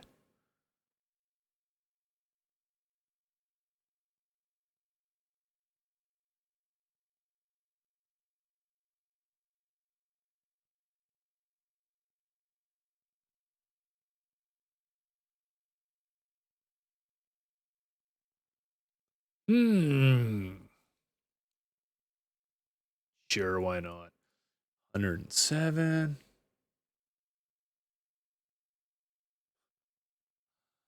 Download all mods.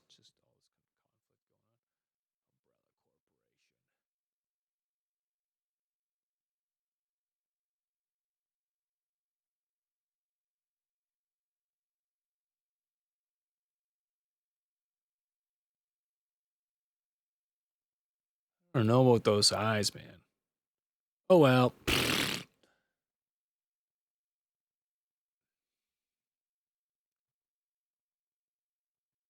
Warhammer soldier names?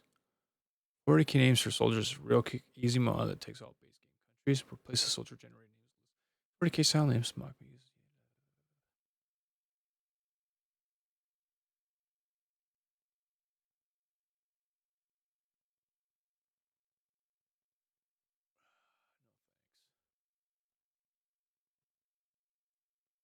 Vindictus male hairstyles.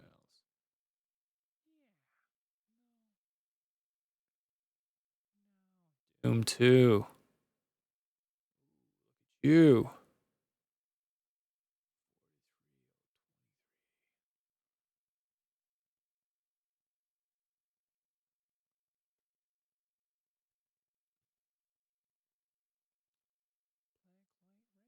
Retribution.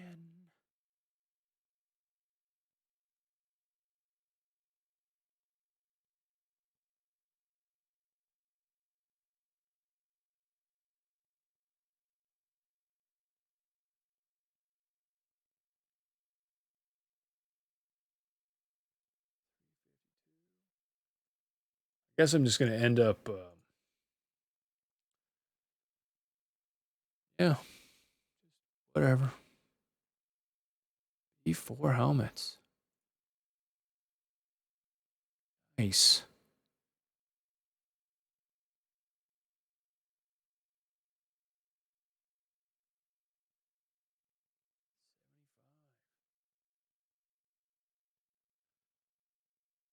Oh man.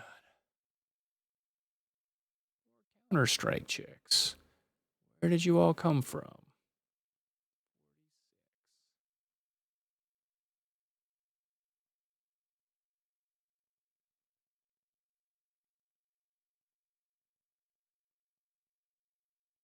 Retribution. Artemis. Oh, there's Gordon Freeman. That'd be fun. 73.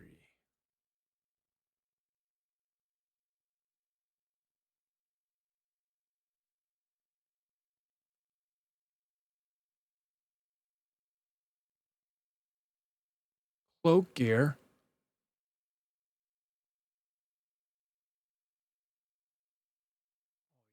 Man.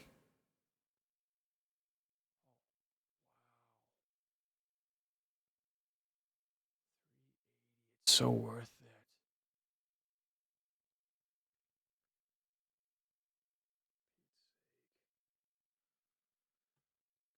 Hire someone to do this for me. Overwatch. Oh, it's that guy. Well, that's pretty cool, actually.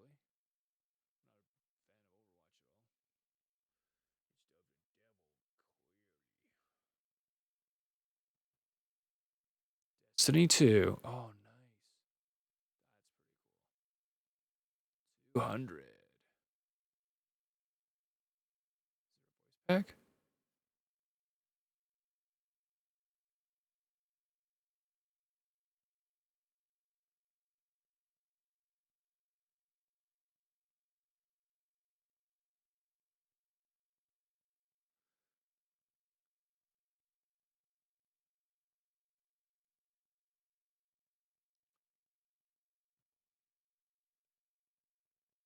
Mortal Kombat. Wait.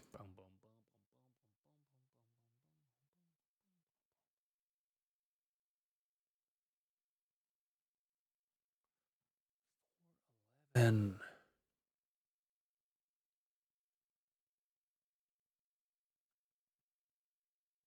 Nano suit. Oh, look, and a voice pack.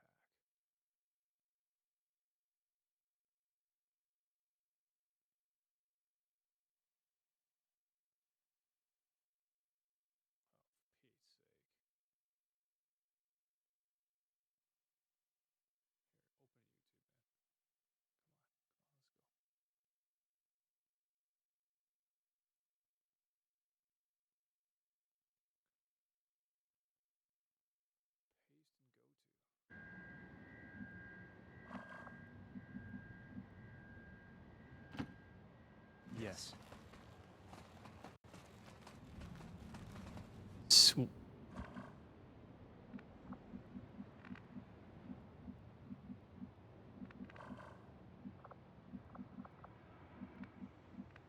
There's like a million icons across the bottom. Ah! It's awesome.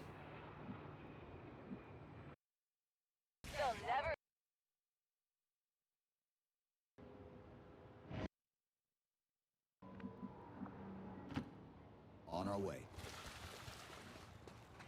Oh, wow. Halo, even. That the Master Chief. Too cool. Back to this. Oh, hey, I should listen to this. In Christendom. And they might perplex us for the same reason. For most of us, they reflect the dim mist of the past about which we are ignorant. Now, belfry is just a bell tower with a high frame that encloses bells. It's usually associated with churches.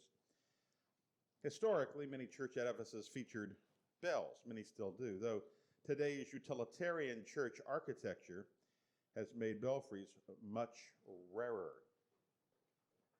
Churches today are built more like Walmarts than churches were built 500 to 1,000 to 1,500 years ago. Belfries were a visible exhibition of Christendom. That word is even more remote from us. It was a time in Western civilization, from roughly the 5th to the 18th centuries, when the Christian faith dominated all of life, not just the church. Architecture and art and education and law and music and politics and science were all rooted in what we nowadays term a Christian worldview, inconsistent though it often was. Society itself was justified by an appeal to the Christian faith. Nations waged war, rightly or wrongly, in the name of Jesus Christ. The Christian faith was not a religion you adopted as one among many postmodern options. You were born into and baptized into and lived and loved and worked and played within and died in a Christian society. Your life was enveloped in Christianity. Now, nobody here has ever encountered Christendom. It's utterly foreign to us. It's so remote from Christians that it's hard even to convey it in categories that we can readily grasp. Just as our forebears would have found it utterly incomprehensible to think about what Christianity would look like in a secular age, so we find it nearly incomprehensible to think about what Christianity would look like in a Christian age. Just now, I want to consider how Christendom came about in the first place. Long before our lifetime, the West gave up on Christianity, so even we Christians aren't aware of the cultural capital that we owe to Christianity. It's not possible to conceive of the West without the influence of Christianity. Our civilization, though now secular and pagan, is unthinkable apart from Christianity. Jesus Christ was born as a Jew into the Roman Empire. Israel was a satellite of Rome. He was governed locally by fellow Jews, but Rome pulled the strings. The Romans had supplanted the ancient Greek Empire, and Rome had assimilated many Greek ideas and practices. This is why we refer to the beginning of the classical world as Greco-Roman. This was the world within which Christianity emerged and which it finally vanquished. To grasp the legacy of Christianity, it's useful to contrast the Christian ways with the Greco-Roman and other pagan non-Christian 34. ways. That's what I'm going to do today. We therefore can ask what the world might have looked like, or what it would look like today had Jesus Christ never been born. Bionicle character. Never emerged. I'm going to touch on, 5 or 6 of these, as time permits. Oh my God. These spheres in which Christianity has molded our civilization. First, let's think about deity itself. Interesting. The ancient world was overwhelmingly polytheistic. Oh, What cool. does that mean? Many gods. The Romans themselves were famously religious. Jupiter and Apollo and Mars and Zeus, these were just a handful of the plethora of deities. There were national deities. There were local deities. This polytheism was true of almost every other society. Obviously, the Jews were a notable exception. Christianity introduced the most momentous change of all in Roman religion, and it was this: there is only one true God, and all others are pretenders. Terminator. Now, Resistance. fact, it's one you might want to remember. There was no word in ancient Rome corresponding to our words idol or idolatry. Think about why that would be. It wasn't a thinkable concept. You really couldn't worship false gods because all gods were true in some way. In fact, Romans accused the Christians of This is the atheism. chick from that new game. Okay. Yeah. That might sound strange to us, but since our forebears denied the gods in favor of the God, the one true God, they were considered to be undermining faith in deity. Now think about the impact on our world. Today people ask, do you believe in God? They do not ask, do you believe in the gods? Even atheists deny belief in God, singular. The notion that God would be one has shaped Western culture, even among people who don't believe in Him.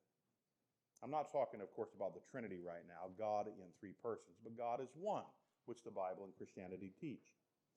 We live in a culture that talks about, affirms, loves, or denies, or opposes God, not the gods.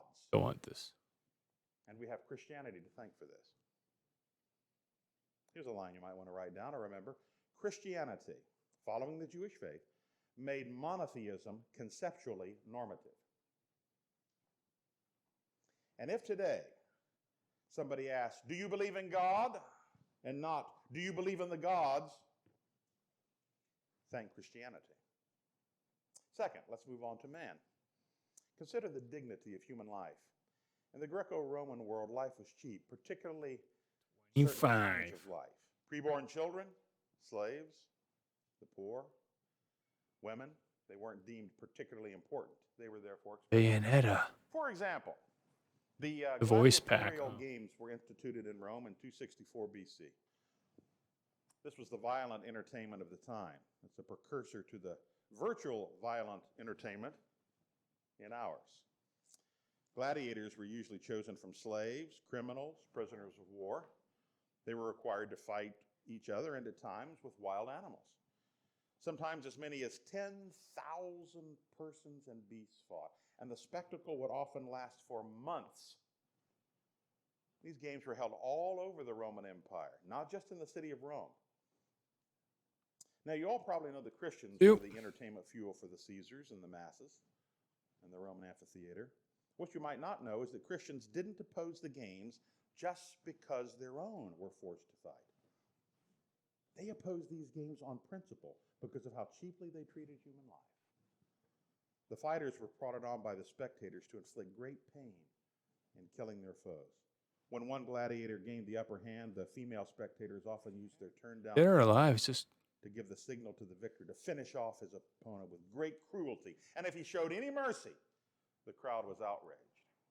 They cried out for barbaric death, stabbing, bludgeoning, slicing.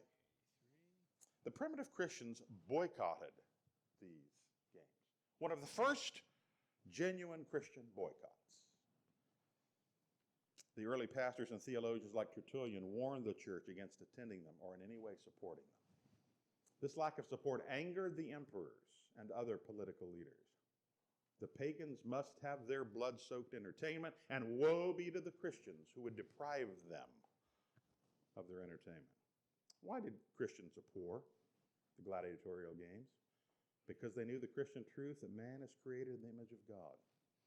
They knew that protecting human life is a cornerstone of Christian ethics. They knew that murder was one of the greatest sins that a human can commit. Gradually, after Constantine, this Christian ethic pervaded the empire, and the gladiatorial games came to be considered evil. This is why the Christian emperors Theodosius I and his son Irenaeus in the late 4th century and early 5th centuries eliminated these games altogether. If today we in the West look in horror at such human savagery to satiate the bloodlust of the masses, it's because of the influence of Jesus Christ and Christianity. Okay. And then there's infanticide, killing infants. Eliminated these games altogether. If today we in the West look in horror at such human savagery to satiate the bloodlust of the masses, it's because of the influence of Jesus Christ and Christianity. And then there's infanticide, killing infants. Infanticide was rife in the Greco-Roman world. If a child was born with physical defects, or if it was a girl, or if the parent wanted to sacrifice it to the gods, it would be killed without remorse. These little ones' throats and limbs would be cut off mercilessly, even while their mothers watched remorselessly. Few Roman families were large precisely because of infanticide. Girls were often the target since they were cruelly deemed to be less valuable than boys. But 50 years after Constantine legalized Christianity, the Christian Emperor Valentinian outlawed infanticide. Christians knew that Jesus had taught that anyone who hinders little children would stand under God's severest judgment. They knew that the life of an infant is no less valuable than the life of an adult. And this is why the Christian West changed course in the practice of infanticide. As infanticide gradually returns today, it's because the West is turning away from Jesus Christ and from the Word of God. And then there's abortion. Widely practiced in the Greco-Roman world, usually for two reasons. The first, it was a convenient birth control method. I mean, same thing's true today, right, for many people. Pagan women were notoriously unchaste, not to mention the men, of course. A virtuous woman was truly hard to find. Children conceived of fornication and adulterous affairs could be very easily eliminated by abortion. Next, childlessness was a desirable state, also increasingly true in our... Oh, this is pretty cool. When a spouse died in the ancient world, I think that's childless actually spouse was considered more financially desirable than one with children. Fortune hunters wanted to marry people without any attachment to younger or older children. Abortion solved that problem. Ancient Greek philosophers, before the rise of the Roman Empire, saw nothing wrong with abortion. And this includes the two most famous ones, Plato and Aristotle. Just going to put a sidebar in here. Do not buy into this idea that Plato and Aristotle, even the pre-Socratics, were just sort of preparing the way for Jesus Christ. And they were just so lovely and beautiful, didn't understand everything. But you walk up these beautiful Greco-Roman steps up, and finally you find the true God. That's just a load of malarkey. It's just utterly false. Read 1 Corinthians 1 and 2.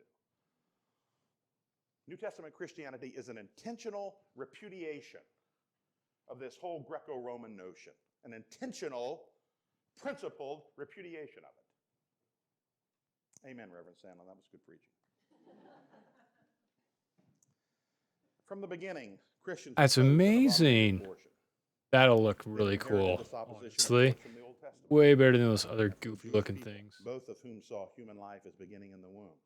For this reason, the Emperor Valentinian outlawed abortion in 374.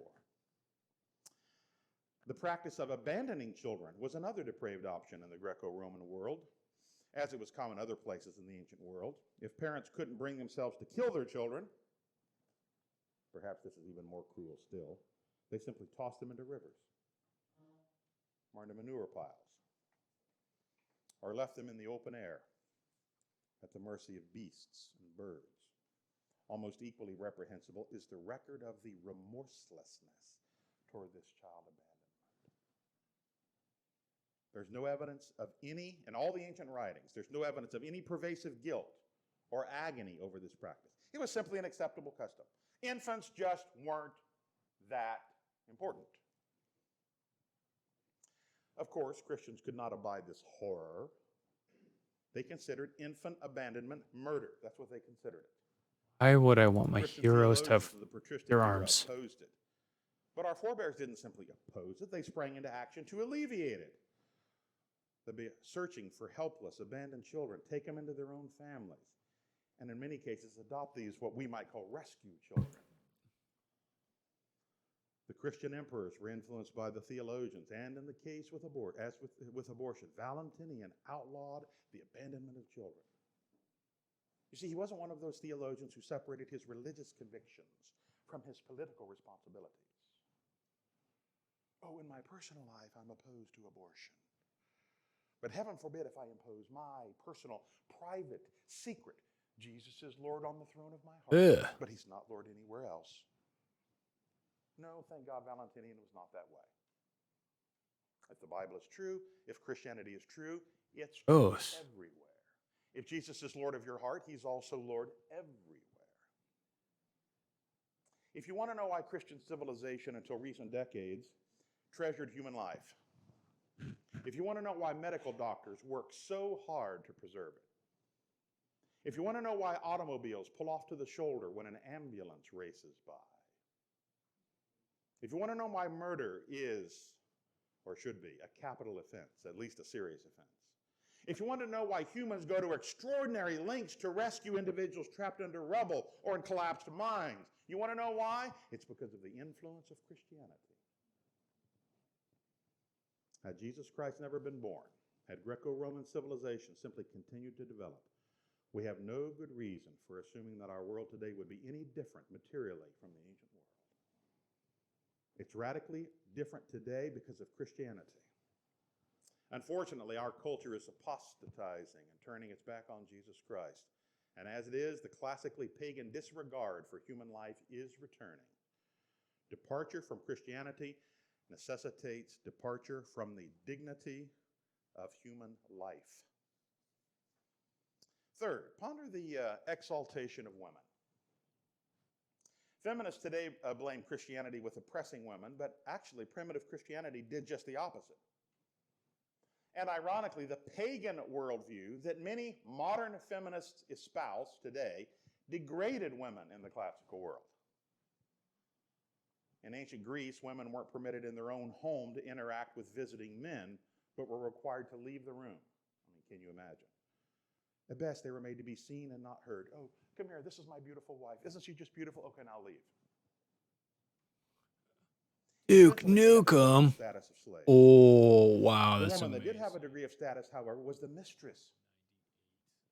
Can you imagine? To accompany the husband in places where the wife was not. Talk about perversion. Girls generally didn't go to school. The wife wasn't permitted to divorce her husband, but the husband could divorce his wife at any time. The status of women in Rome was very similar.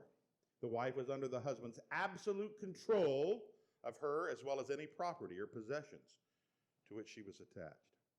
The Roman Republic was a profoundly patriarchal society. And the father and husband had nearly unlimited control, including life and death authority over his entire family, including his grandchildren. He could kill his wife if he wanted, as long as he secured permission from a male tribunal of his extended family. Oh, that's relief. In Rome, women weren't permitted to wear multicolored robes or wear more than an ounce of gold or to ride in an uncovered carriage. They were forbidden to leave any property to their children. In both Greece and Rome, women were commonly depicted as evil. They were considered naturally seductive. They had evil motives. They were judged morally compromised, and men looked on them simply as objects for their own sexual lust. If you want to know what the status of women was in much of the ancient world, simply look at committed Islamic societies today. The 2,000 young women who were assaulted by young Islamic male immigrants in Germany on New Year's Eve in 2015 got a taste, sadly, for how women were viewed in the Greco-Roman world and not just in some modern Islamic societies. Gosh, awesome. By contrast, women played an indispensable role in our Lord's birth and in his ministry. You just read the gospel sometime and you see how important women are. You just read that sometime. It's truly remarkable. Although all of the early apostles were men, since they were called to hazardous ministry situations that wouldn't be appropriate for women, women followed and ministered to our Lord. 2 women were the first witnesses of his resurrection. While women weren't elders in the primitive church, they were leaders in almost all other ways. Read Philemon 2. They served as deaconesses. They worked side by side with men in almost every aspect of the ministry except the formal government of the church. In fact, the Bible in general depicts women as not inferior to men in any way. And in my view, sometimes superior. I mean, all godly men know that. All godly married men know that. Yeah. Women are basically superior to men. Yeah. Men are like superior in that many things, and women are superior in that many things. Yeah, we all know that. The older we get, we really know that. That's God's arrangement set forth in Genesis 1, 28 to 30 in the cultural mandate. Humanity's called to exercise dominion over the rest of creation. Husband and wife together, the heirs of the grace of life. It's true that Western Christianity hasn't always been consistent in preserving this ideal, but it does lay the groundwork for it in the Bible. If Christianity had never emerged, we're warranted to suppose that women would still be pagan, Greco-Roman style, second-class citizens, or worse. And then let's talk about the purification of sexuality. If you'd visited a home in the Greco-Roman world, you'd likely be stunned by at least one factor: the depiction of raw sexual acts, including perversion, on everyday items like wall fixtures and oil lamps, vases, bowls, cups. Pornography was routine and ubiquitous. There's a very good and very harrowing explanation for this pervasive pornography. A chaste marriage and sexual fidelity were looked on with derision and disgust in the ancient world. Sexual fidelity in marriage was a rarity. Sadism and masochism and sexual orgies were common. Common bathhouses were magnets for heterosexual fornication. The Emperor Caligula had people tortured during his sexual acts. The Romans were open about their sexual acts with children, even small children who observed them or observed the acts depicted on those common household items. Women were no less licentious than men, and many worked themselves into sexual frenzy when they observed these licentious acts. Both the Greeks and Romans were notoriously homosexual, and a great deal of homosexual and pederasty and pedophilia. Roman emperors like Tiberius, emperor when our Lord was crucified, Nero and Galba set the abominable standard for elite society. and then for the commoners that have at least one or two beautiful boys around them for their sexual pleasure. The heterosexual Yep. fornication and homosexuality The Greek culture, guys, so sophisticated. Oh, if only we could be like the also Greeks. widely practiced among the Greeks and the Romans. The description of these acts in the classical world is so coarse that it wouldn't be appropriate for me now publicly, much less put pictures, to even tell you what they did. It would be totally inappropriate. Dr. Boot would be up here dragging me out of the pulpit.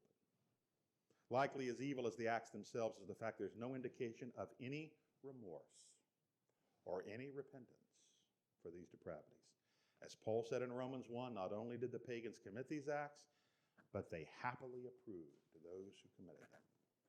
Warframe. Oh, cool. This guy's cool. Christian view of sex. The Christian approach to human sexuality was decisively different.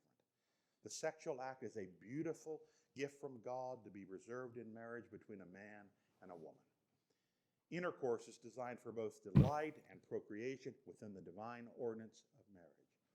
Interestingly, it was Christianity that introduced the now widespread notion of sexual privacy. Sexual intercourse is a private, not a public act. It should come as no surprise that the ancient Romans deplored the Christians precisely because Christians opposed and exposed sexual immorality. Rome was filled with sexual darkness, and Christians shined the light of sexual purity on their evil. By the way, same thing is happening today when we stand up for sexual morality. Secularists reverting to paganism mock us and shout us down, even expose us to legal action because we advocate God's sexual standards. Licentiousness, sexual perversion is their idol, and we're the iconoclasts, and they're furious with us. And guess what? We can't change. And we will not change. Of this we can be certain. The decency and propriety and privacy towards sexuality that has marked the Western world at most times was the gift of Christianity, not the Renaissance, Christianity. Had Christianity never appeared, the unbridled sexual license of the Greco-Roman world would likely have continued unabated, and has basically resumed, sadly, with the sexual revolution. Fifth, see, Susie, what do I have to again? Is it 5 after? Okay. I won't get to all of these, but that's all right. Fifth, think about the rise of modern science. No weapon in the arsenal of atheism, agnosticism, and secularism has been wielded as frequently against Christianity in the last century than this. Christianity is at war with science. You cannot be a good Christian and really believe in science. There's only one way, honestly, to answer this charge. You ready? What's the secret code to answering that charge? It's stupid. Modern science could never have materialized apart from Christianity. Let's go back once more to the Greco-Roman world. What we today call empirical science, experimental science, the scientific method, was unknown. The Greek philosophers and Roman thinkers were deductive, rational thinkers. Their way at arriving at a conclusion was to begin with axioms they were already committed to, and from these axioms arrive at their conclusions. Nobody employed what we would today call the scientific method. Almost nobody put theories to the test by conducting experiments in the physical world. This is mostly because the ancient Greeks were philosophical idealists. The real world was the world of the ideals, the world of the forms, branded on nature, by nature on the human mind. The actual physical world was simply a pale reflection of these sweater. forms. Very platonic, you see.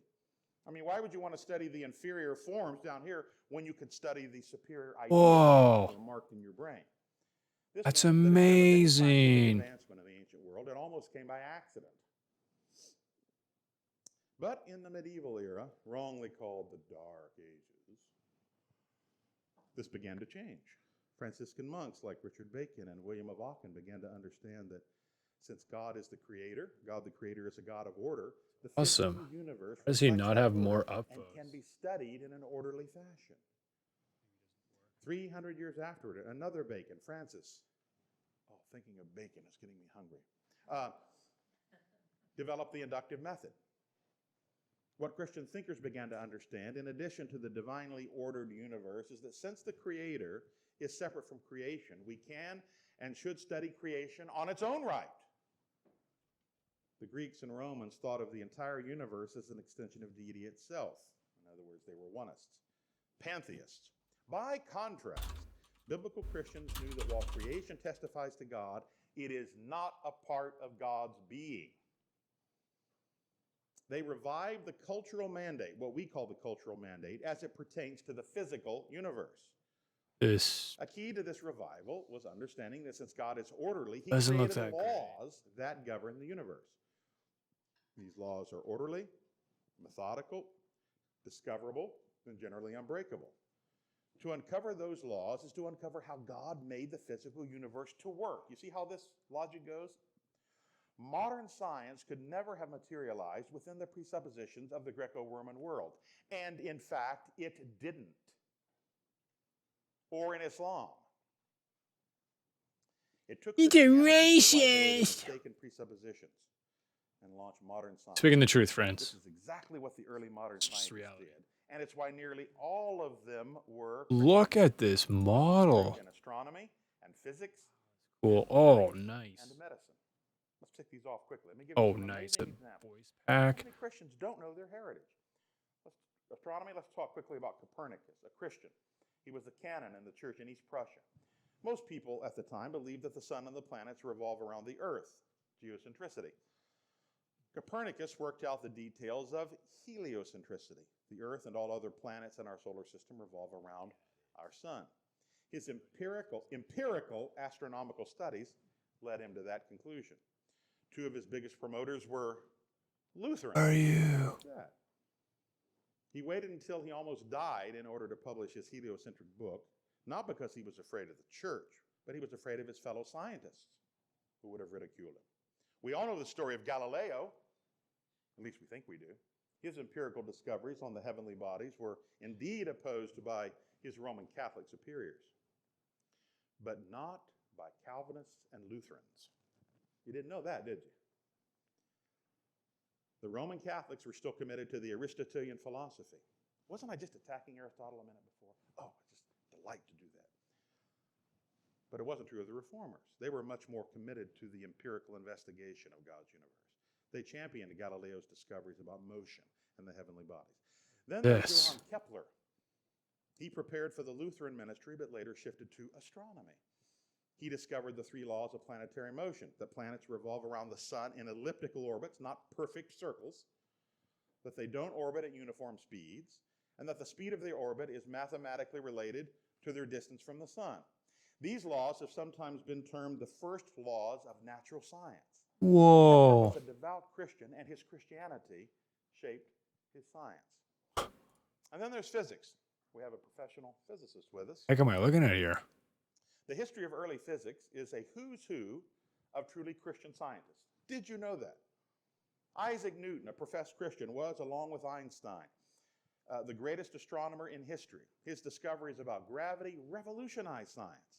Now, it's sometimes held that he was a deist, but if so, he was a very strange sort of deist. He embraced the Apostles' Creed. He believed in our Lord's post-resurrection appearances. As a Christian, he knew that God is a God of order and that he created the universe not as chaos, but as cosmos, whose laws could be discovered.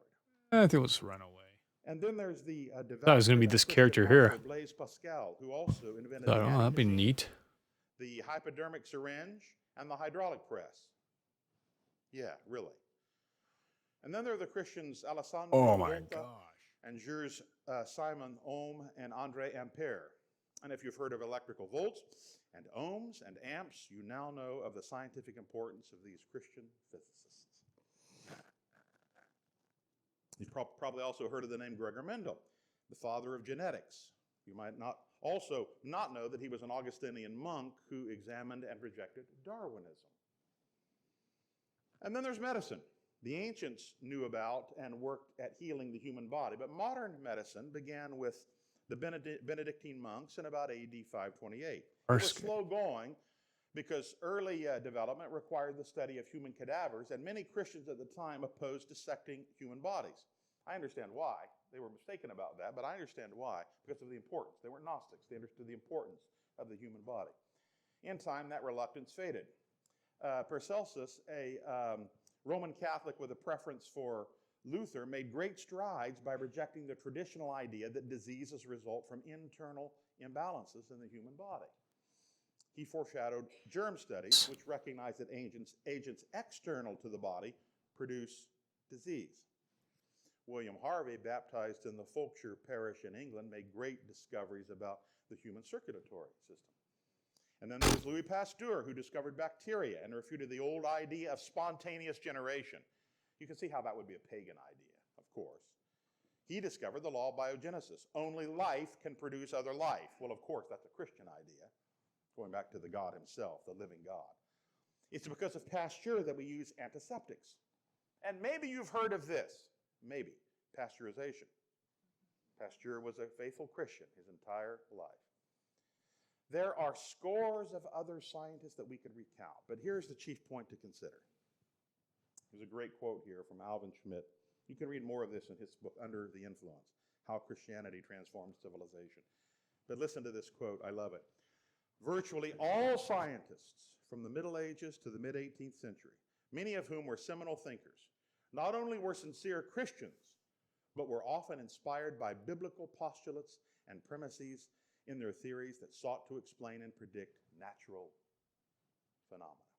You see, they weren't scientists who incidentally were Christians. Actually, their Christianity molded their scientific investigation and success. Then let's move quickly on, and this might be the last one we'll be able to address. The exaltation of labor and vocation. One reason that the Greco-Romans were so undeveloped scientifically is because they believed manual labor, or working with one's hands in any way, was an inferior, demeaning task. The wealthy and upper classes left manual labor to slaves. If they were intellectuals like Plato, they relished deep thoughts that couldn't be disturbed by physical labor. Stroking their beards, let us think about the physical universe. I can't be bothered with investigating the physical universe, but let me think about these beautiful ideas about how it came about. They were Canadian, see, I said about. This silly idea cut the Greco-Roman world off from very important developments that only intellect wedded to manual labor and physical investigation could produce. The early Christians were different. They knew that their Lord was a carpenter before he was a rabbi and a teacher. Isn't that a wonderful fact? The Apostle Paul labored with his hands and encouraged others to do it. In fact, he taught that if one doesn't work, he shouldn't eat. They were hard workers. As a result, they made money. In fact, the Romans sometimes criticized the Christians because they were wealthy. This fact turns on its head the misperception that all of the early Christians were poor and from the lower classes. Please read Rodney Stark's book, The Rise of Christianity. Anybody read any of Rodney Stark's writings? Outstanding. His investigations are truly remarkable, revisionist in the best sense. They worked with their hands, many of the early Christians, and their work often produced wealth. The Reformation in particular exalted work and vocation.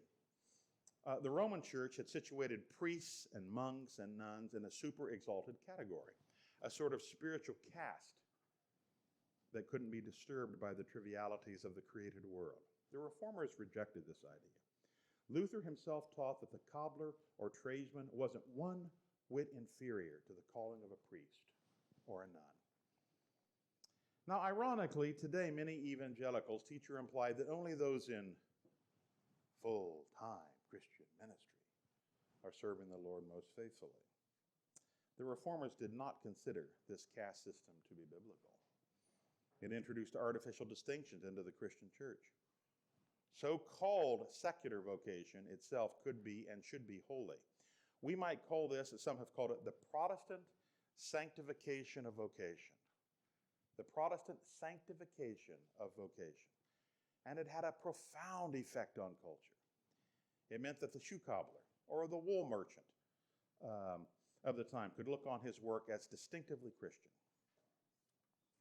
If today the plumber and flight attendant and software architect and waitress is honored for working hard and is not held in contempt, it's because of Christianity, and on this point, notably Protestant Christianity. Had Christianity never disturbed the Greco-Roman world, it's possible that even today, manual labor would be looked down on, and vocation would be considered secondary to higher intellectual callings.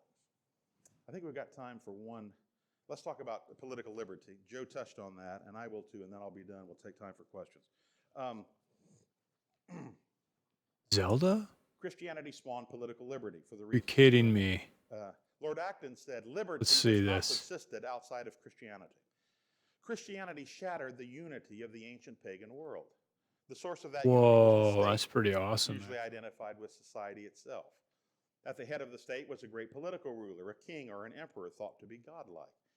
The unity of the ancient pagan world consisted of the divinization of the temporal Might order actually want that in the form of a dwarf. state. This was true not just in Egypt and Babylon and Persia and Greece, but especially the Roman Empire, under whose government Jesus Christ was born. Joe quoted Acts 17:7. Christianity recognized another king. While they were not anarchists, the early Christians recognized that no earthly authority, especially political authority, could be ultimate. Hey, no thanks. God's authority alone is ultimate. This recognition set patristic Christianity on a collision course with classical politics. Early Christians were savagely persecuted not because they worshiped Jesus Christ, but because they refused to worship the Roman emperor. Polytheistic societies encouraged the worship of deities. The more the better.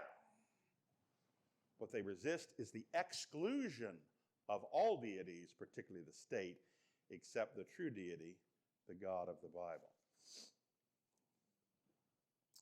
In the medieval church world, the Latin church became a countervailing force in society, checking and limiting the authority of the state. By the way, I support the Roman church on that point. That's a good thing. The Calvinists later took over, by the way, as Christopher Dawson points out. In fact, much of the time, the church's size and strength far exceeded that of any particular state. That seems so odd and weird to us today, doesn't it? The state often was very weak, and the church was what was strong. Lord Acton was correct to suggest that the practice of political liberty in the West arose largely from this medieval church-state conflict. Honestly, addition, the enough medieval world, amazing despite its many masks. defects, I don't need like some supported a large measure crappy of one. political liberty in What the fostering frig? several human institutions What besides is the church this? that claimed the allegiance of man. The family, obviously, the family most of all. The guild, the feudal lord, and so on. This PD meant that game. the state had to share its authority with other equally legitimate human institutions. No human institution may exercise ultimate authority. Constitutional limitations on political power started in Christian England with the Magna Carta. Out of these limitations arose the practice of 18th Oh, weird. It's like constitutional made by democracy. Steam? England also delivered the first successful assault against the evil doctrine of the divine right of kings during the Puritan Revolution, in what's called the Revolution, in the first half of the 17th century. In 1688 and 89, during the Glorious Revolution of William and Mary, it nailed the coffin shut on this long-lived threat to political liberty. The founding of the United States was perhaps the greatest experiment in political liberty to the time, and it operated self-consciously on certain distinctly Author of this Christian mod is premises. who? The founders, for example, recognized the biblical doctrine of original sin and human depravity, and therefore fashioned a system of civil government that divided decision-making among several branches. They didn't invest any single branch of civil government with too much power. The idea that the West should get rid of Christianity and embrace secularism in order to preserve political liberty is not just mistaken, it's embarrassingly brutish. Don't you love that old word? It means stupid. The most vicious, violent, and murderous political regimes in the history of mankind have been non- or anti-Christian. The primitive pagan humanism of ancient Nod. Greece, Babylon, Persia, Rome, sophisticated secular humanism of revolutionary France and the Soviet Union and Red China, Nazi Germany, fascist Italy, Pol Pot's Find the guy, Cambodia, and maybe. other secular states. Humanism is and always been a recipe for political terror and tyranny. Today, The Ew. West languishes under the violence of abortion and infanticide, increasingly, and euthanasia. The scourge of homosexuality. The poverty of materialism. The coercion of socialism. The stranglehold of coercive public education. The chaos of judicial activism. And the injustice of a forced racism and sexism. These tyrannies are all the direct result of the abandonment of biblical Christianity. The Western world has increasingly accepted the proposal of the first modern political liberty, whose name is Jean-Jacques Rousseau, or Rousseau. The state will emancipate you from responsibility to all non-coercive human institutions, like the family, the church, and business, if only submit yourself to the coercion of the state. Modern man has been willing to trade away responsibility to the family and church and business for subjugation to an increasingly coercive and violent political order. Oh my gosh, it's bigger than the model was. In a world in which the coercive state is the unifying principle for all of life. In conclusion, our civilization was structured by the Christian faith and the Bible.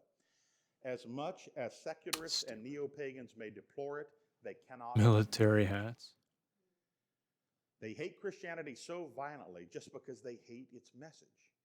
They hate it because they know it creates an entire world. These actually might be cool. They hate.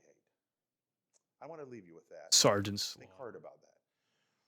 Christianity doesn't just change human hearts. Christianity creates a particular kind of world. It does. And that is what humanists and pagans hate. Okay, we have time for a few questions. Yes, sir. The mic is coming.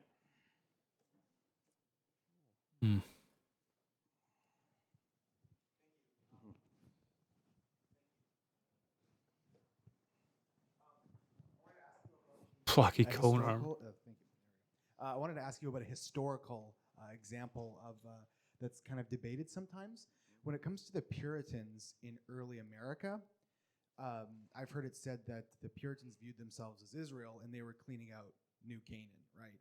And so there was conflict with the Indians there, and a lot of secular scholarship, views the what I think might be the Dominion Mandate or the cultural mandate as harmful and inherently racist because of all of the problems in the relations between the Native American peoples and the Puritans. What would be your response to that? And probably not true historically. That in their view of the Dominion Mandate. Yeah, good question. Well, first, it wasn't racist. It was all about religion. I do think on one point the Puritans were a little excessive in seeing what they were doing as sort of recreating a new Israel, not understanding that ancient Israel. A Bane voice pack. No, thanks. Nonetheless, they were correct in their interpretation of what we call the cultural mandate. And in fact, despite weaknesses, some of their economic views were just wacky. They were just wrong. And they changed when they learned that people starved under socialism. But their notion of planting a city on a hill and their notion of establishing a society on the authority of the Word of God, again, despite weaknesses and excesses, is biblical truth. And as a matter of fact, it actually did lay the foundation for a really great civilization. Now, a lot of the humanist opposition to Puritanism is not that they were tyrants or racists or whatever, it's that they were Christians. That's what they really oppose. These are Christian people who believe in the authority of God, the authority of the law of God, believe that a society should be shaped and governed by Christian principles, not coercing people to become Christian, but a law order based on the Word of God. And that was just going back to Britain and so on. So that inherently is not controversial. Whether they made a mistake in this area or that's a separate issue. But it's no wonder that secularists and pagans would oppose Puritans on that point, because what they really despise is Christianity and the law of God. But actually, if you look at what the Puritans did, they really laid the foundation, really, in the 17th century, and of course moving on into the 18th century, for the United States of America. Far from perfect founding, but an essentially good founding and a good nation there at the beginning. I gotta listen to that again. Just having trouble following it. So on. So that inherently is, in fact, it actually did lay the foundation, despite weakness recreating a new Israel, not understanding that ancient Israel was ancient Israel alone. Nonetheless, they were correct in their interpretation of what we call the cultural mandate. And in fact, despite weaknesses, I mean, some of their economic views were just wacky. I mean, they were just wrong. And they changed when they learned that people starved under socialism. But their notion of planting a city on a hill and their notion of establishing a society on the authority of the Word of God, again, despite weaknesses and excesses, is biblical truth. And as a matter of fact, it actually did lay the foundation for a really great civilization. Now, a lot of the humanist opposition to Puritanism is not that they were tyrants or racists or whatever, it's that they were Christians. Awful. That's what they really oppose. These are Christian people who believe in the authority of God, the authority of the law of God, believe that a society should be shaped and governed by Christian principles, not coercing people to become Christian, but a law order based on the Word of God. And I mean, that was just going back to Britain and so on. So that inherently is not controversial. Whether they made a mistake in this area or that's a separate issue. But it's no wonder that secularists and pagans would oppose Puritans on that point, because what they really despise is Christianity and the law of God. But actually, if you look at what the Puritans did, they really laid the foundation, really, in the 17th century, and of course moving on into the 18th century, for the United States of America. Far from perfect founding, but an essentially good founding and a good nation there at the beginning.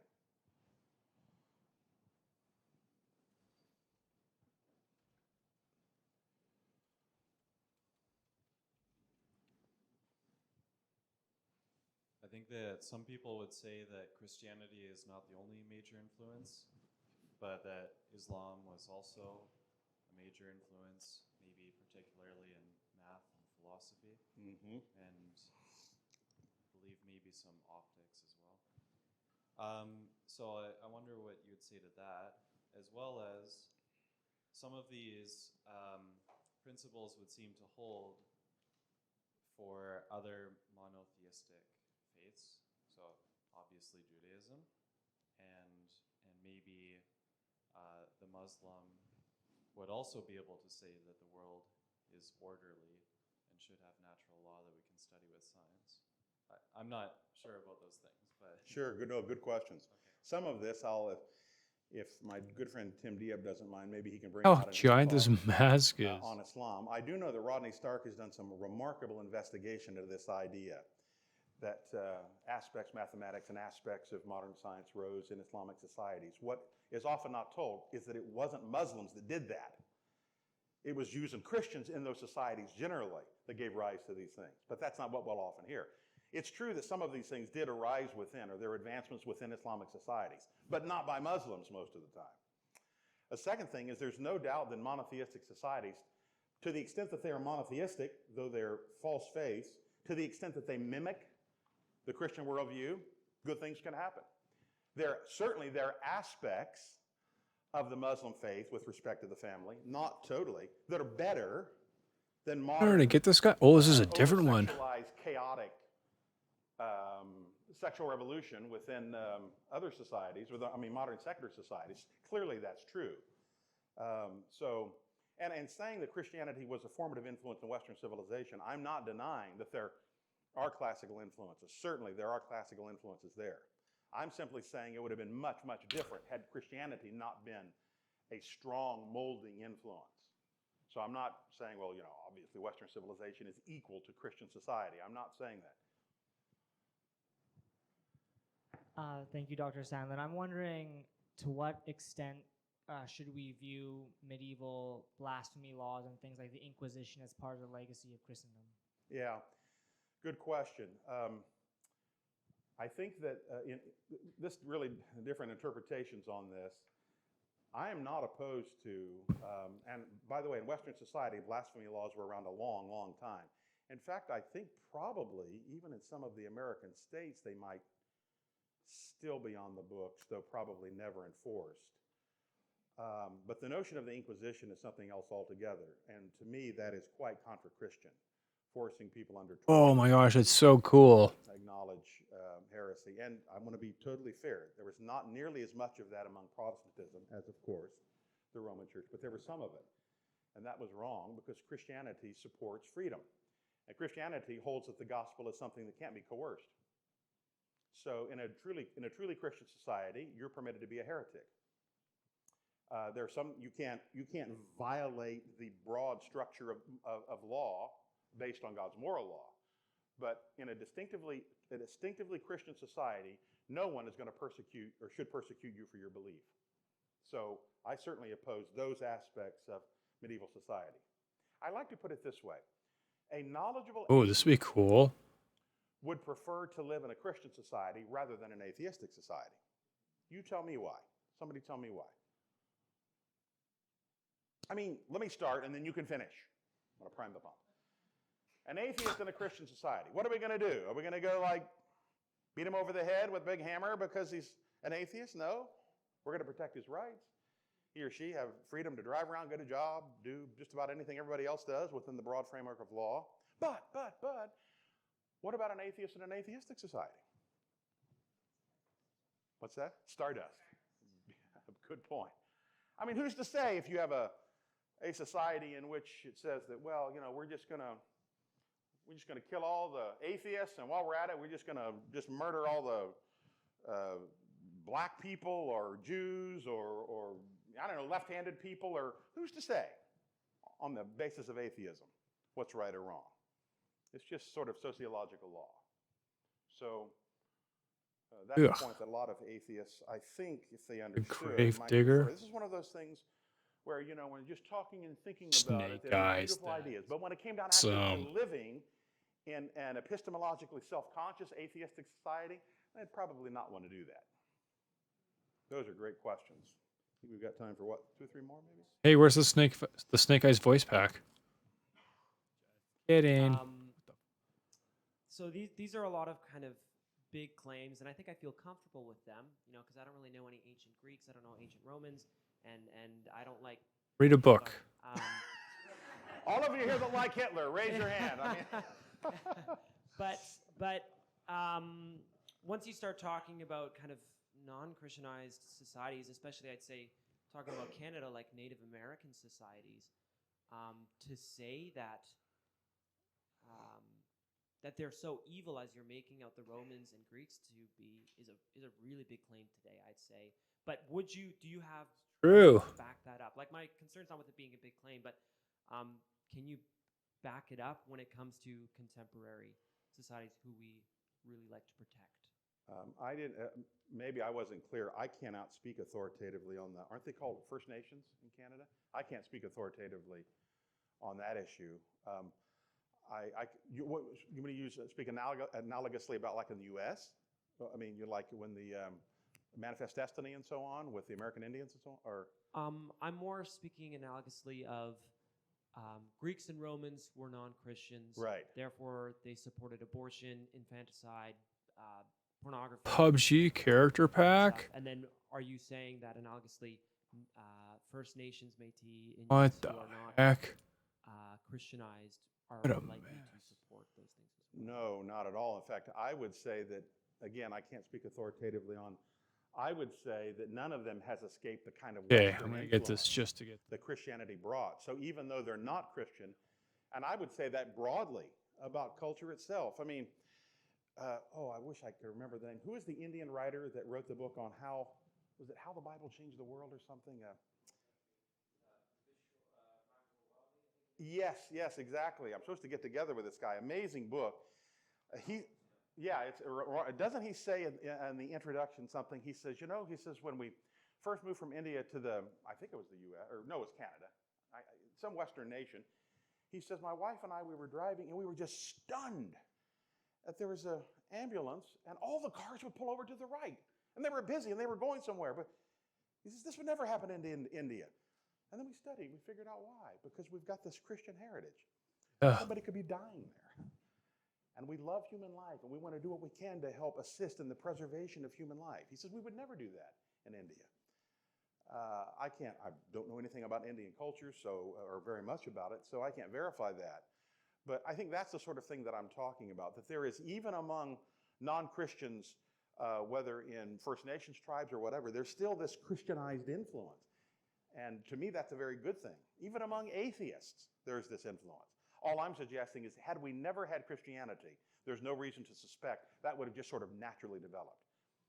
And the reason for that is that Christianity constituted a radical cultural break at the time. It wasn't just an evolution. They were just evolving along, you know. And these gladiatorial games are really fun, man. Just really, really fun. And then just sort of, after a while, just sort of, no, there was Christian opposition to them and Christian laws that abolished them. So I'm not saying that all pagans and all non-Christians will act exactly as, or even mostly, as the Greeks and the Romans. Does that help? We can talk more about it later, but does that help a little bit? Yeah. A little bit? Okay, we can talk more. Yes. Awesome. I could just speak to that last point, the last question, because if you actually go to the Government of Canada's website on the history of First Nations people, Okay, this should be good. updated on their history, like just in the last year or so. So this is Government of Canada. You would expect a very progressive, whitewashed history of First Nations peoples. You read that history, and it's absolutely horrifying. The types of things that pre-Christian contact First nations did to each other. Tons of wars, nation on nation. The type of thing they would do to the enemies that they would capture. Like there's some nations would do this long line of warriors, and then they would force their captors to run through that line. And while they ran through that line, they would be mutilated by all the warriors with clubs and spears and matchets and so on. So that was common. It was common to torture their captives to death, and then eat the body parts of the warrior that they had captured and tortured to death if they proved to be, very brave through that whole torturing process, because the heart of a brave warrior could be, ingested, and then you would take on their bravery and so on. So some of the things that they would do were absolutely horrific, and it goes to the point that you were making, Doctor, about how we treat the human being. Our view of the other is radically different from every other culture in the world, including pre-Christian contact First Nations. Yeah, and I can say authoritatively too about those from the previous America, that part of the North American continent that's now the U.S. There was a great deal of that went on there among the Indians, the Native Americans. Not every tribe by any means. Some were peaceful tribes, but a large number were quite savage. So we have okay, I think if there's one more question, One we more. can take one more. One more over here.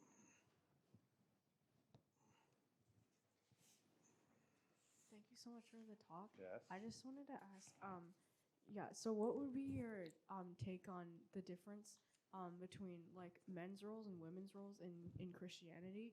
So like if there's like a difference in the things that we do differently than society, or even just distinctions. Yeah, good question. Not so much the church, but in society, you're saying? Or yes. So, I mean, I think that God made men and women equally valuable in His sight. He did not make them to be identical. There's a profound way you can tell that. You can just like look at people, despite attempts at androgyny and so on. So I think there are many things that both men and women can do. I think some things women can do far superior to men, and men far superior to women. I oppose the idea of women in active combat. I think that ancient civilization, ancient Christian culture and more modern Christian culture would consider that barbaric. I believe that women can be police officers. My youngest daughter is a police officer. Women can do many things. I must say I get a little tired of just politically correct movies about all the female karate experts. This gal's about 6'2", and weighs all of about 73 pounds. And just destroying all these, big men with all of her karate kicks. All right, you don't have to do that to prove that women are wonderful creatures and they're great and so on. It's that kind of ideology that's really bad. I think in the church, women can do about anything a man can do except for be the formal government of the church. That's my view. Some people disagree, so I'm not egalitarian in that sense. I think women as leaders of CEOs and major corporations and so on is all other things being equal, fine. I think that generally the biblical view, and as Paul says, is if there are younger women and they can get married and have children, that's what they need to be doing. I don't believe that means that they could never work, quote, outside the home. But yeah, I think that's sort of, I mean, I could spend a long time on that, but that's kind of my view on that. I think there is a biblical form of feminism that is an ism. Joe's right about that. Let's forget our isms. A biblical exaltation of being a woman. But I don't buy. I think that modern radical feminism, whether first, second, or particularly third and fourth waves, what wave are we on now? I think it's sixth or seventh wave. Oh, man. Is just bad and stupid. And it doesn't exalt women. And it's frankly embarrassing. And women that are really smart, they wouldn't support that. So that's, I mean, there's a lot more I could say, but that's kind of my view. We can talk more about it later.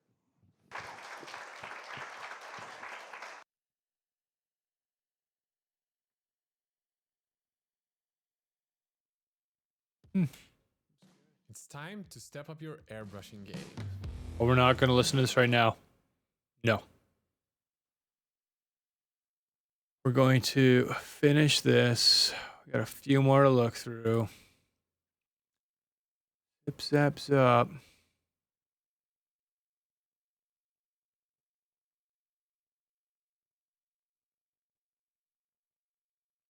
Heck, what's the difference?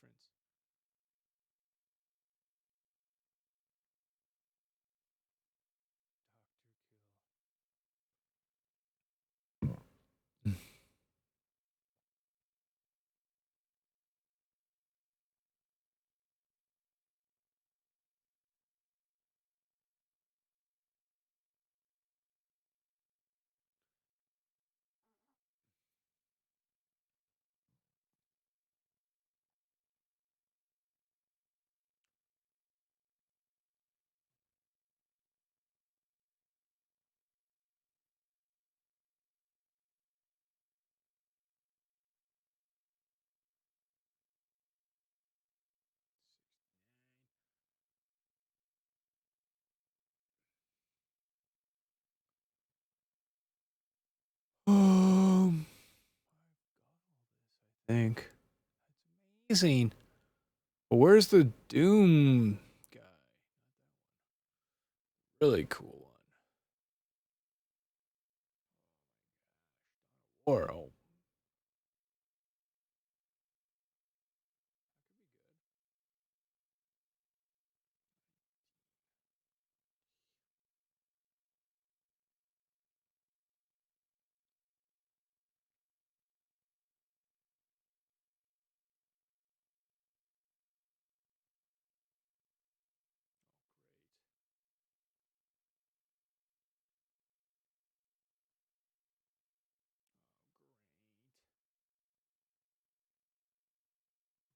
great.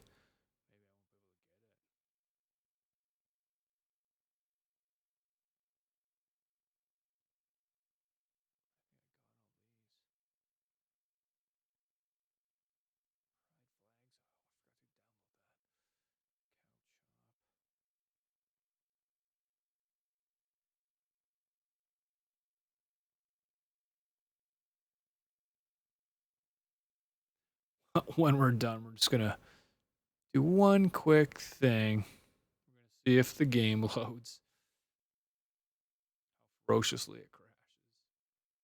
That'd be so funny, but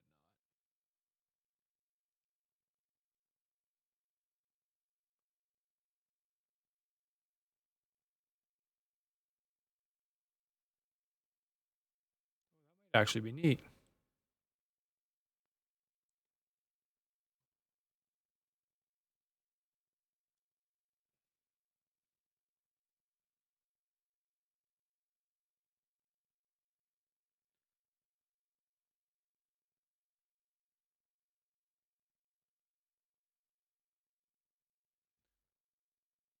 Like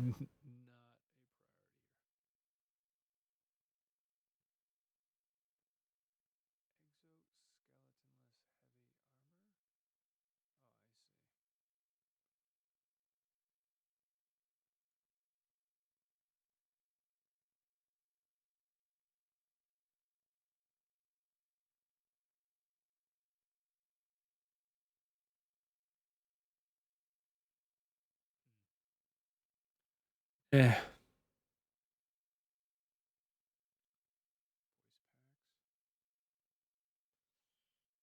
Yeah.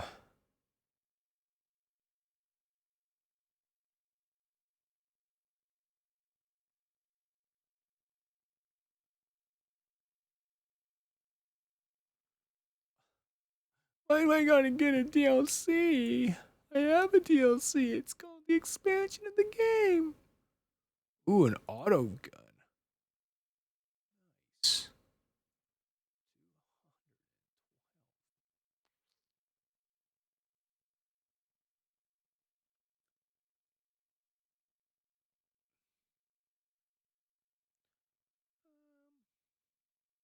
Hope I'm not missing anything crucial and important. Oh, the nation of the USSR. Right on.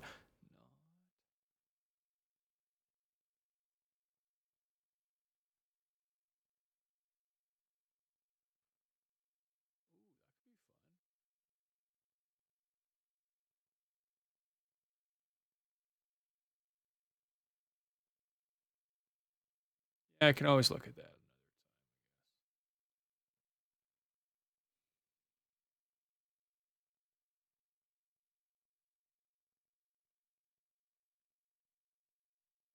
This.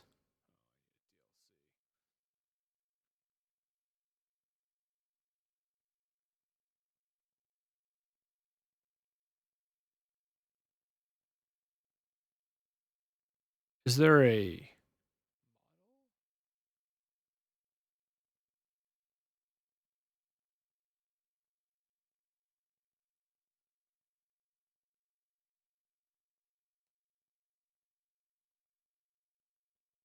suppose this could what's the word? Inspire certain people to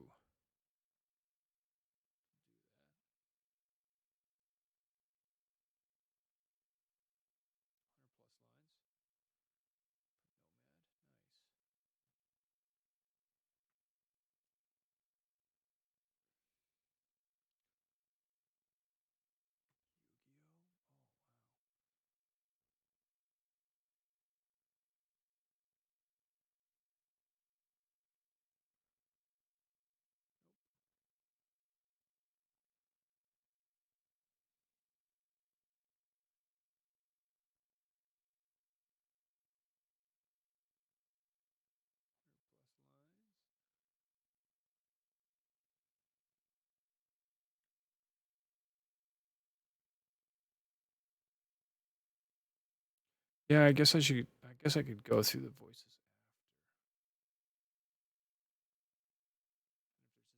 Sticks out.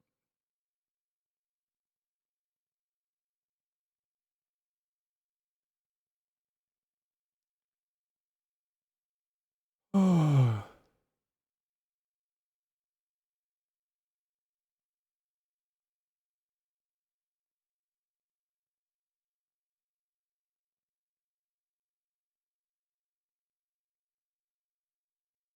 That's kind of neat.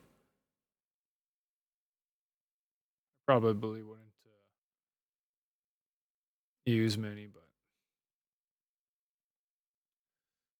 30 gigs of add-on. That's crazy.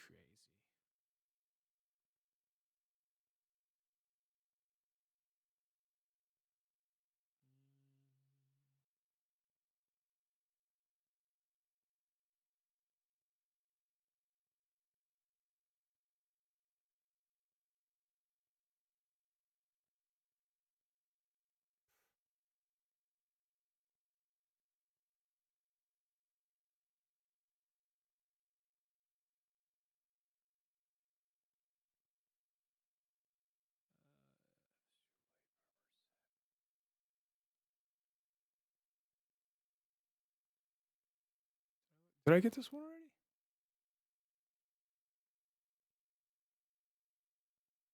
No, I didn't because it was only 3. See you.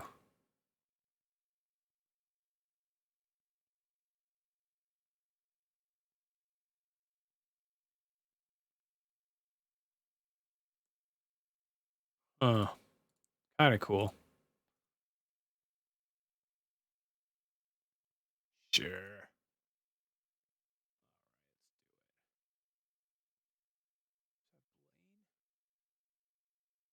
Redditor?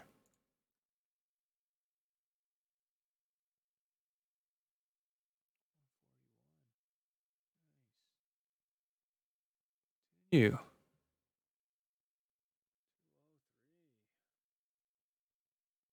Thereabouts. Quickmate. Amazing.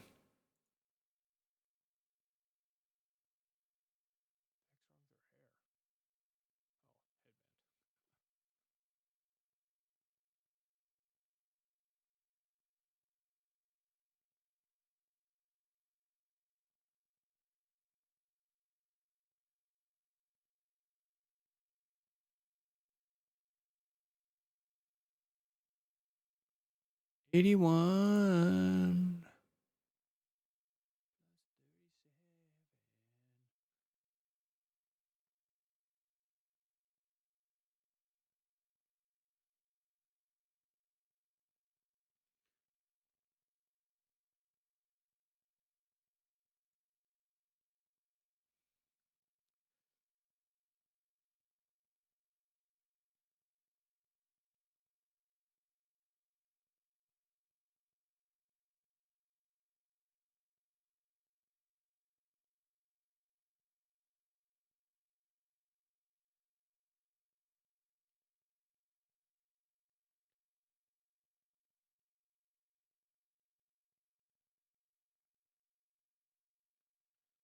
Oh, man.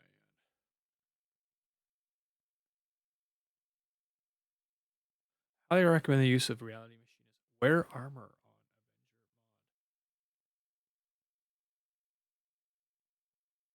Avenger mod. Oh. Probably when I load up, say.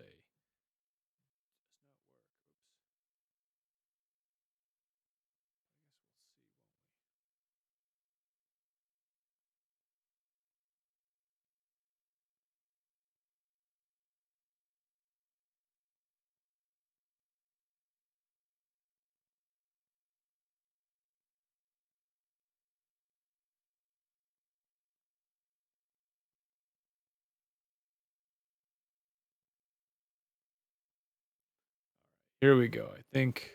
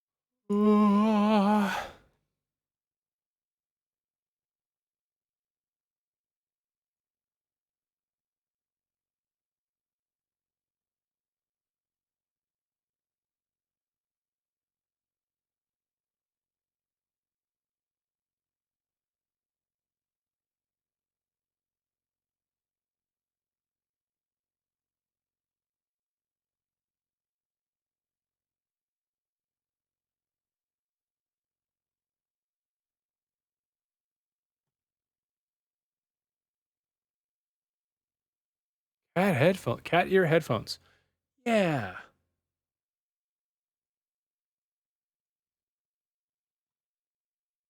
How was this not in the other thing?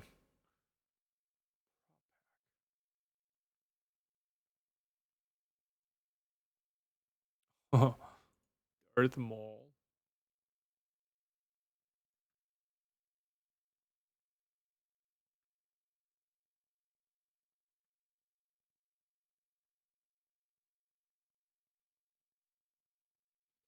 So much stuff in here. It's ridiculous. It's like it wasn't tagged and labeled properly, so.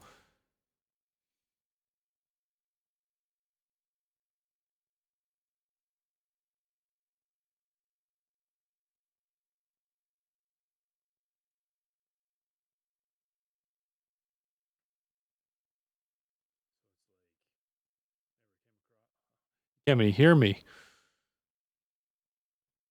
Titanfall Addendum.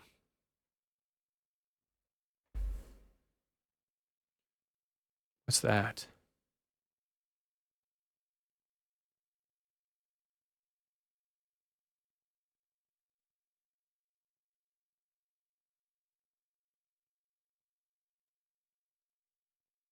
Cool. Let's do it.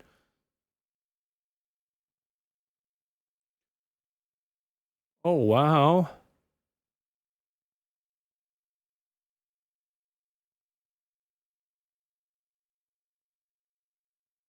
Wei Shen.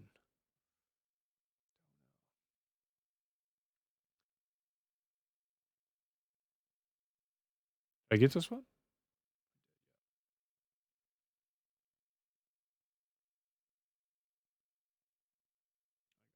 I think, yep. Where's...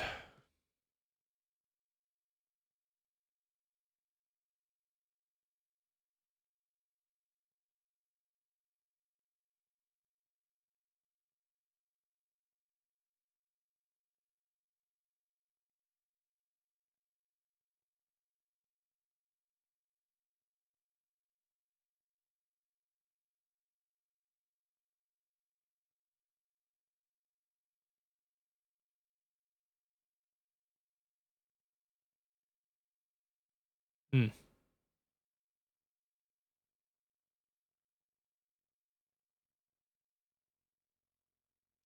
Where's the thing that just says, like, character models or whatever, you know?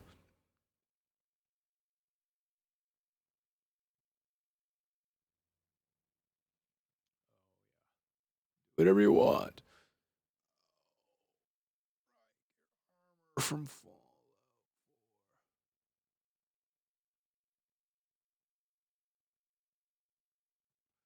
Eh.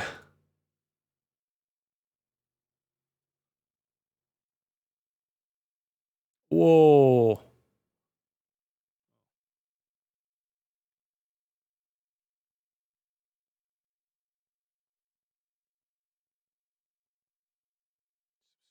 Nice. Didn't know I could see that.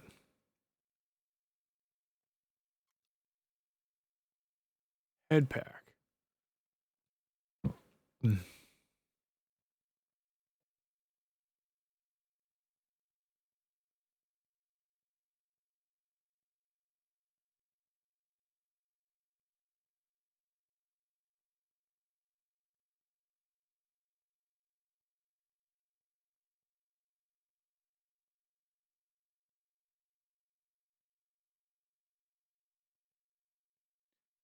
This just looked silly compared to the other ones. Because these look like models, 3D models, so it's just going to be dumb. The other ones look like somehow there's a...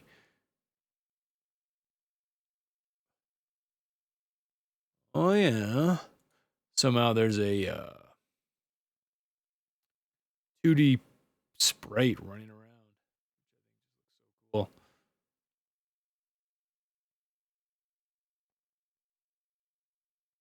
Viper gear. Why did this not pop up in War of the Chosen?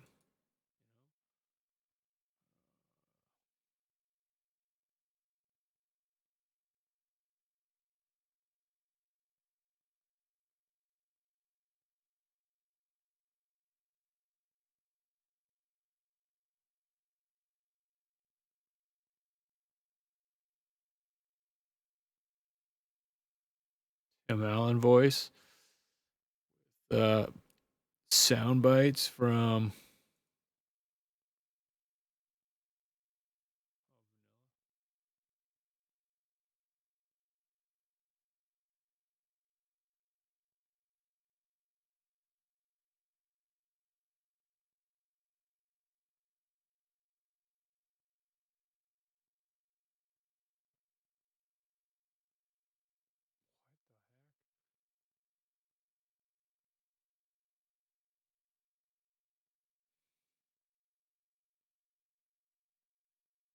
Oh, there, a Joker voice pack.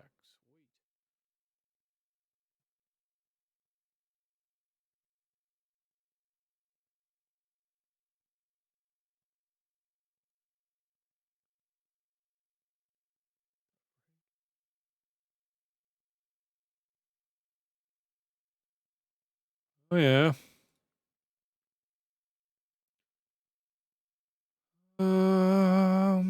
Oh neat. Or is this just more of that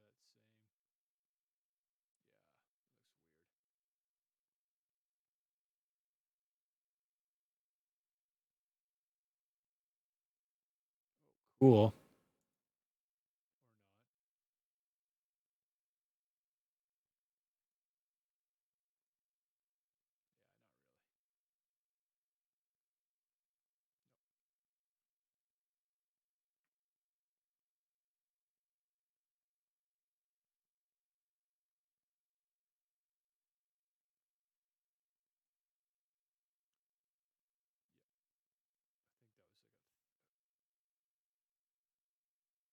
Tucker?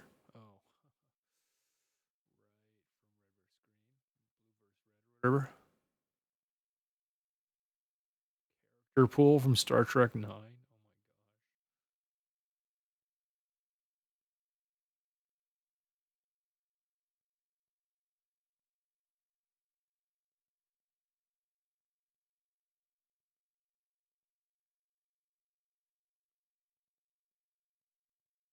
Could be good.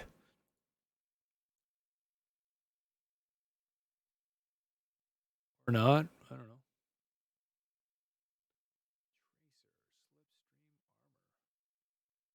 It's neat. Like, actually looks like. Oh, it's from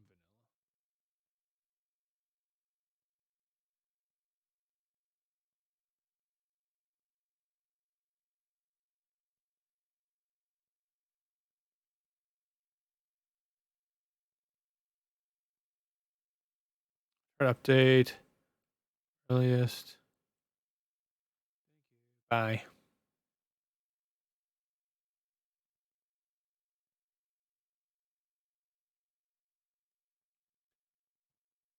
The Praetor suit.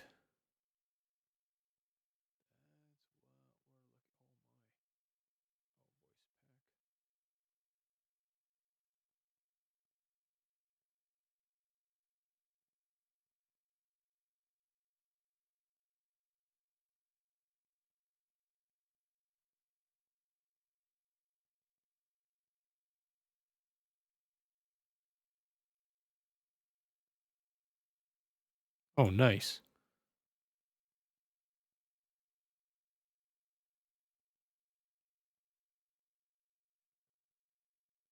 That's it.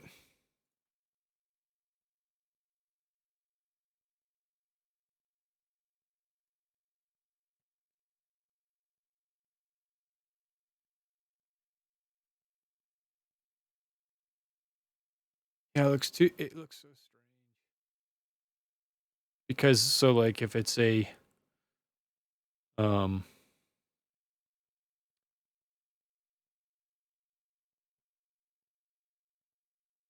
calmer color eyes, nice. Yeah, no doubt. If it's a 2D sprite, it's like okay, this is fake. It's like this. It's like when you're watching that Arnold Schwarzenegger movie Last Action Hero, and the cat voiced by Danny DeVito is like walking around, and you're like, yeah, okay, cool, that's fake. But when it's like trying to be this.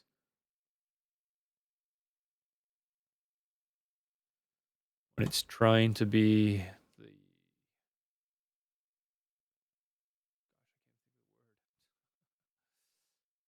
3D.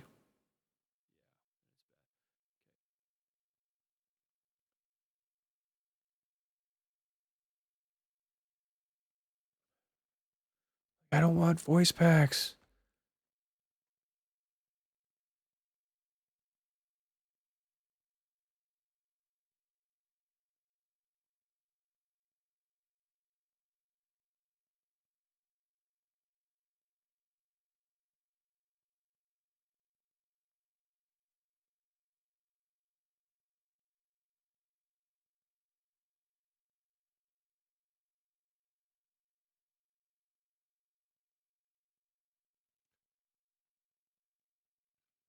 Sounds like it doesn't work.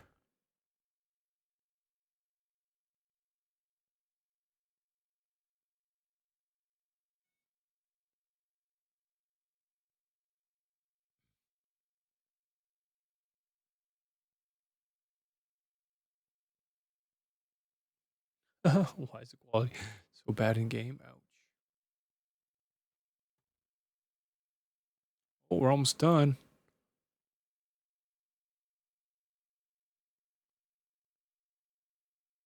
Update.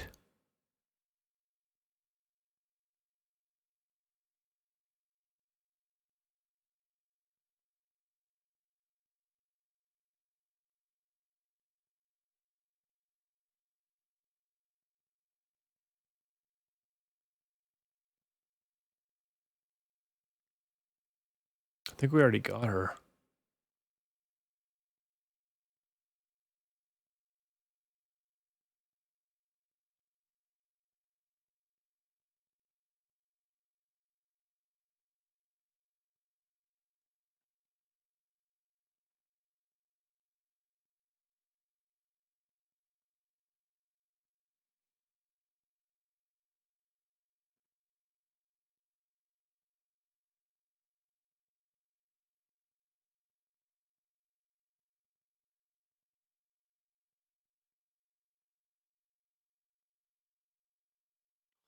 Buzz.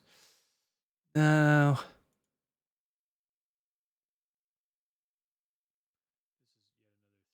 Well, I would say.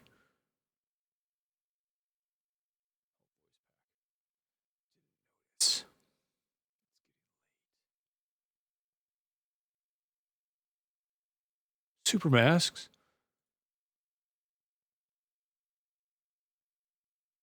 And neat, sort of.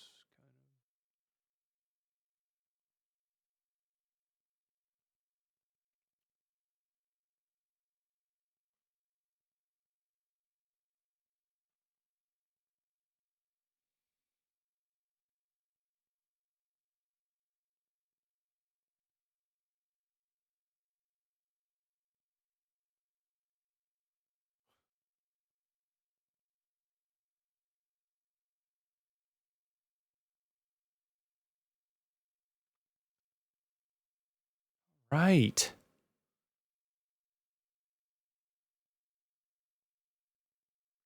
Close here.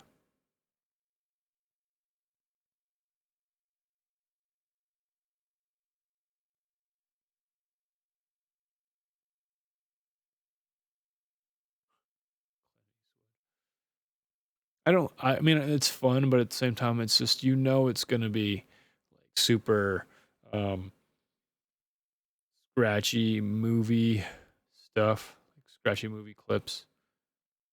Sounds so bad.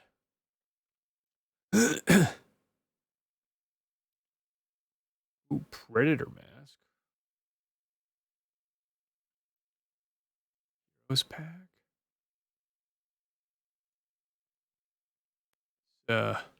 Were they afraid of being sued or something? Like,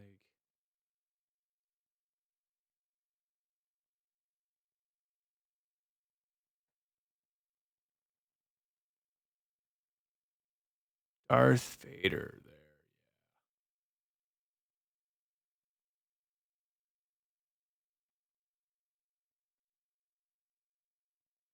Oh, maybe you can't place Darth Vader.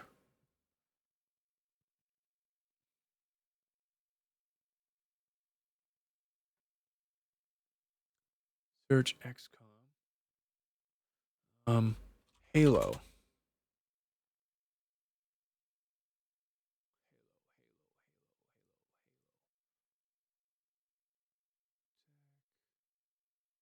Weapons.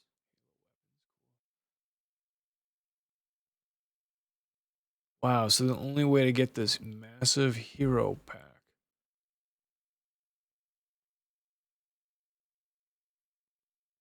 Description, Spartan 2.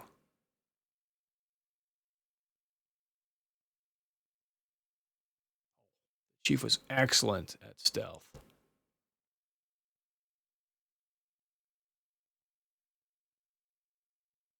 Shen's last gift.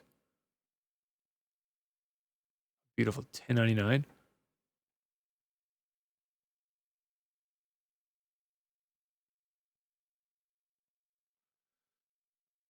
Well.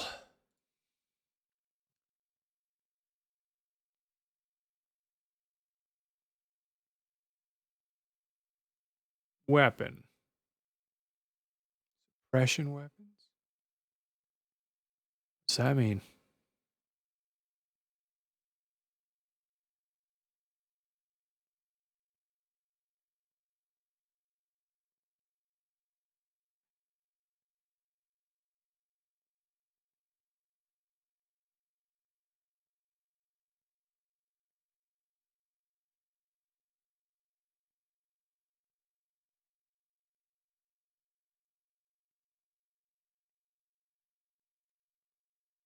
Don't break my computer. Oh,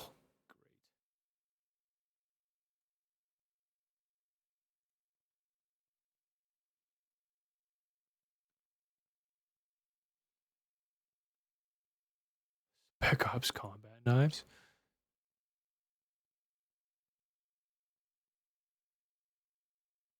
Ever hold them?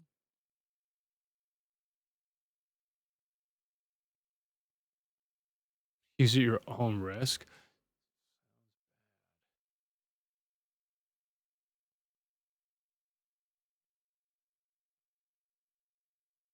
Shouldn't it be 2? I'll take 99.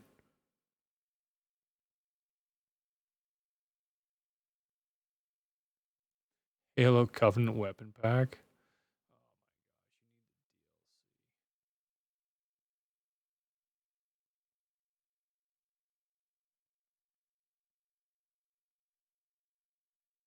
I don't know, guys. We'll see if I decide, hey, let's just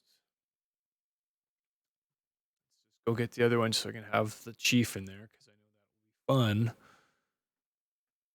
be fun.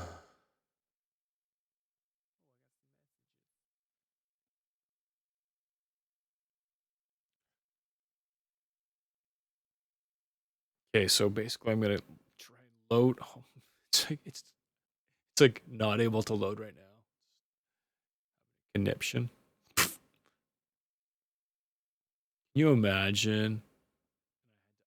Install everything.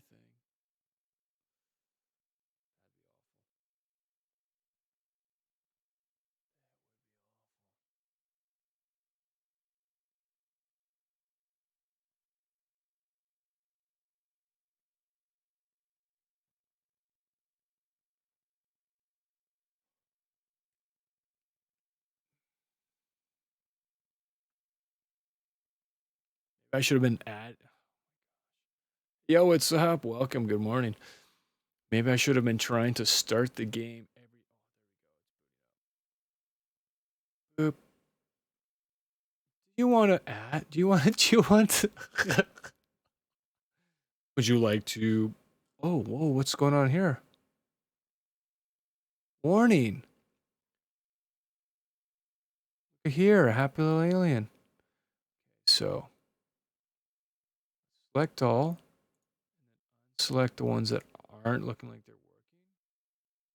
Something might be a issue. Then we can go back. Well, first we'll just find out if the other mods are working. This is not fun. Then we will be able to narrow it down. These are mostly character mods, voice mods, and stuff. I'll look into the actual game mechanics mods later. Although I do have a bunch of things that like work for the customization and skill development of your soldiers. There we go. Play.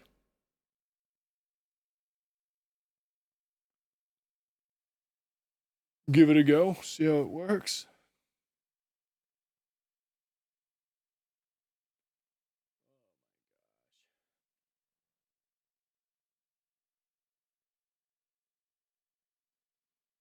Okay.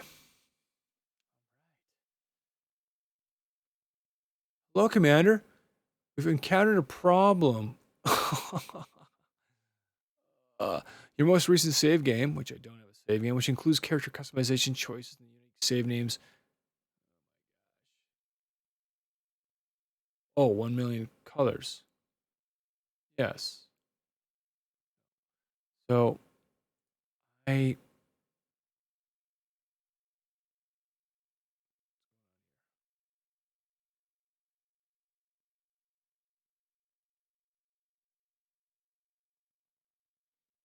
wasn't trying to load 1 million colors. That was one of the ones I turned off, so. Say.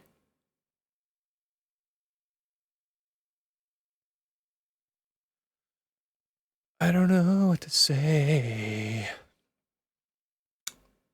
Oh, it might have been the old vanilla version or something. I think I made the mistake of loading, but no, because I mean, if you want to select either game and then select the mods you want to try and run with it, easy peasy.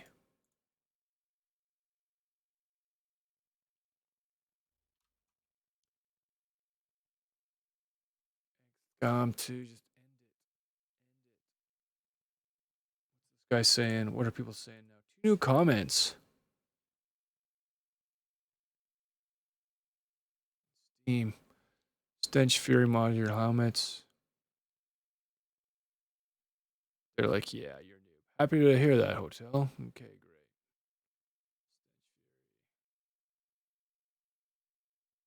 The only mod I've added, so something. Indeed, always use the WTC vanilla version, depending on what you're loading. You can always. Yeah.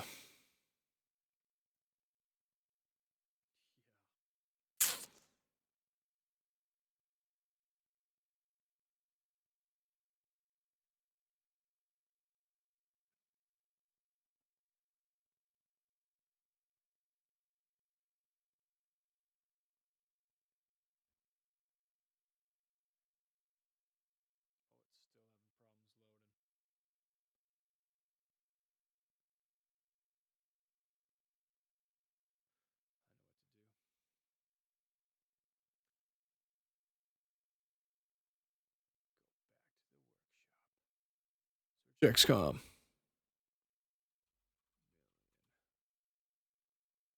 1 million.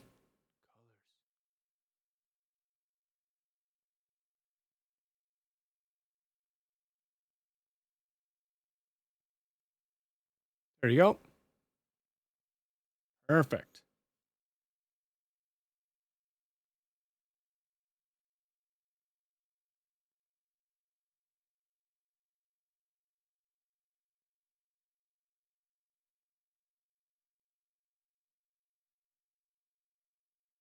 I'll try now. Hi, Commander. Now this mod's causing problems.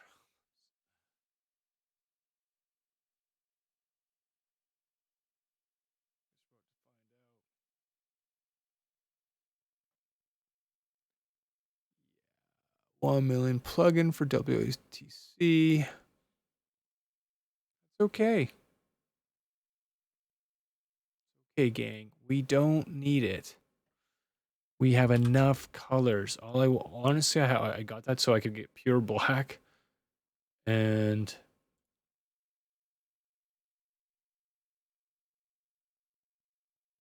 change the color of my own eyes. They're too green in the game.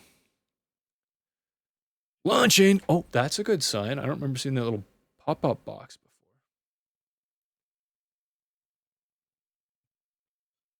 Oh, it's for the photo booth.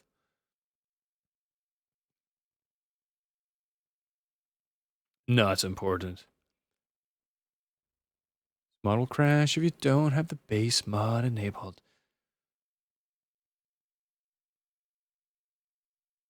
Okay. Right.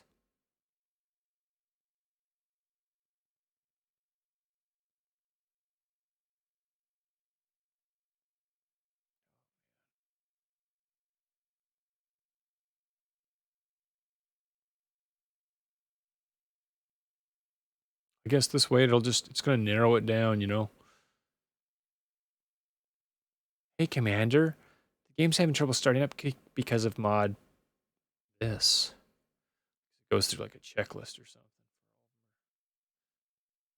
Unable to determine which mods were previously enabled.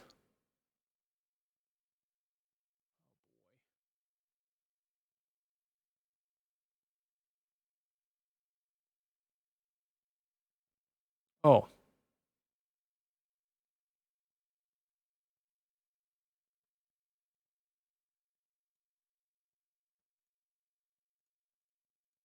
Right, that's what it does when it's...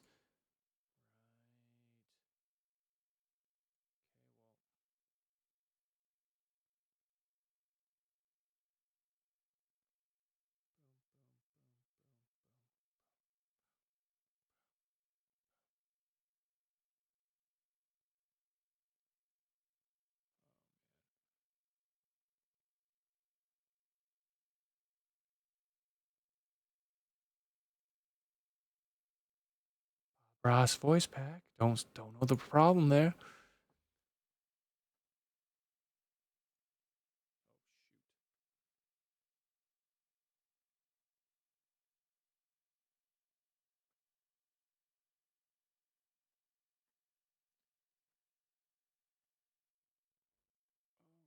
Okay. IRI soldier generation. Oh.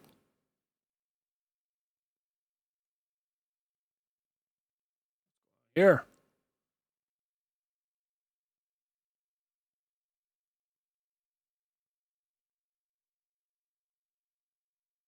Wait for the program to respond.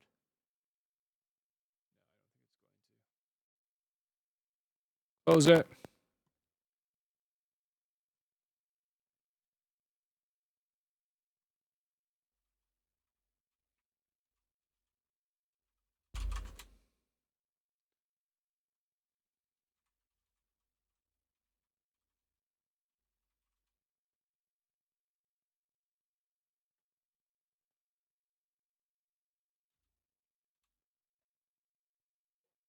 Oh, there it is.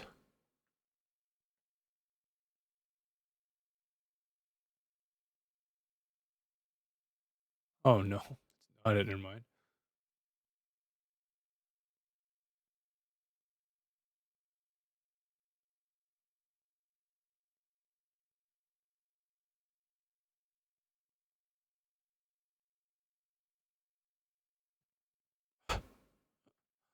Oh, this mod is currently beta. Use at your own risk. Thanks, guys.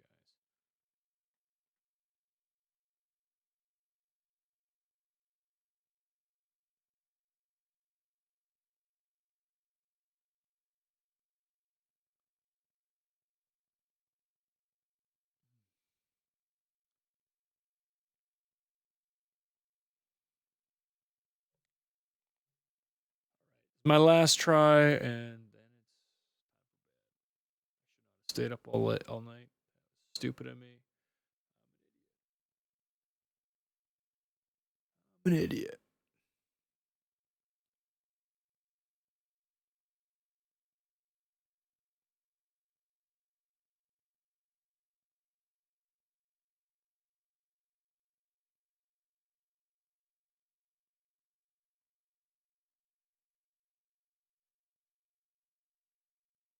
Did I not press this? Two?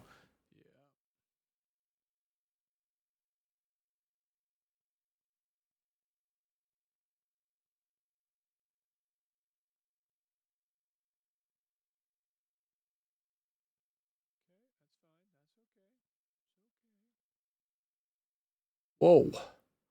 What was that? Oh. Oh.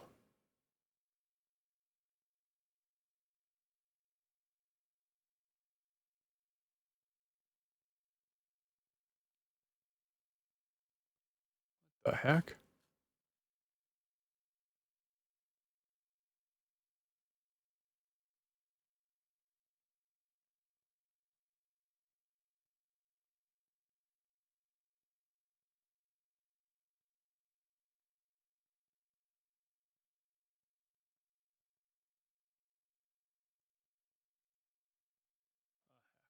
like this. We'll see what happens.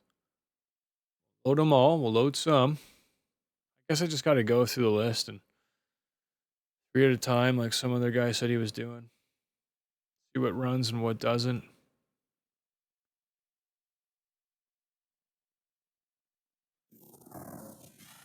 My heavens. 32 gigabytes. Remember that number, 32 gigabytes. Okay.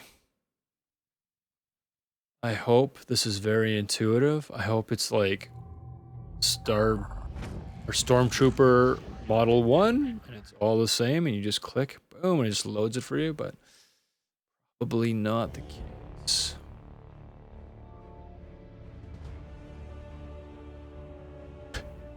Can't even load my lobby. Character pool. Okay. Create a character. Oh. That is promising.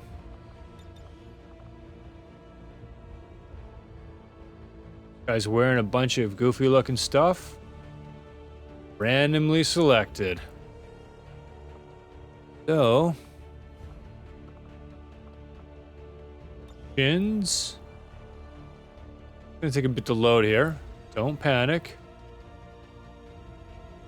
Wow, man, this guy looks so cool. Raiden gear, no shins.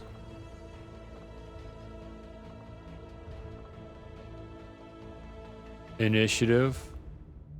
N7. Oh, I got some clipping issues because they have like body suits or whatever. Oh my gosh, this is awesome.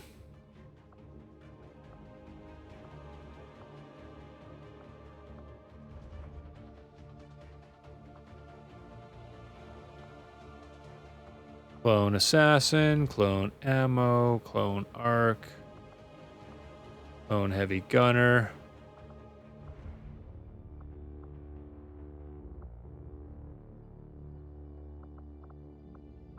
All underneath his pants. It's okay. Eyes.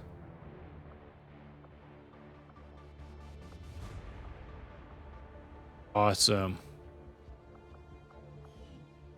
Torso gear, SAS, urban. Oh, whoa. Cool. And character info, voice.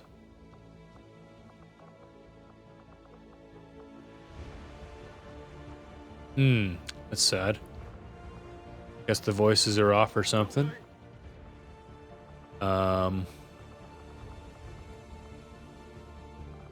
Going over.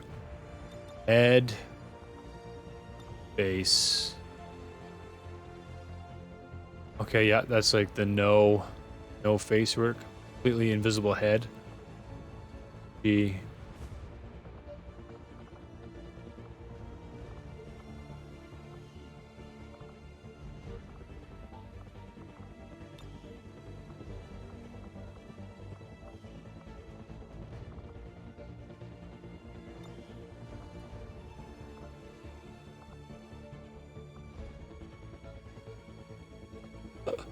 So much going on now.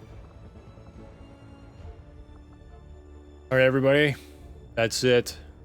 God bless. Good night. See you later.